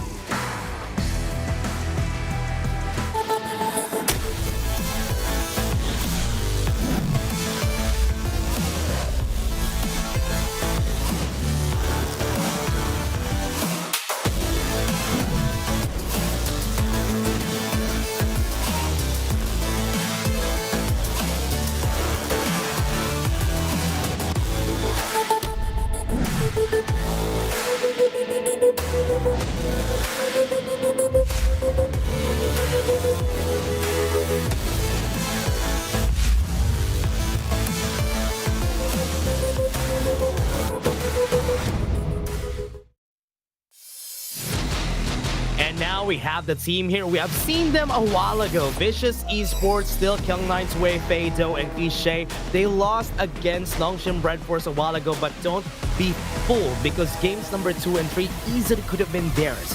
This is a contender team, and they will do that against Virtus Pro. Yeah, actually in a 3-0 quote-unquote stomp by Nongshim, that was actually probably not Nongshim's to win like that. I mean, Vicious Esports really took the fight to them, especially as you rightly pointed out in games 2 and 3. I think on the back of Sway, he's just been an all-star in that regard. But the rest of the team, it just seems like they don't have the final touches to really close out the games, which has been unfortunate for this squad. Yeah, for everybody also watching, off-screen, Virtus Pro won against Team Max on their game.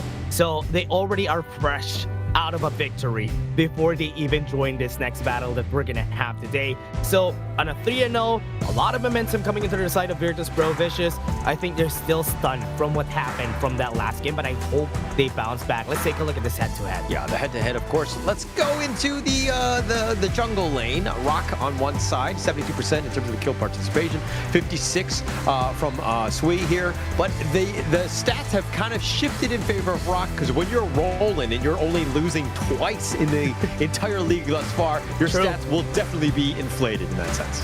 Yeah, it is definitely inflated. He has very high KDA from what we're seeing here. But also, something for everybody to know also is that Rock, during the last season, he was flexing on roles, right? He was a farm laner and also the same a jungler for the team. When it comes to playing jungles that are assassins, he's gonna be the one who's played, but he also plays a lot of Arlie, a lot of Long on his time, but this time he's stuck with being a jungler. Yeah, and I think that this is where he feels most comfortable, right? In that jungle lane. I think that he was kind of shifting based on what the team really needed, and to kind of, it wasn't to the greatest potential of that lineup, but we know that he's had a lot of synergy with the man you see in front of you, Clue right there. I think that Rock and Clue have been this dynamic duo that has really put, Gen G on the map, and now that they're here at Virtus.pro, this is going to be an interesting combination to watch as they continue on in the KML. Yeah, I want to see this though, because Rock really puts out a lot of very interesting picks. When he was still a farm laner, he was the one picking the him and Clue are the ones picking up the food to Dacha when it wasn't even meta at that point. In Gen G, they were going crazy with picks there from the side. Are they going to be bringing that same energy here for Virtus.pro? Yeah, they're going to have to bring it. I mean, I think Vicious are going to come back very hungry. They want to prove that, hey, that first series was a bit of a fluke. Let's go into this one with a much better mindset. Shake off those cobwebs, all of those doubts, get yourself into this one. And they need to strike hard, and they want to probably target the guy that we haven't really talked too much about. It's going to be T-Gold. He's been playing Honor of Kings since 2016. This is a guy that hasn't really been playing on the international level, but talking with the rest of the Virtus.pro players, all of them were like, hey, T-Gold is literally living up to his name, is able to farm that gold and to carry games when they need it. For me, if you're going to be picking up somebody on the leaderboards, I think it should be a farm laner. I think a good farm laner could be independent in the game while the other gears in the machine of Virtus.pro are working. The farm laner is just an added pattern, an added on the top of the cherry for the side of Virtus.pro. So I think T-Gold fits pretty well for this team. Yeah, especially because how these the games will execute, especially laning phase. Like jungle, you need somebody who's on point in terms of coordination. He's going to take a lot of that. And the roam needs to be on the same page as well as the mid. So in terms of just setting up the tone of the game, that early to mid transition is key. So for the farm laner to just be rock solid, literally in that farm lane, and just getting you that farm to carry the game is going to be key. Question is, are they going to let him pick pay first game for giving me a for chance. Virtus.pro? I think it's open. They could go for it. But the Byron has also been picked here for the side of Virtus.pro. So, okay, so Vicious is just going to let it go and just give it to Virtus.pro, if ever, for this next pick. Interesting. And I love it how the meta has kind of shifted, because I think that there were times where you would always see like the pay Byron. People would just insta pick it, just trying to set themselves up. But it seems like the teams have kind of evolved, and they've kind of revolved around other sort of strategies as well. Yeah, I think one of the things that is good about the jungle as a role is that you have a plethora of picks. You have a lot of picks that you could go for. So even if you don't prioritize it in the first 3 picks, I think it's okay, because you still have a lot of options. But the other lanes, for example, the farm laner, you don't really have a lot of options, and the roamer. So that's why they are trying to pick out those picks first, so that they will not have problems later in the draft. It's all like, set yourself up, right? I think that it's respect more than anything else of, hey, this series might go the distance, right? So you need to ensure that you're securing yourself the best possible avenue of attack, even for that late game, right? When you need those picks. And that's the brilliance of this global ban pick, where you need to be thinking next level. You can't just be thinking about this game. Yeah, this is one of the beauties of picking Yu Huan on the first 3 picks, and you don't really know where she's gonna go yet, because you're always gonna think about, are they gonna pick a mid laner? Is this gonna be a Yuan roamer? Now they have their answer, but at least it's in the second phase of the draft. So having the for Virtus.pro, this is one of Highline's honestly, one of Hailang's my favorite picks of Hailang. Sorry. Yeah.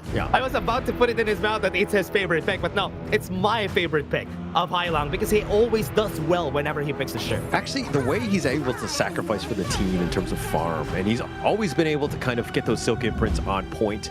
I think that's why Hailang has been like a selfless player, right? Understanding that he doesn't have to be the high-flying mid to kind of secure games. It's more of, hey, if I need to take the backseat and be a support mid, I'll do that, and he's willing to do so. Yeah, and that's what I like about him, though, right? So the counter that they're looking for here for Fish is going to be the Flowborn tank against the Arlie. But they don't...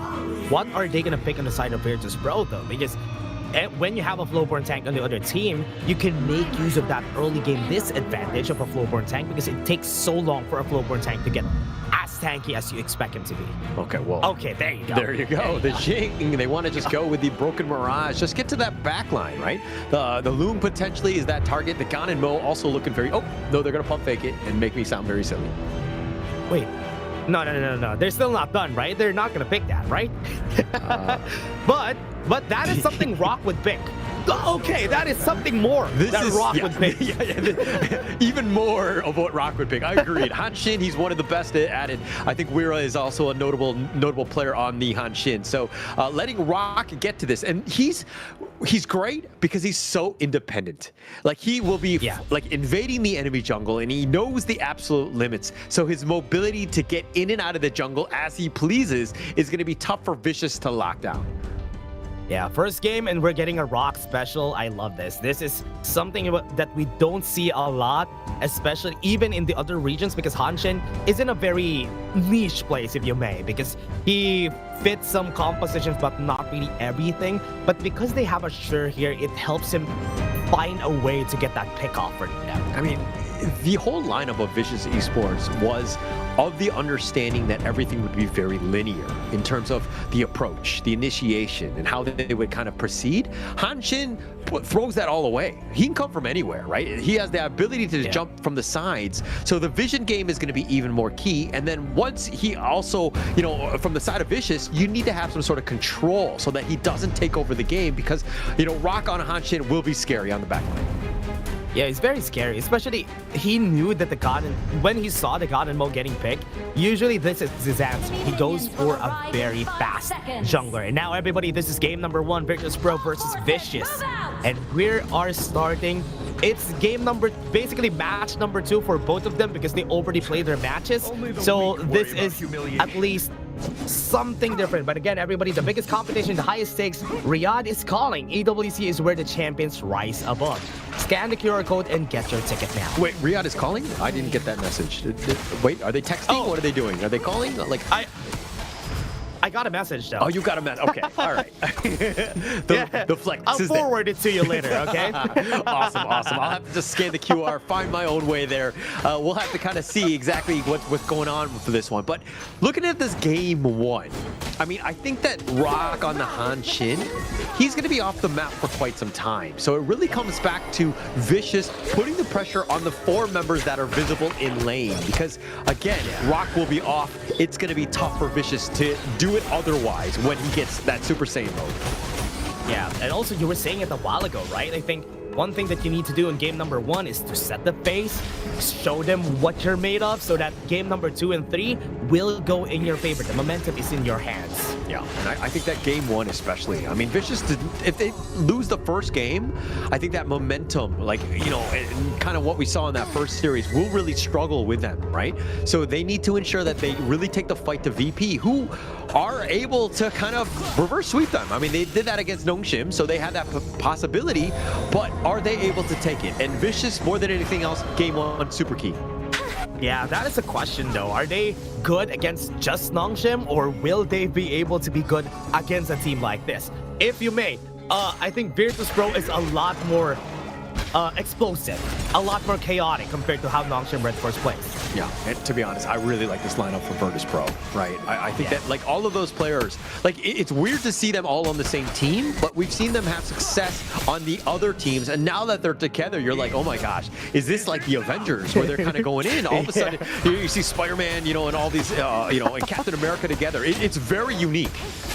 Oh yeah, and there you go. There's gonna be the push coming in from Faye, but a lot of damage from Cliché on the sideline. You have to flash away and respect that. Definitely with the respect, right? I think that Vicious right now. Oh, Hailang. Yeah, Hailang might be able to go for the pull. Infinite Fastness isn't available, though. They got the pull and Faye. They don't even care about Zone. That's a first blood coming in for Virtus Pro, sorry. Faye's like, come on, man. You're gonna leave me hanging. Doe's like, oh, he's got a dragon. Faye's like, I don't have a dragon. I don't have anything. I mean, he had level 4, but it wasn't really gonna be able to keep himself alive. Stun comes in. Oh, good thing he was able to flash away from that, and that could have been very disruptive for them. Interesting. Nighty actually goes for the full-on teleport as well. So they were looking to dive, if anything, but it looks like the call to retreat was a little late in terms of the comms. He continued on, and now actually Nighty has to make the walk of shame all the way back in the top. Great punish from their side, but Rock still was able to manage to get that red buff in the end. Look at how fast Rock farms. He's already 2 levels up over Sway. I mean, Flowborn Tank, not the fastest, let's be very honest. Yep. But this is more of a problem for Rock, for Vicious, because Rock is getting a little out of hand at this point. Cancels the TP though. Rock just went for it, and Sway is going to be tanking up a lot of damage. Not a lot of damage with this 3 that we have on the top side for Virtus Pro, so they're not going to fight that. Yeah, and Sway right now, who did a great job against Nongshim Redforce, I think that this is also a test. Rock is one of the best junglers at the KML, so is he able to go toe-to-toe with him in terms of this jungle matchup here? Yeah, this is the hardest part, right? Because you're fighting against one of the best. Rock has been very explosive, doing pretty well even when they were playing on the King's Major East. But this time, for the side of Vicious, they are trying to get this Tyrant. The position is there. Cliché trying to get some pop shots in against the members of VP, but they are not going to go for it because they know they have to respect this lineup this early. Yeah, Rock wasn't really in position to really contest. Plus, Smite was on cooldown, so it wasn't really going to be a true contest in that sense. But, I mean, talking a little bit about Rock and, Clue from Gen G, this roster, let's be very honest, is a step up, right? I think that the players that they have and the synergy that you're starting to see is where these guys can, like, their output can truly be shown, right? The potential is definitely there. This could be the scariest lineup thus far. Yeah, and we could also see that there could be some language barriers for their teammates, right? For Clue and the other members right here from the side of Virtus Pro. But it is looking like, with the performance that they're doing, it's looking like there's nothing right there. But again, Faye, very low again.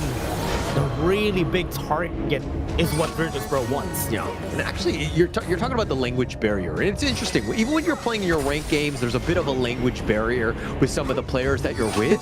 I need to figure out, I need to talk to some of these players to figure out what they're doing properly, because sometimes I want to speak in the local language to be like, hey, let's get on the same page here.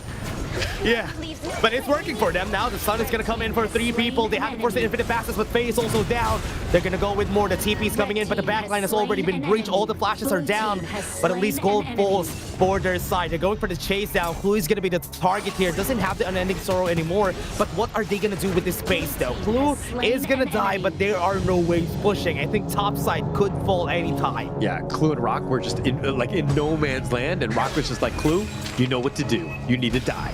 And Rock just went north, Clue went south, Clue gets caught out. Because again, he's the poor old Rome at this point. He will get picked off, no real chance to get on out. But he did his job, again, of just buying more space and time for the team. Yeah, we have some shutdown gold, so let's not give it to the other team. So they're just playing it safe.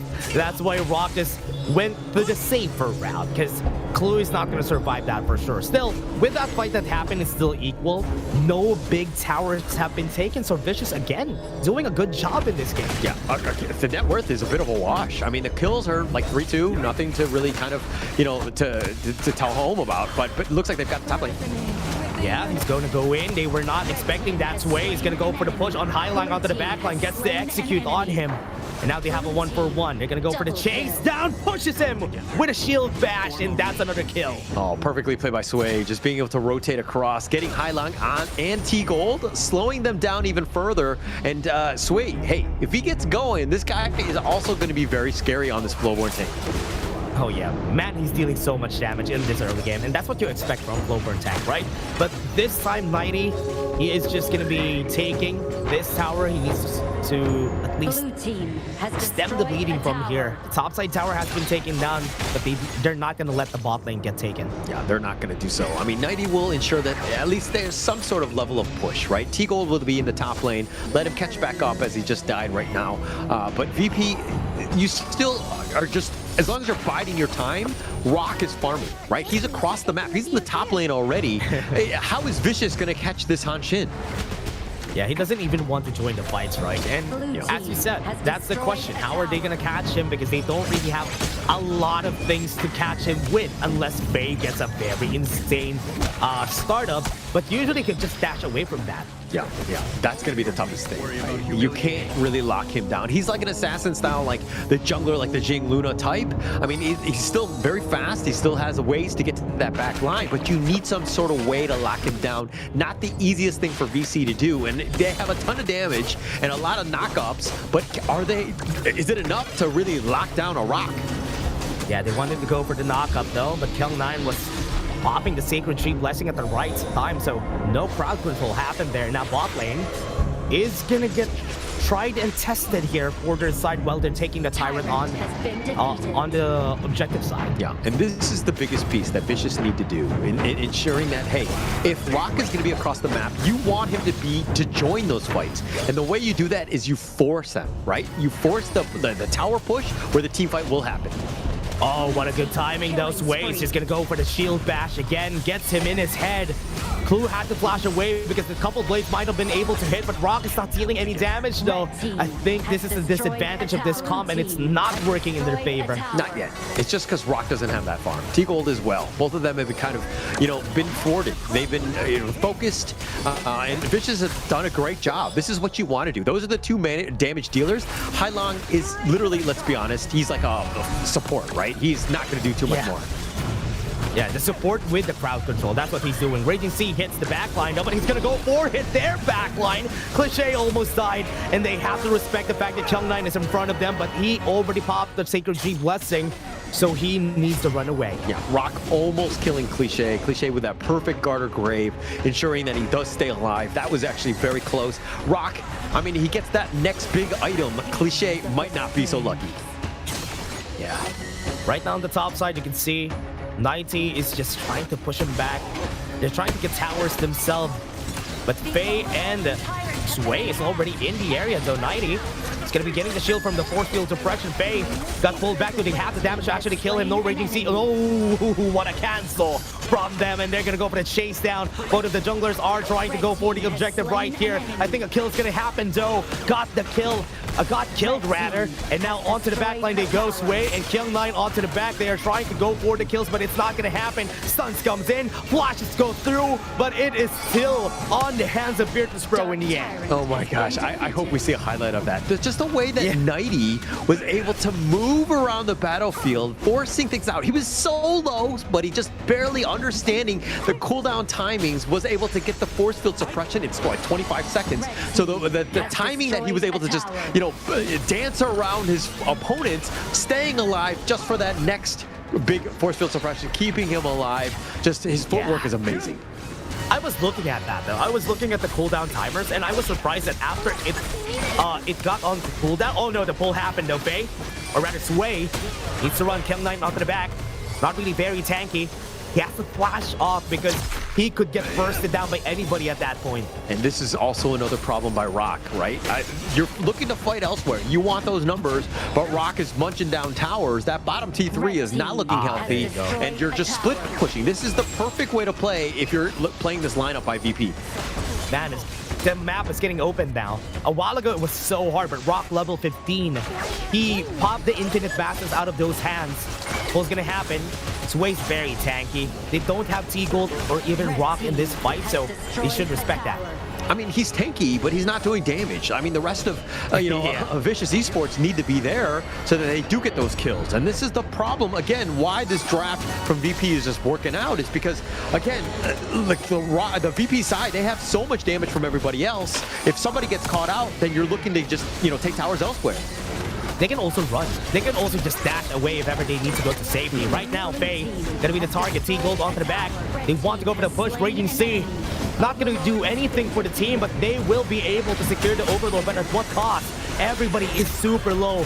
No infinite fastness from Zoe, and we're seeing the pull right on the hands of Kyung9. So this is just gonna take their time. Sway is left alone, and the damage is just going through Fatigue Gold. That was scary, but it was still a 3-for-0. Yeah, 3-for-0. I mean, he's gonna die. Yeah, it would look like he was gonna die on this one, but now they're gonna find Doe as well. And VP hitting everything at this point. Cliche is the last man standing.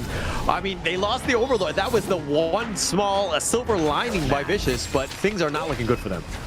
Oh man, they hit the stride just after one big fight, and now it's slowly going in the favor of Virtus.pro. They got all the towers that they need, even this T3 on the top side. They want to go for the finish. Right now, they are gonna go for it. That is a tower down for sure. I mean, taking almost everything. They've munched everything but the bottom T3, the last one standing. But the VP, the way that they've dismantled this Vicious Esports lineup, they've done it in style. They found the right targets, the right initiations. Rock is a little too strong, but Hailong almost dying the Shadow Vanguard. That would have been a highlight or low light reel worthy. Oh, man. that could have been a highlight. He had to make use of his HP. Doesn't have the mana to throw with the skills, but that was a smart play because at least the tower survived. That's going to be enough, right? I think that that would have opened things up a little bit and given Vicious a little bit more of a glimmer of hope in terms of coming back from this game. Yeah, but right now, Virtus.pro is just looking too strong. Right now, I think it's going to be way harder. Remember, look at the gold. 13k gold on Rock at this point, and he even built a Starbreaker because he knows that he could be the one dealing the damage for the team topside, though. Look at that. He's pushing, he's taking down the wave while everybody's trying to fight here on the side of Virtus.pro. A distraction, if you may. Somebody needs to back. If nobody backs, the tower is going to fall. So they have to respect that. He's also stopping them from going back. Cliche could be in the eyes of Rock here, so they're fighting. Right there onto the backline, Kyung9 got pulled, but are they going to find the kill? Yes, they do. They got it. And that's what they wanted all along. That is a 1 kill for the side of VP. Yeah, and this is pretty much a team fight without Rock. Rock was just on, like he was looking for that flank. He was all by himself and looking for some sort of catch for that retreat, and they only find Kyung9. So VP right now so far ahead, they're willing to take fights 4 versus 5. Yeah, it's gonna be the last fight, Mighty. Force build suppression, very tanky. Securing the guard, just got the knock up on everybody, but the Raging Sea stops them. And now they're trying to pull back, they're trying to pump the brakes, but no, it's not gonna happen. It's way onto the back. Rock is gonna die, Sage of Sanctuary is gonna pop, but 2 kills already in front of him. It doesn't even matter because everybody falls, and that's the crystal on the hands of Virtus.pro. Good news by Vicious Esports is they finally killed Rock. But it was pretty much at the cost of your crystal. So not the greatest of news, but you know, again, just Virtus.pro looked like they were in the driver's seat almost this entire game. Full control, able to close that one out. That was a flawless game by Virtus.pro. Yeah, honestly, this game also, there was at least a point in where Vicious were in the lead on the early to mid parts of the game because their composition allows them to. But once Rock got going, when he got his items, got to level 15, that is when the gears started to turn, or rather, the wheels started to turn in favor of Virtus.pro, and man, it was hard to deal with Rock. Yeah, very difficult. And this is why Rock loves that Nongshim. I mean, it's like 1 versus like 9 in a way, because he's like really not playing the game. Everyone else is just kind of there, but it's just buying enough time. And this is why also Virtus.pro, all of the other players that have kind of made this roster are making them look so much better because, you know, Rock doesn't have to 1v9. He can just 1v4 in this, or 1v5 in this case, and he's able to get those items. Yeah, what I want to give though is, at least for the other 4 members of the team, what they're very good at is holding on, even if they're just 4. Rock is doing his own thing, and the 4 of them are doing a good job holding the 5 people right there in place. Yeah. And this is why they did that one in style. I mean, it didn't really seem like they had much of a chance in that one, but Virtus.pro understanding just like who needs to get gone on, the target priority, jumping to the back line, and it all kind of started with that draft. That Nongshim threw everything, you know, in a bit of a loop. Yeah, it was a bit of a surprise here for inside of Vicious. They didn't know what to do after the fact that Virtus.pro just got their composition going. What's hard about this is that Vicious wants to brawl. They want to fight long fights. But Virtus.pro is not giving that to them. They were running, they were dashing away, they're not giving them that long fight. And look at the lineup from Virtus Pro. Like, who are you going to go on? I mean, Hailan got caught out a couple times. That's definitely the easiest of all of the targets there. Yeah. But everyone else is either very sustainable or they have a lot of mobility to get on out. I mean, checking this gold graph, Vicious had their moments, right? That 10-minute mark kind of shifted a little bit in favor of Virtus Pro when Rock got online, essentially. Yeah, it was pretty hard. You can see here some moments of brilliance here from the side of VP on the early parts of the game, but you can see in the highlights later on that once the game goes on, Vicious will find a way to win against the members of VP. Look at this, like Sway just going to the back, he knows he's gonna win the fight because he has the damage. Yeah, and Sway, I kind of feel like Sway needs a hero that can carry the game. I mean, the tanky Flowborn tank has its moments, but I think that in this one where they, you know, it seemed like he wasn't able to shine, so to speak. Yeah, I think I would have preferred them going for something more aggressive. I think a pay could have been way better here, because if you know that Rock is going to struggle in the early game, at least have the pay. Early mid-game, it's going to be yours, you're going to snowball, so that gives Kyung9, Cliché some space for them to get their items. But if you're looking at I mean, you had the Lapu Lapu, the tanky frontliner, and then you had, like, a lot of damage dealers, like On and Mo, the Loong, as well as the Fatih. You had options, but I don't know if the tanky frontliner, you want that in this swing. I think that he's the type where he can carry. You gotta let the man shine, so to speak. Yeah, I think so too. I think he's being held back by this pick, by the Flowborn tank, because he needs to counter somebody. But Hailan getting the MVP in this game, not really a lot of damage because everybody was dealing damage equally, but he was getting the right targets whenever they needed to. Out of the Mournful tempo, he always gets a good Silky imprint. True. And I think also that maybe production has a thing for mid-lane support style, because he was like the only one getting killed, you know, but I think production was just like, no, I've been there. I know what he's going through. Yeah. And he's actually sacrificing for the greater good. So, you know, more props to Hailan, well-deserved MVP. He really set him up. Those Silky imprints were on point, though. Yeah, he was getting a lot of good Silky imprints, even on the tanks. True. The tanks aren't safe against him because they are going to find a way to kill them. Because remember, they have an Arlie, so they have the damage on the tanks if ever they needed to. But again, Vicious falling short, getting the advantage again, getting very close, a bit equalized at the middle stages of the game, but just one fight and everything's gone. Yeah, the draft, it's all about stopping Rock. That's the #1 target. I mean, it's tough because he has such a huge hero pool, but in terms of draft, you got to expect what could potentially happen. The Hanshin is definitely one of his tried and true. They brought that one back. Yeah. And you see the power of it by Rock. Yeah, that's what I want to see, though. This Rock just getting those picks whenever he needs to. Again, there's still a possibility that they can flex pick again and let Rock do his thing. Maybe even go back to being a farm laner at one point. So at least they have that option for the team, which is why Rock is such a great player, even back then when they were playing in the Major East. Yeah, very good, very strong. He is definitely the #1 target, right? I think that it makes it a lot easier when your jungler is able to do those kinds of things, right? Because he's just constantly putting pressures across the map. You don't know where he is, and then that just opens up space for T-Gold to get his farm basically for free, right? Everybody else is just biding time for Rock to do that. So just like that's the perfect playstyle by the VP. Yeah, I want to see that more, and more Assassins probably is going to be expected here for the side of Virtus Pro, because they're very good at doing that, going for team fights. They're a lot more explosive, so games could be faster as we move on, because they are a team fight heavy team. Yeah, and we'll probably see more of that. I don't think that this playstyle is going away anytime soon.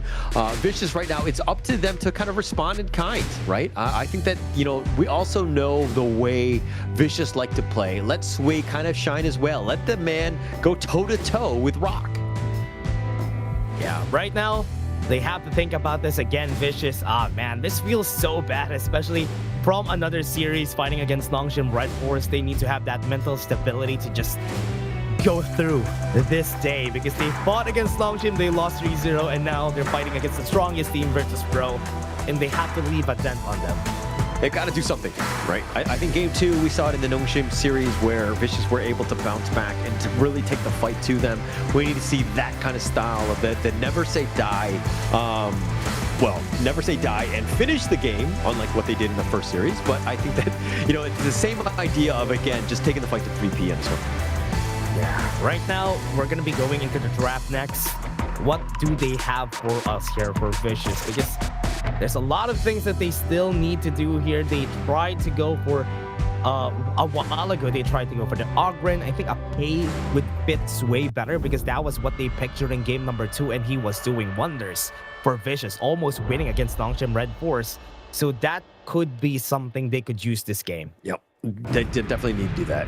I think also let Kyung9 be the initiator, that style, right? Let him get that vision. I mean, not to bring back the Sun Tzu, but something that plays to his style. Kyung9, I think that's what he needs to be doing, just setting up Do and Sui for those kills. And hopefully they'll have a better Game 2 draft here.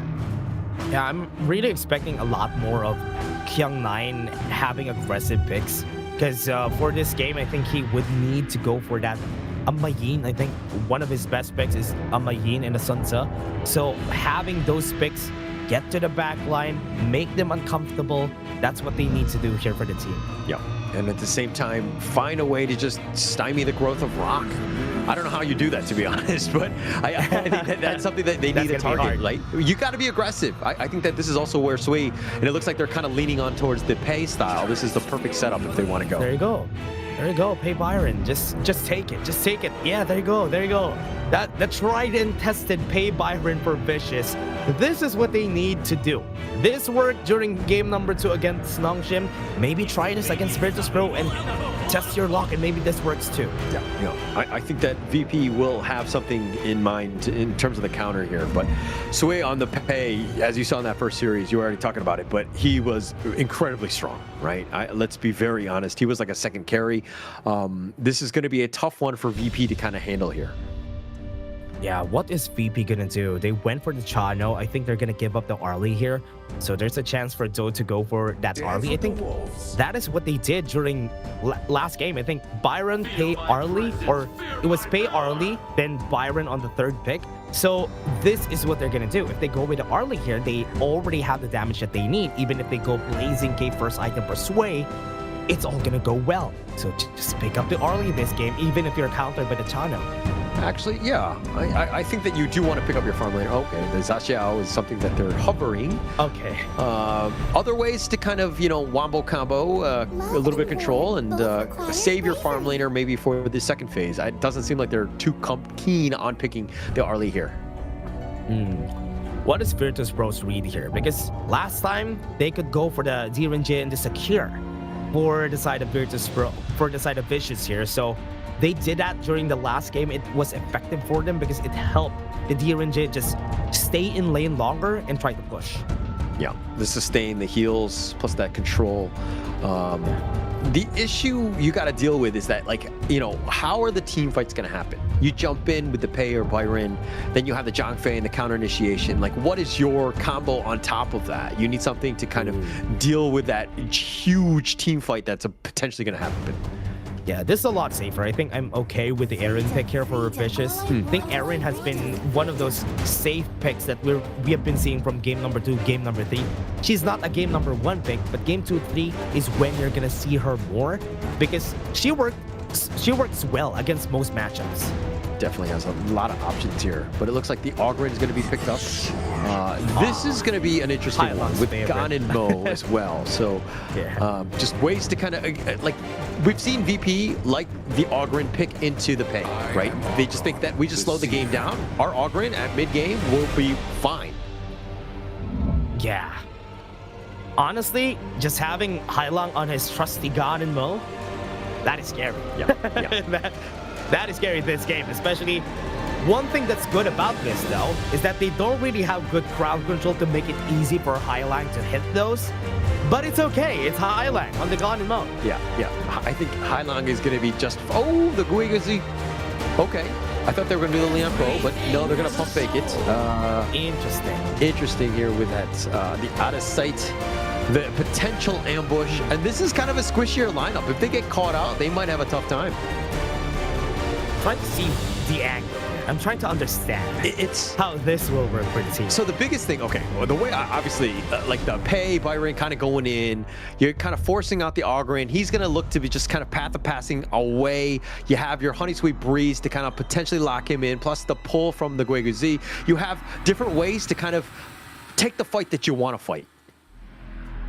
Yeah, that's true. I think the out of sight is going to be the key here. Even without the Animus, the out of sight is going to be key because the Pei Byron is going to get into the fight easier compared if you don't have the Guiguzi.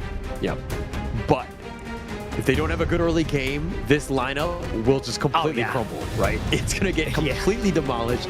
You know, I mean, Byron is a frontliner, but you don't really have enough to really take the fights because Hailong and T-Gold, you know these guys are going to do some serious damage.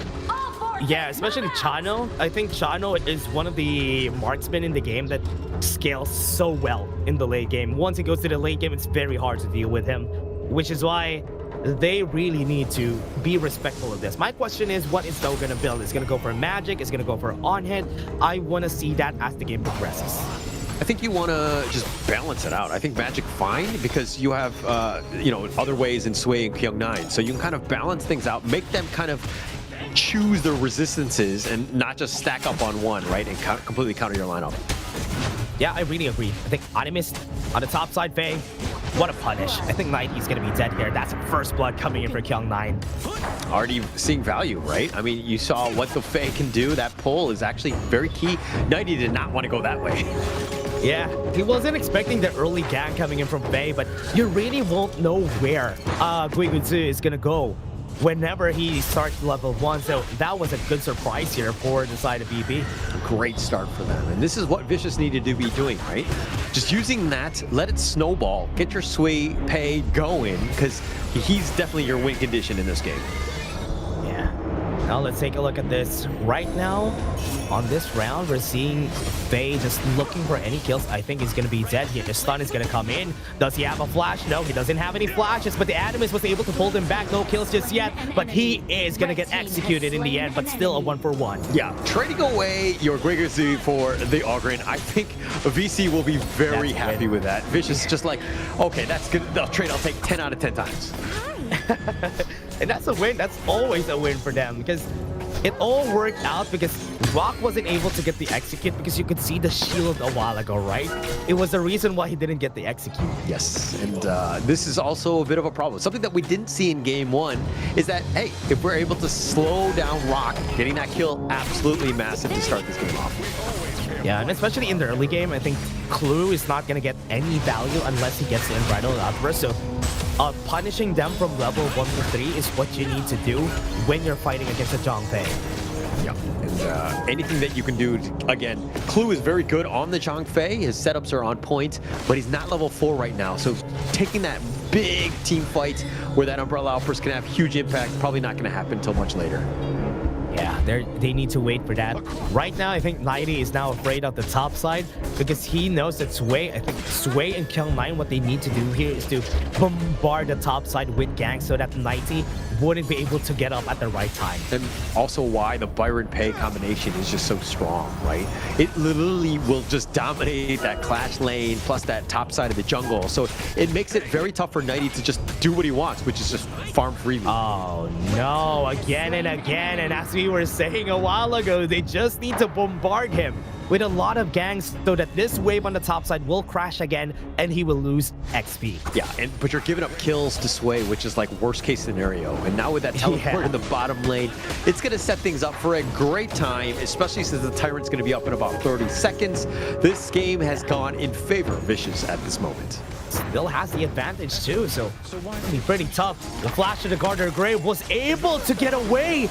That is big value coming from them, and now they have the couple of Blade Faye left alone, and that's a kill execute coming in from their side. What a play from Hailong.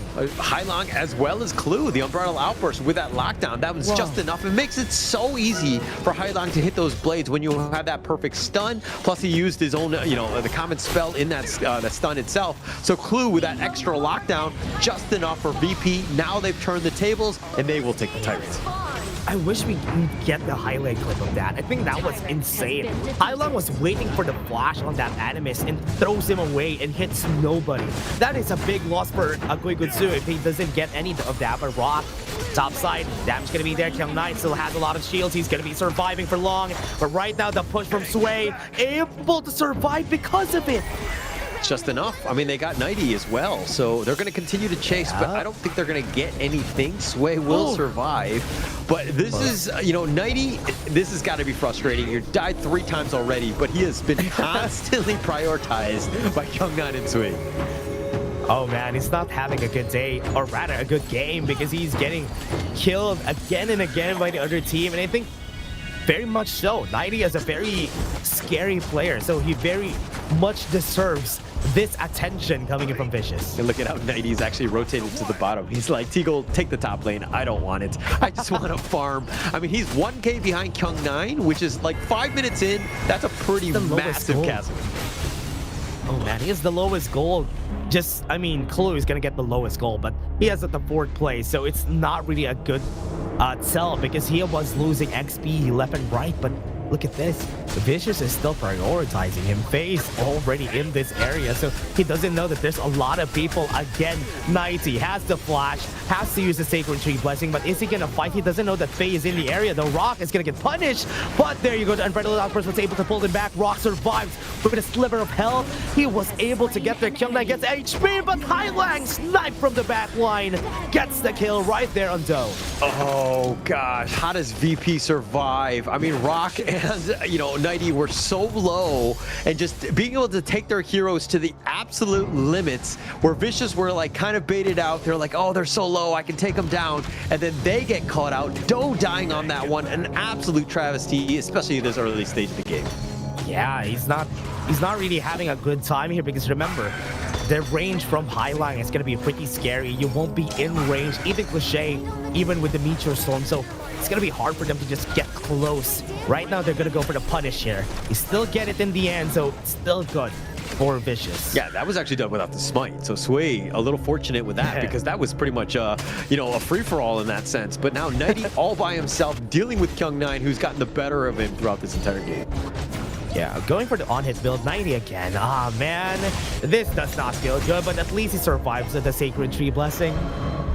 Somehow staying alive. I mean, that's the biggest thing, right? You've forced a rotation. Vicious will be happy, at least with a little bit of pressure on this bottom T1. But Clue shows up and says, hey, anybody want to party? And nobody wants to. Yeah, nobody wants to deal with him. Unbridled Outburst was ready. They had no information on most people from the side of VP, so they had to respect it. Yeah, has to respect it. That's the biggest piece. And Rock, on the other hand, he's kind of fallen a little bit behind. He's about 1.3, 1.2k behind Sway, who's on this pay, has been making some serious headway in terms of this, you know, net worth lead as well as impact across the map. Yeah, Glacial Buckler already built on Kyung9, so you're going to see him stay longer in the team fights. And you're seeing full damage right out of Sway in this game compared to his build during our last game. So more damage on this guy because they definitely need it. Ooh, the blades potentially stolen there, but Sway with that smite. That was scary though. If you see a whole team on Hal and out of sight, man, you have to flash away. Yeah. They weren't able to catch anything, but Vicious, it's the threat, right? That's the biggest piece. Yeah, it's a threat that counts. But here's the punish right here from their side, though. They had to force the flash out of Doe because they have nothing now, because they use everything on that one engage. Yeah, a huge commitment of spells on this one, but VP not able to get any sort of catch or any sort of you know, benefit on this one. But unfortunately for them, but 90 now is starting to kind of hit that point where he can split push, and you know when a fatigue is starting to split push, you're gonna have a tough time because it just again opens up the map. Unbridled Outburst, very smart use from Clue, just for them to go for the push right here in the mid lane. That is so smart. Very smart in that sense. T1 taken down already, and now Sway about, you know, level 12 at this point, still slight edge over Rock. He's done very well in terms of putting their team in a position to win. Yeah, good kills, or rather no kills, good tower takes from this game. Tyrant is still open. They still have 1 more minute in order for them to take this. I think Vicious is the one who is going to take this time because they're in position to go for it. In position. The teleport, though, in the bottom lane, 90 will look to contest at least the bottom lane.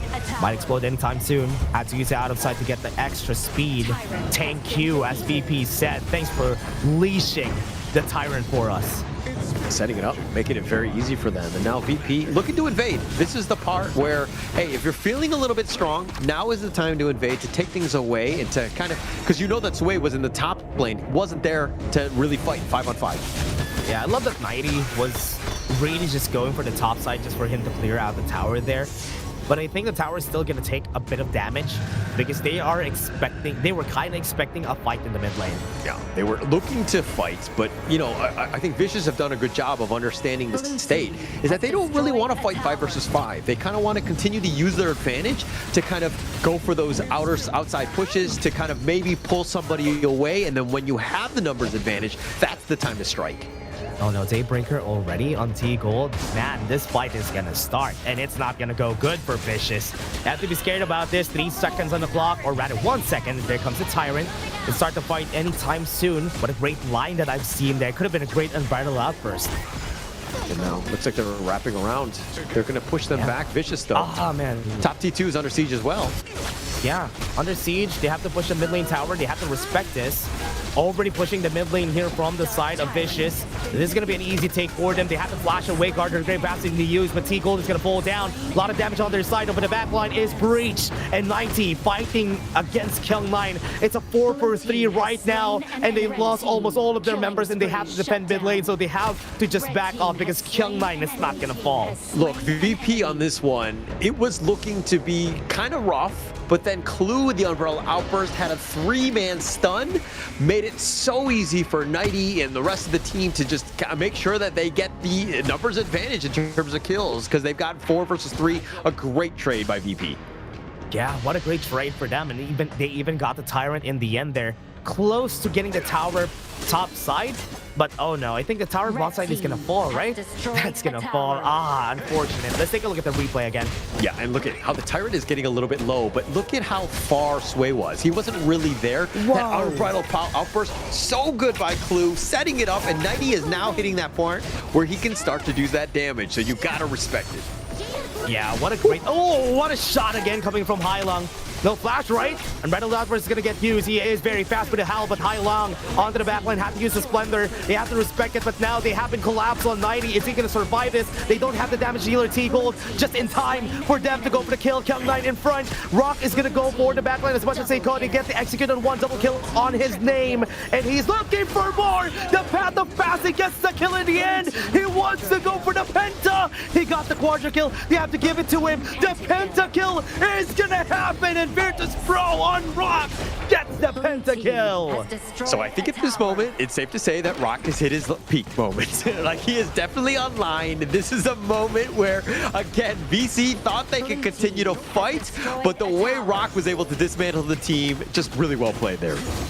That's the game. I think Sway is going to try to defend this, but then, wait, never mind. The minions are not here. This is not good. I think they have to clear out the minions. 1 more kill on their side, though. They have to clear the way, but it's still going to go to Virtus Pro in the end. What a great game there by Virtus Pro. Understanding just that one massive team fight, and that Path of Passing actually just barely clips May and gets that kill because it was so low, and just really well deserved. I think that was the first penta of the KML. Yeah, what a good pentakill from what we've seen there. One thing is to see him getting those skills with the execute, but 1 kill with just 1 Path of Passing, he just laid the Path of Passing, gets the kill. I'm happy for him getting the kill anyway, but again, a pentakill for Rock. This is as expected. This is one thing I want to see here in the KML. Yeah, and actually Rock did get MVP in the last game. I'm pretty sure with that pentakill, you gotta give him an MVP here. He was like, that's mine, right? Of course. Yeah, of course. If he doesn't get it, oh man, it's just unfortunate. Highline could be a contender for that, but because he got the pentakill, I think it's going to be his for sure. Yeah, it has to be, right? I think that's the true power of the Auguring. Once he's able to go online and to have that moment, right? Where you're kind of thinking net worth is a bit of a wash. Sway had that, had a lead. They were doing a decent job of split pushing, but come that team fight, when that mid game was happening, there's no way you can fight into that Virtus Pro lineup. Yeah, I was surprised that in the end there, it was a 3v5, right? Because 2 members already fell, but the 2 tanks survived for so long. They were surviving for so long during that fight, which is why T-Gold just got there in time. He was running from the mid lane to go to the top lane. It took so much time. Yeah, and I mean, look, Rock was 9-2-1. If you're not MVP off of that and a pentakill, like you did everything in your power to ensure that you win this game. And they definitely hit that mark. Had also, well, not the most damage, but you know, it was a bit of a tie in that sense with T-Gold, who did very well in this game as well. Yeah, T-Gold really did well this game. The matchup really just favors him. Look at this. It's all in favor of Vicious. Again, this is a trend for Vicious, right? They win their early game. It's not really that big of a win, but they have a lead in the early game. And they kind of lose at the last 1/3 part of the game. True. But at the same time, it's kind of like, would you rather them be losing in the early game? I think it's a better position to be in. They just need to do a better job of holding that win, that winning column, so to speak, and play a little bit better come mid-game, I would say. Yeah, I think the problem still lies, right? You said it a while ago during the series against Nongshim Redforce. The problem is they don't know how to finish games. Yeah. And to make use of those advantages to translate into more kills, into more objectives. But Vicious definitely doing well and definitely deserving of that spot that they're in right now. Yeah, clearly the #1 team. I think that this showed the fact that they are willing to be resilient and to take the fight, you know, however they were going to be thrown at them. But this is that play, and this is where, cliche, you're thinking, he survives, and he just barely there. And this is just cleaned up by Rock. Look at him just go. Yeah, once T-Gold got in the fight, they had enough damage, so I was kind of expecting. But Rock, with the damage that happened already that 90 did work on, look at the path of passing. He got the kill with the path of passing. What is that? And look at how they're team players, right? They all just walk away. They're like, give the man his penta, right? And they just kind of gave it to Rock on that one. But just well-deserved, really well played by Virtus Pro, and you're just seeing the rise of them. And again, finally, Rock gets his MVP. It took him to game 2, but he's 9-2-1. Just really well played by Rock here. Yeah, very well deserved. Getting the pentakill on the first ever pentakill of the KML. This is very good to see that Oghren, Rock, in the faction that we see again, at least most of the time, because Oghren, there's a lot of ways for you to get a pentakill, and it's because of the execute that he has. But the team players were there to help him get the pentakill. Yeah. You don't see too many path of passing kills, right? I think that's the biggest surprise. But it's just enough. It's just the tip, so to speak. You got the kill. I think that was a great one right on the cliche at the very end. So just really well deserved. Pentakill, as well as just a well-deserved win by Virtus Pro. I think that shows just how this team is really hitting that next level, which is super scary. Yeah, and I like on the side of Vicious that they're kind of upgrading in a way. Just because they're fighting against Virtus Pro, it looks very fast, it looks very easy, but no, I think they're upgrading a lot more in this series compared to the Nongshim Redforce series because they actually know how to team fight. And we're seeing that Stride and Kill9 just being on top of everything on most of that, the parts of that game is a good sight to see for Vicious. It's a good sight, but it's still kind of in a hole, right? 0-2. I mean, you're going up against Nongshim Redforce, which were also one of the favorites, as well as Virtus Pro back-to-back. That cannot be an easy day whatsoever for Vicious Esports. But it's about bouncing back and ensuring that, hey, you learn from this, right? Take that and unleash that rage, so to speak, against the other teams. They need to learn about this, at least for tomorrow, for the next days that they're going to have. True. At least take this as a lesson for the next days. I think this is something that they needed because you're done with the first strong teams. At least the next teams that they're fighting against, you might have a better chance with. Yeah. But you can't let this kind of affect the psyche, right? You got to just stay motivated. You can't let this like depress you in any way. Understanding that, hey, this is a problem. We'll probably face them in the playoffs, but we need to use this and just grow now. Look at just the, tomorrow more than anything else. Yeah, we need to learn. We need to get to know what we need to do here for the next game, especially if they're fighting against Stamina next time. So they have to win against them moving forward because Stamina is also a middle-of-the-pack team here in the KML. Yeah, it definitely helped them out. I think that's probably the matchup to watch going into that one because Stamina looked very good. Obviously, they didn't play against Nongshim or Virtus Pro, but I think Stamina are going to be very happy with at least that first matchup of the day for them. But going into this one, okay, Vicious Esports, you're the coach here. What are you telling them, Dash? I told them something a while ago, right? Oh, that was CMF. It was not Vicious. Sorry. Okay, so if I was the coach, if I'm gonna tell them something, guys, we can win. We can try this next game. Maybe we find a way to get a late game composition going, because that's where our hole is in the last few games that we've had. So let's get a late game composition, get to the late game, and maybe we can win with that. What do you think? Okay. If you're like the assistant coach, do you say yes to that, or do you say no? I would say no. That's the worst call ever. Fire that man so I can be head coach. No, I'm just kidding. I will strike when the opportunity is hot. But I mean, going into this one, I do agree that I think that the late game has been a bit of a problem, right? In terms of closing it out. It hasn't been easy. They've been winning. They've had a good situation in terms of just being able to transition into that mid game. But that's kind of when the wheels fall off a bit. It seems like there are some holes. They need to figure out a way, again, to kind of shore those gaps quickly, because Sui can't do it himself. I think that Doe, more than anything else, eyes need to be on him, right? Because you have to look at your farm laner to help you carry and close out games.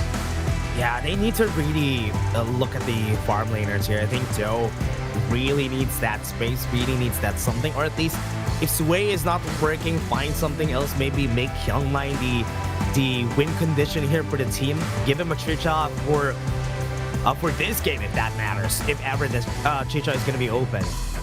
Yeah, I think that it's the draft. Yes, I do think that Kyung9 is probably one of those guys, but. I think like this is a lineup that, like, Cliche and Doe for me has not been the greatest. I don't mean to flame or whatever, but I do think that they have the greatest or the most ceiling to climb, right? I think that there are definitely some gaps, and those are the guys that need to fill it. Yeah, I agree. I think that's one thing that they really need to work on here for the team. It's very much a needed thing to work for the team. VP, look at them. They are a very good team. Everybody's working out. But for this time, at least for this series, on game number 3, focus on the person that is giving you so much value. I think Kyungline is that person for Vicious. Yeah, but because I'm always like, I do agree that Kyung9 is probably the guy, but his play styles generally set everything up, have those wombo combos, look for, just like a typical Clash laner where he wants to solo, the lane throughout. Like, he doesn't have to join the team fights, right? That has been where he doesn't really close out games as a solo Clash laner. Yeah, but if you want something, you could go for the Guanyu. I think the War Saint is perfect in these moments, especially because if he gets out Kyung9 on the Guanyu, I want to see how he plays this, because he has been great with his hero whenever he needs to be. They just need to have a good front line for the side of Vicious, because Guanyu is going to have a hard time doing his job when there's not another front line to help him out. Yep, and also VP, you could potentially go with the Mayin, which really messes with Guanyu and what he wants to do, the constant pullback so that he's not able to kind of gallop away or anything. But they have some options, especially since they went with the Yangjian. The Diadia, nice little combination that they've got going as well. They're banning the Long.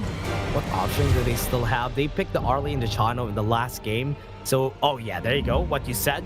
They banned the Mayin, so you're not going to see that during this game, because that's usually the counter that people go for. But the next best thing is a Charlotte to go for, so that she could stick to that Guanyu whenever she needs to. Yeah.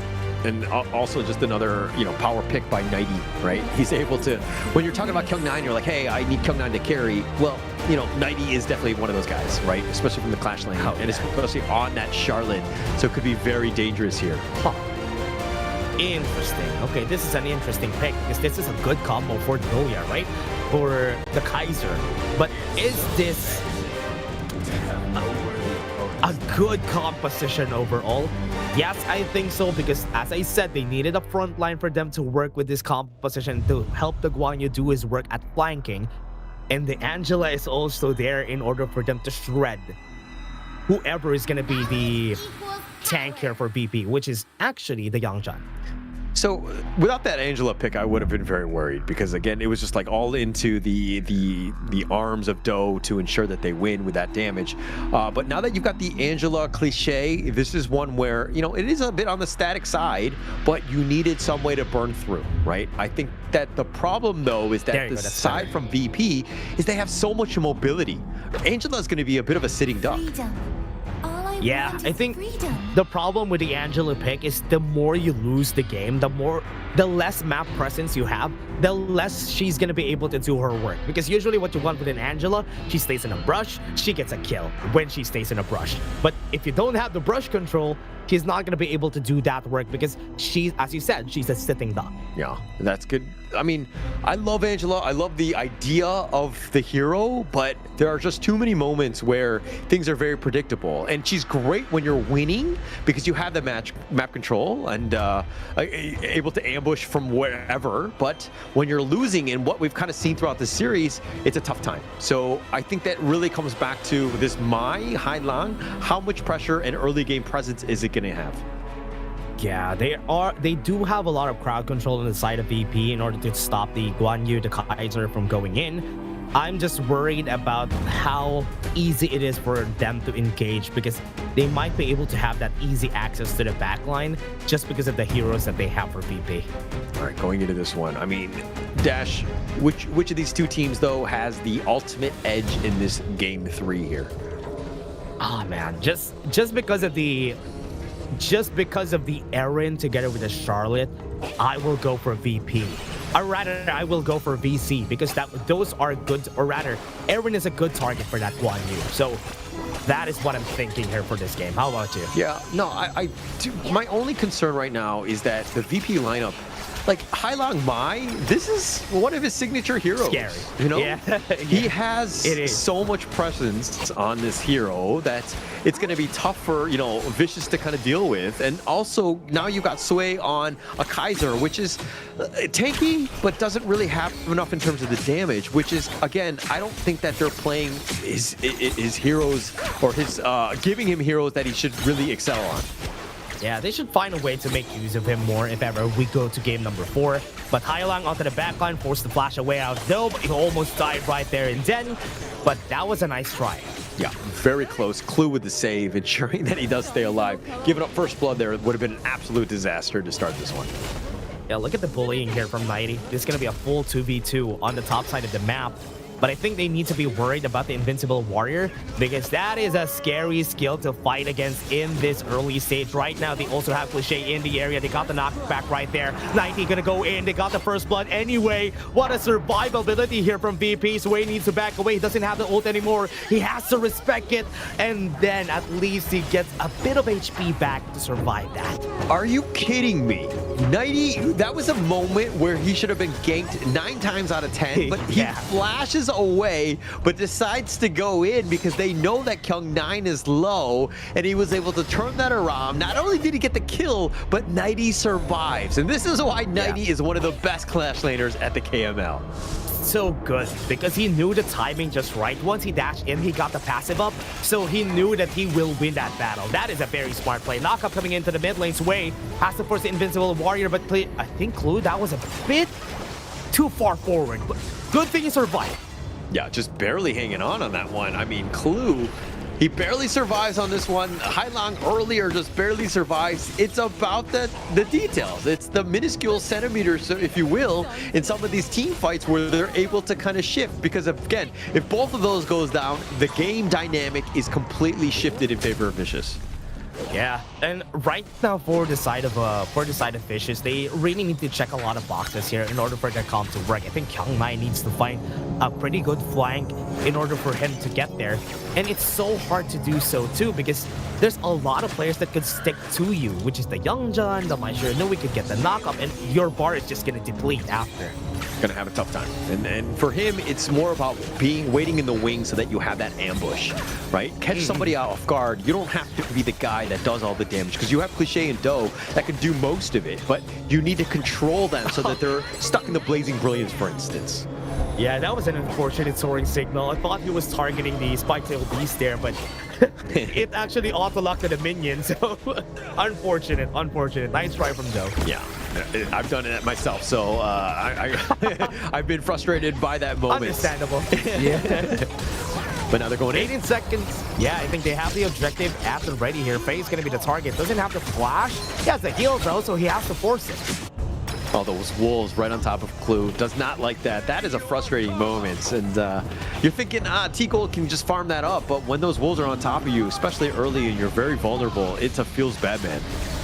Oh, you got the TP. I think Mighty has the space there. So it's going to be a 4v5 for a while. They're waiting for Kyung9 to actually get close here. Sway going to try to go in. Won't be able to go for the steal. It's Seagull taking it. The backline knockup coming from Hailong again and again. The engages from this guy has been so good. Kyung9 trying to run away, but the flash in from 90 just saves them the troubles because he still gets the kill anyway. Clue with the dodge. Sway, oh no, his ankle has been broken and it's not going to recover. Not going to recover at all. My ankles are broken earlier too from the draft, so I guess but Kyung9, he goes in. He was very late to the party, and already at that point, like the team had already been fallen. They were looking to run away more than anything else. He was not able to get any sort of Razor Cavalry off. He was just focused, fired 90, just like a beeline, just like a homing missile on top of Kyung9. He is so good on the Charlotte.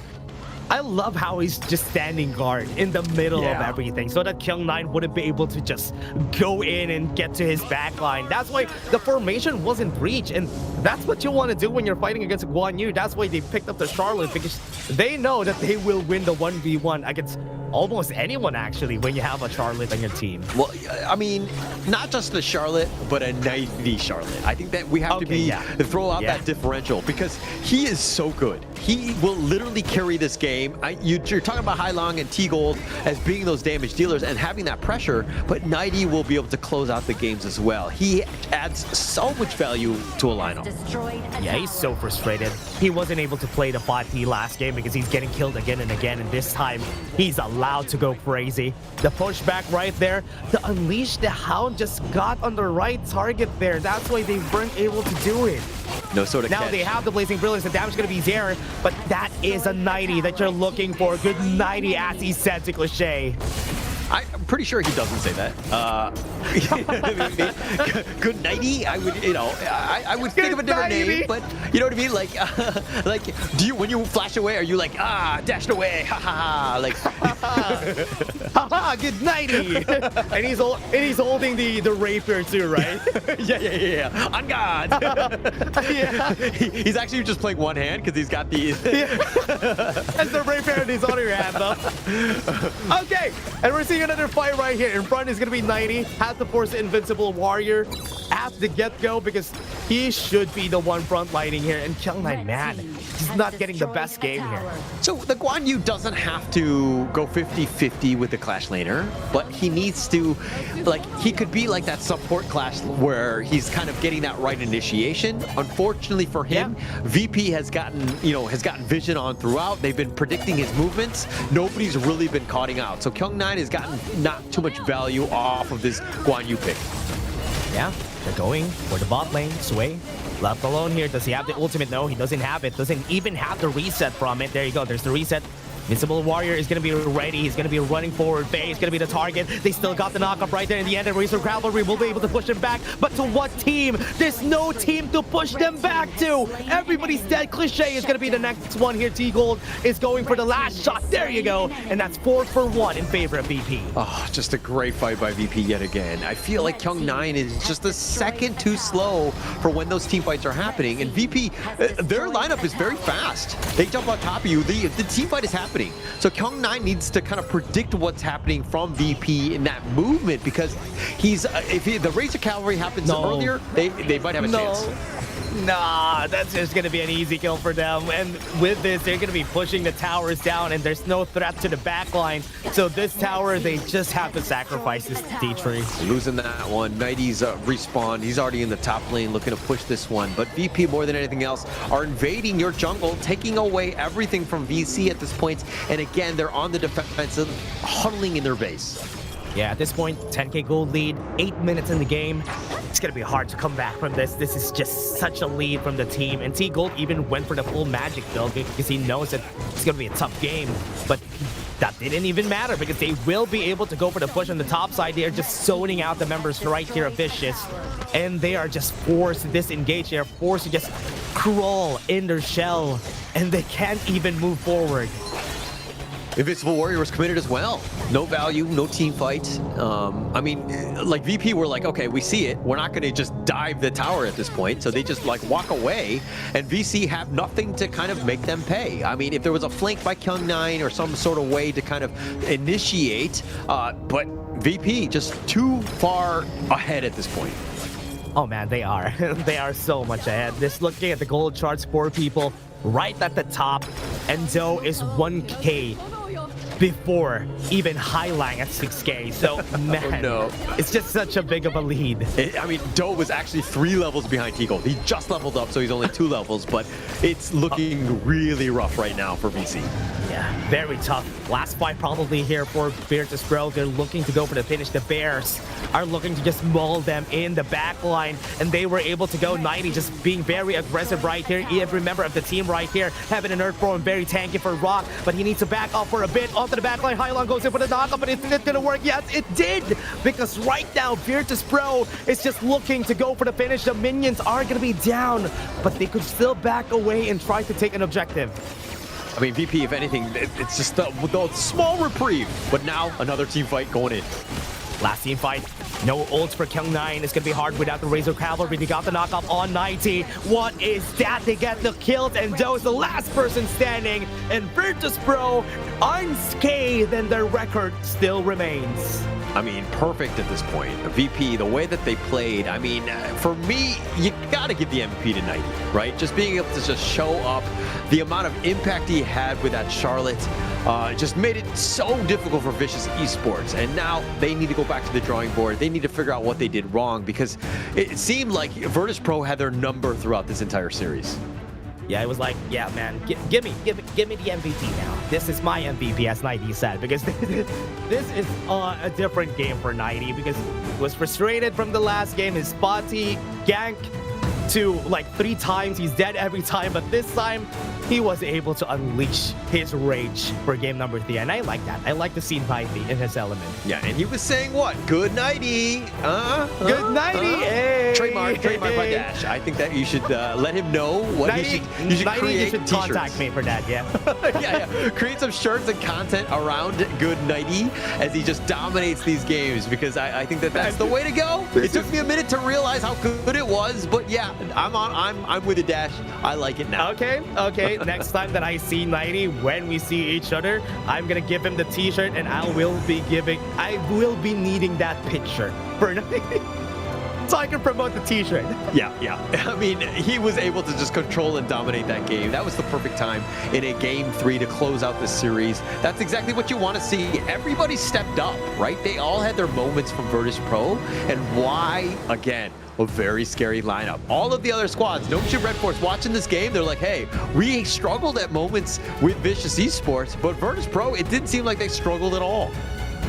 Yeah, one thing that they're very good at here for Virtus Pro is that when they find an advantage, they're just gonna keep hammering down on that advantage, and they're gonna find holes here and there. And that's what's scary about this lineup. Yes, Nongshim, Redforce, very safe players, very safe team. They can pick themselves back up whenever needed. But what's scary is a team like this, a team that doesn't let you get back up. Yeah, doesn't let you get back in whatsoever. Like this gold graph completely in their favor. VP understanding their assignment in terms of just how to close this game out. I mean, if anything, 90, I mean, you're going to see a bunch of his highlight reels, but he has inspired me to potentially learn Charlotte. So if you happen to be in my ranked games, when I'm playing Charlotte, I'm sorry. Ken is not going to like that. He's not gonna like that. But again, everybody, we've seen this game. You can see a lot of highlights from, it's probably Hailang starting the fight, or 90 just finding a 1v1, or at least breaching the back line. Look at how they just dismantled them. Sway's completely out of position, going the wrong way. Used the Invincible Warrior just to stay alive. And now Kyung9 has showed up. A Faye had already been killed. Nice Razor Cavalry, but they're all so low. They're not willing to fight. They're looking to run. Yeah. And Kyung9 is just like, hey guys, why did everyone die? As he's the only survivor here. Yeah, this is what I called a while ago. There was no team to push everybody back to. And in this last fight, you can also see that 90 is doing the work. Look at what he's doing. He's just finding kills left and right, and it will all work out. He gets... Wait, it's Clue gets the MVP! 8% damage taken, 16% with a 5.8k gold. All right, I'm going to contest this MVP. I think in terms of kills, damage, all of those, the stats that really, truly matter, I think you guys did 90 a disservice here, but we'll continue and we'll pretend like this didn't happen. I will let you guys apologize to me and 90 later for taking away his well-deserved MVP. I mean, a good 90 production. Good 90 production. Oh man.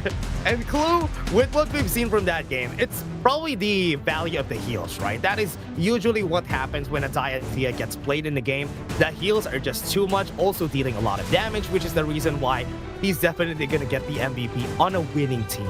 Well, I mean, look, I love Clue. I think he's a great player. I think that, but in this game alone, I don't know what you're watching. If you don't think 90 deserved that MVP, he was all over the place, right? His value, his kills, his setup, his power degradations. He did everything that you should have done as a Clash laner.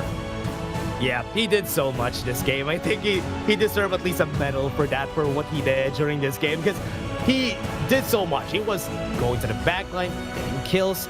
So yeah, I think production, I'm with them. You're with them? Wrong side. Oh. I'm with them. Well, you're with me or with them? With you guys. Okay, all right, because I'm just a single person. I'm not them.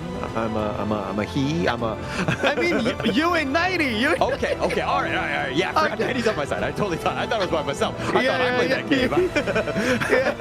But yes, well deserved. Thank you, Dash, for jumping on this boat, the winning boat that is. But of course, today's matchup, as you see in front of you, these are the results. Nongshim going 3-0 up against Vicious Esports. That was actually a much closer series than that scoreline would show. The second one, Stamina Esports taking it 3 over CMF Esports, and of course the final one, Virtus Pro, just too strong and destroying and dismantling Vicious Esports in the end. Yeah, 3-0 day, everybody. This was a very fast day. Yeah. Just because of the fact that everybody just got the 3-0. And take a look at the standings here for the teams. A lot of 2-0s on the board here.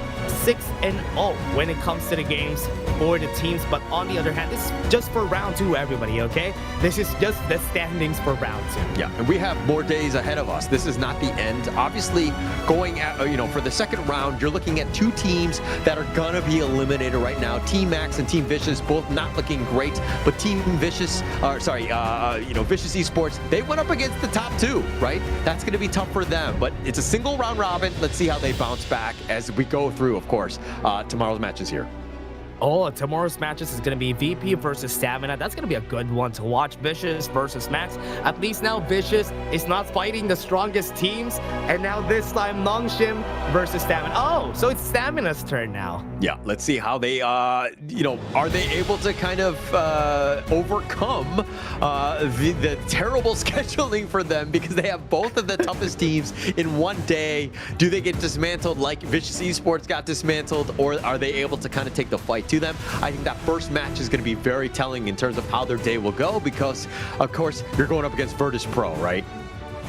Yeah, and that's going to be the last part of the day here, everybody. I'm excited about the Nongshim versus Stamina because last time it was also a 3-2, right? So it is going to be a good one to watch. So I'm very excited for that. But how about you, Howler? What are your thoughts about this day? Today was incredible, right? I think that we just saw how some of those teams really take the fight to them. Are they able to keep it competitive? I think that that's the biggest thing. But that looks like it's going to be it for me, Howler, as well as Dash. Thank you so much. We will be seeing you guys tomorrow. And of course, stay tuned to the KML. We'll see you guys tomorrow.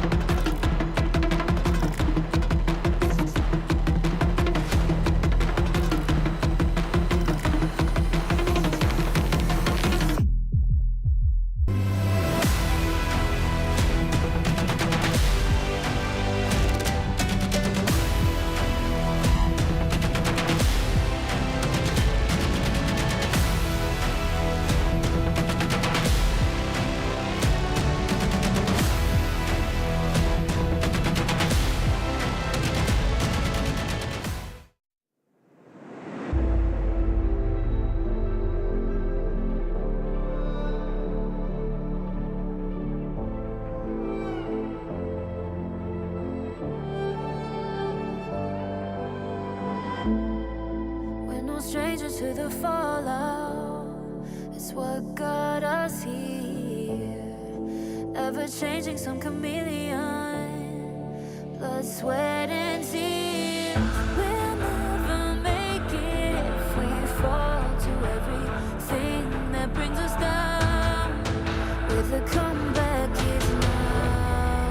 Blood, sweat, and tears. Fight for what we want.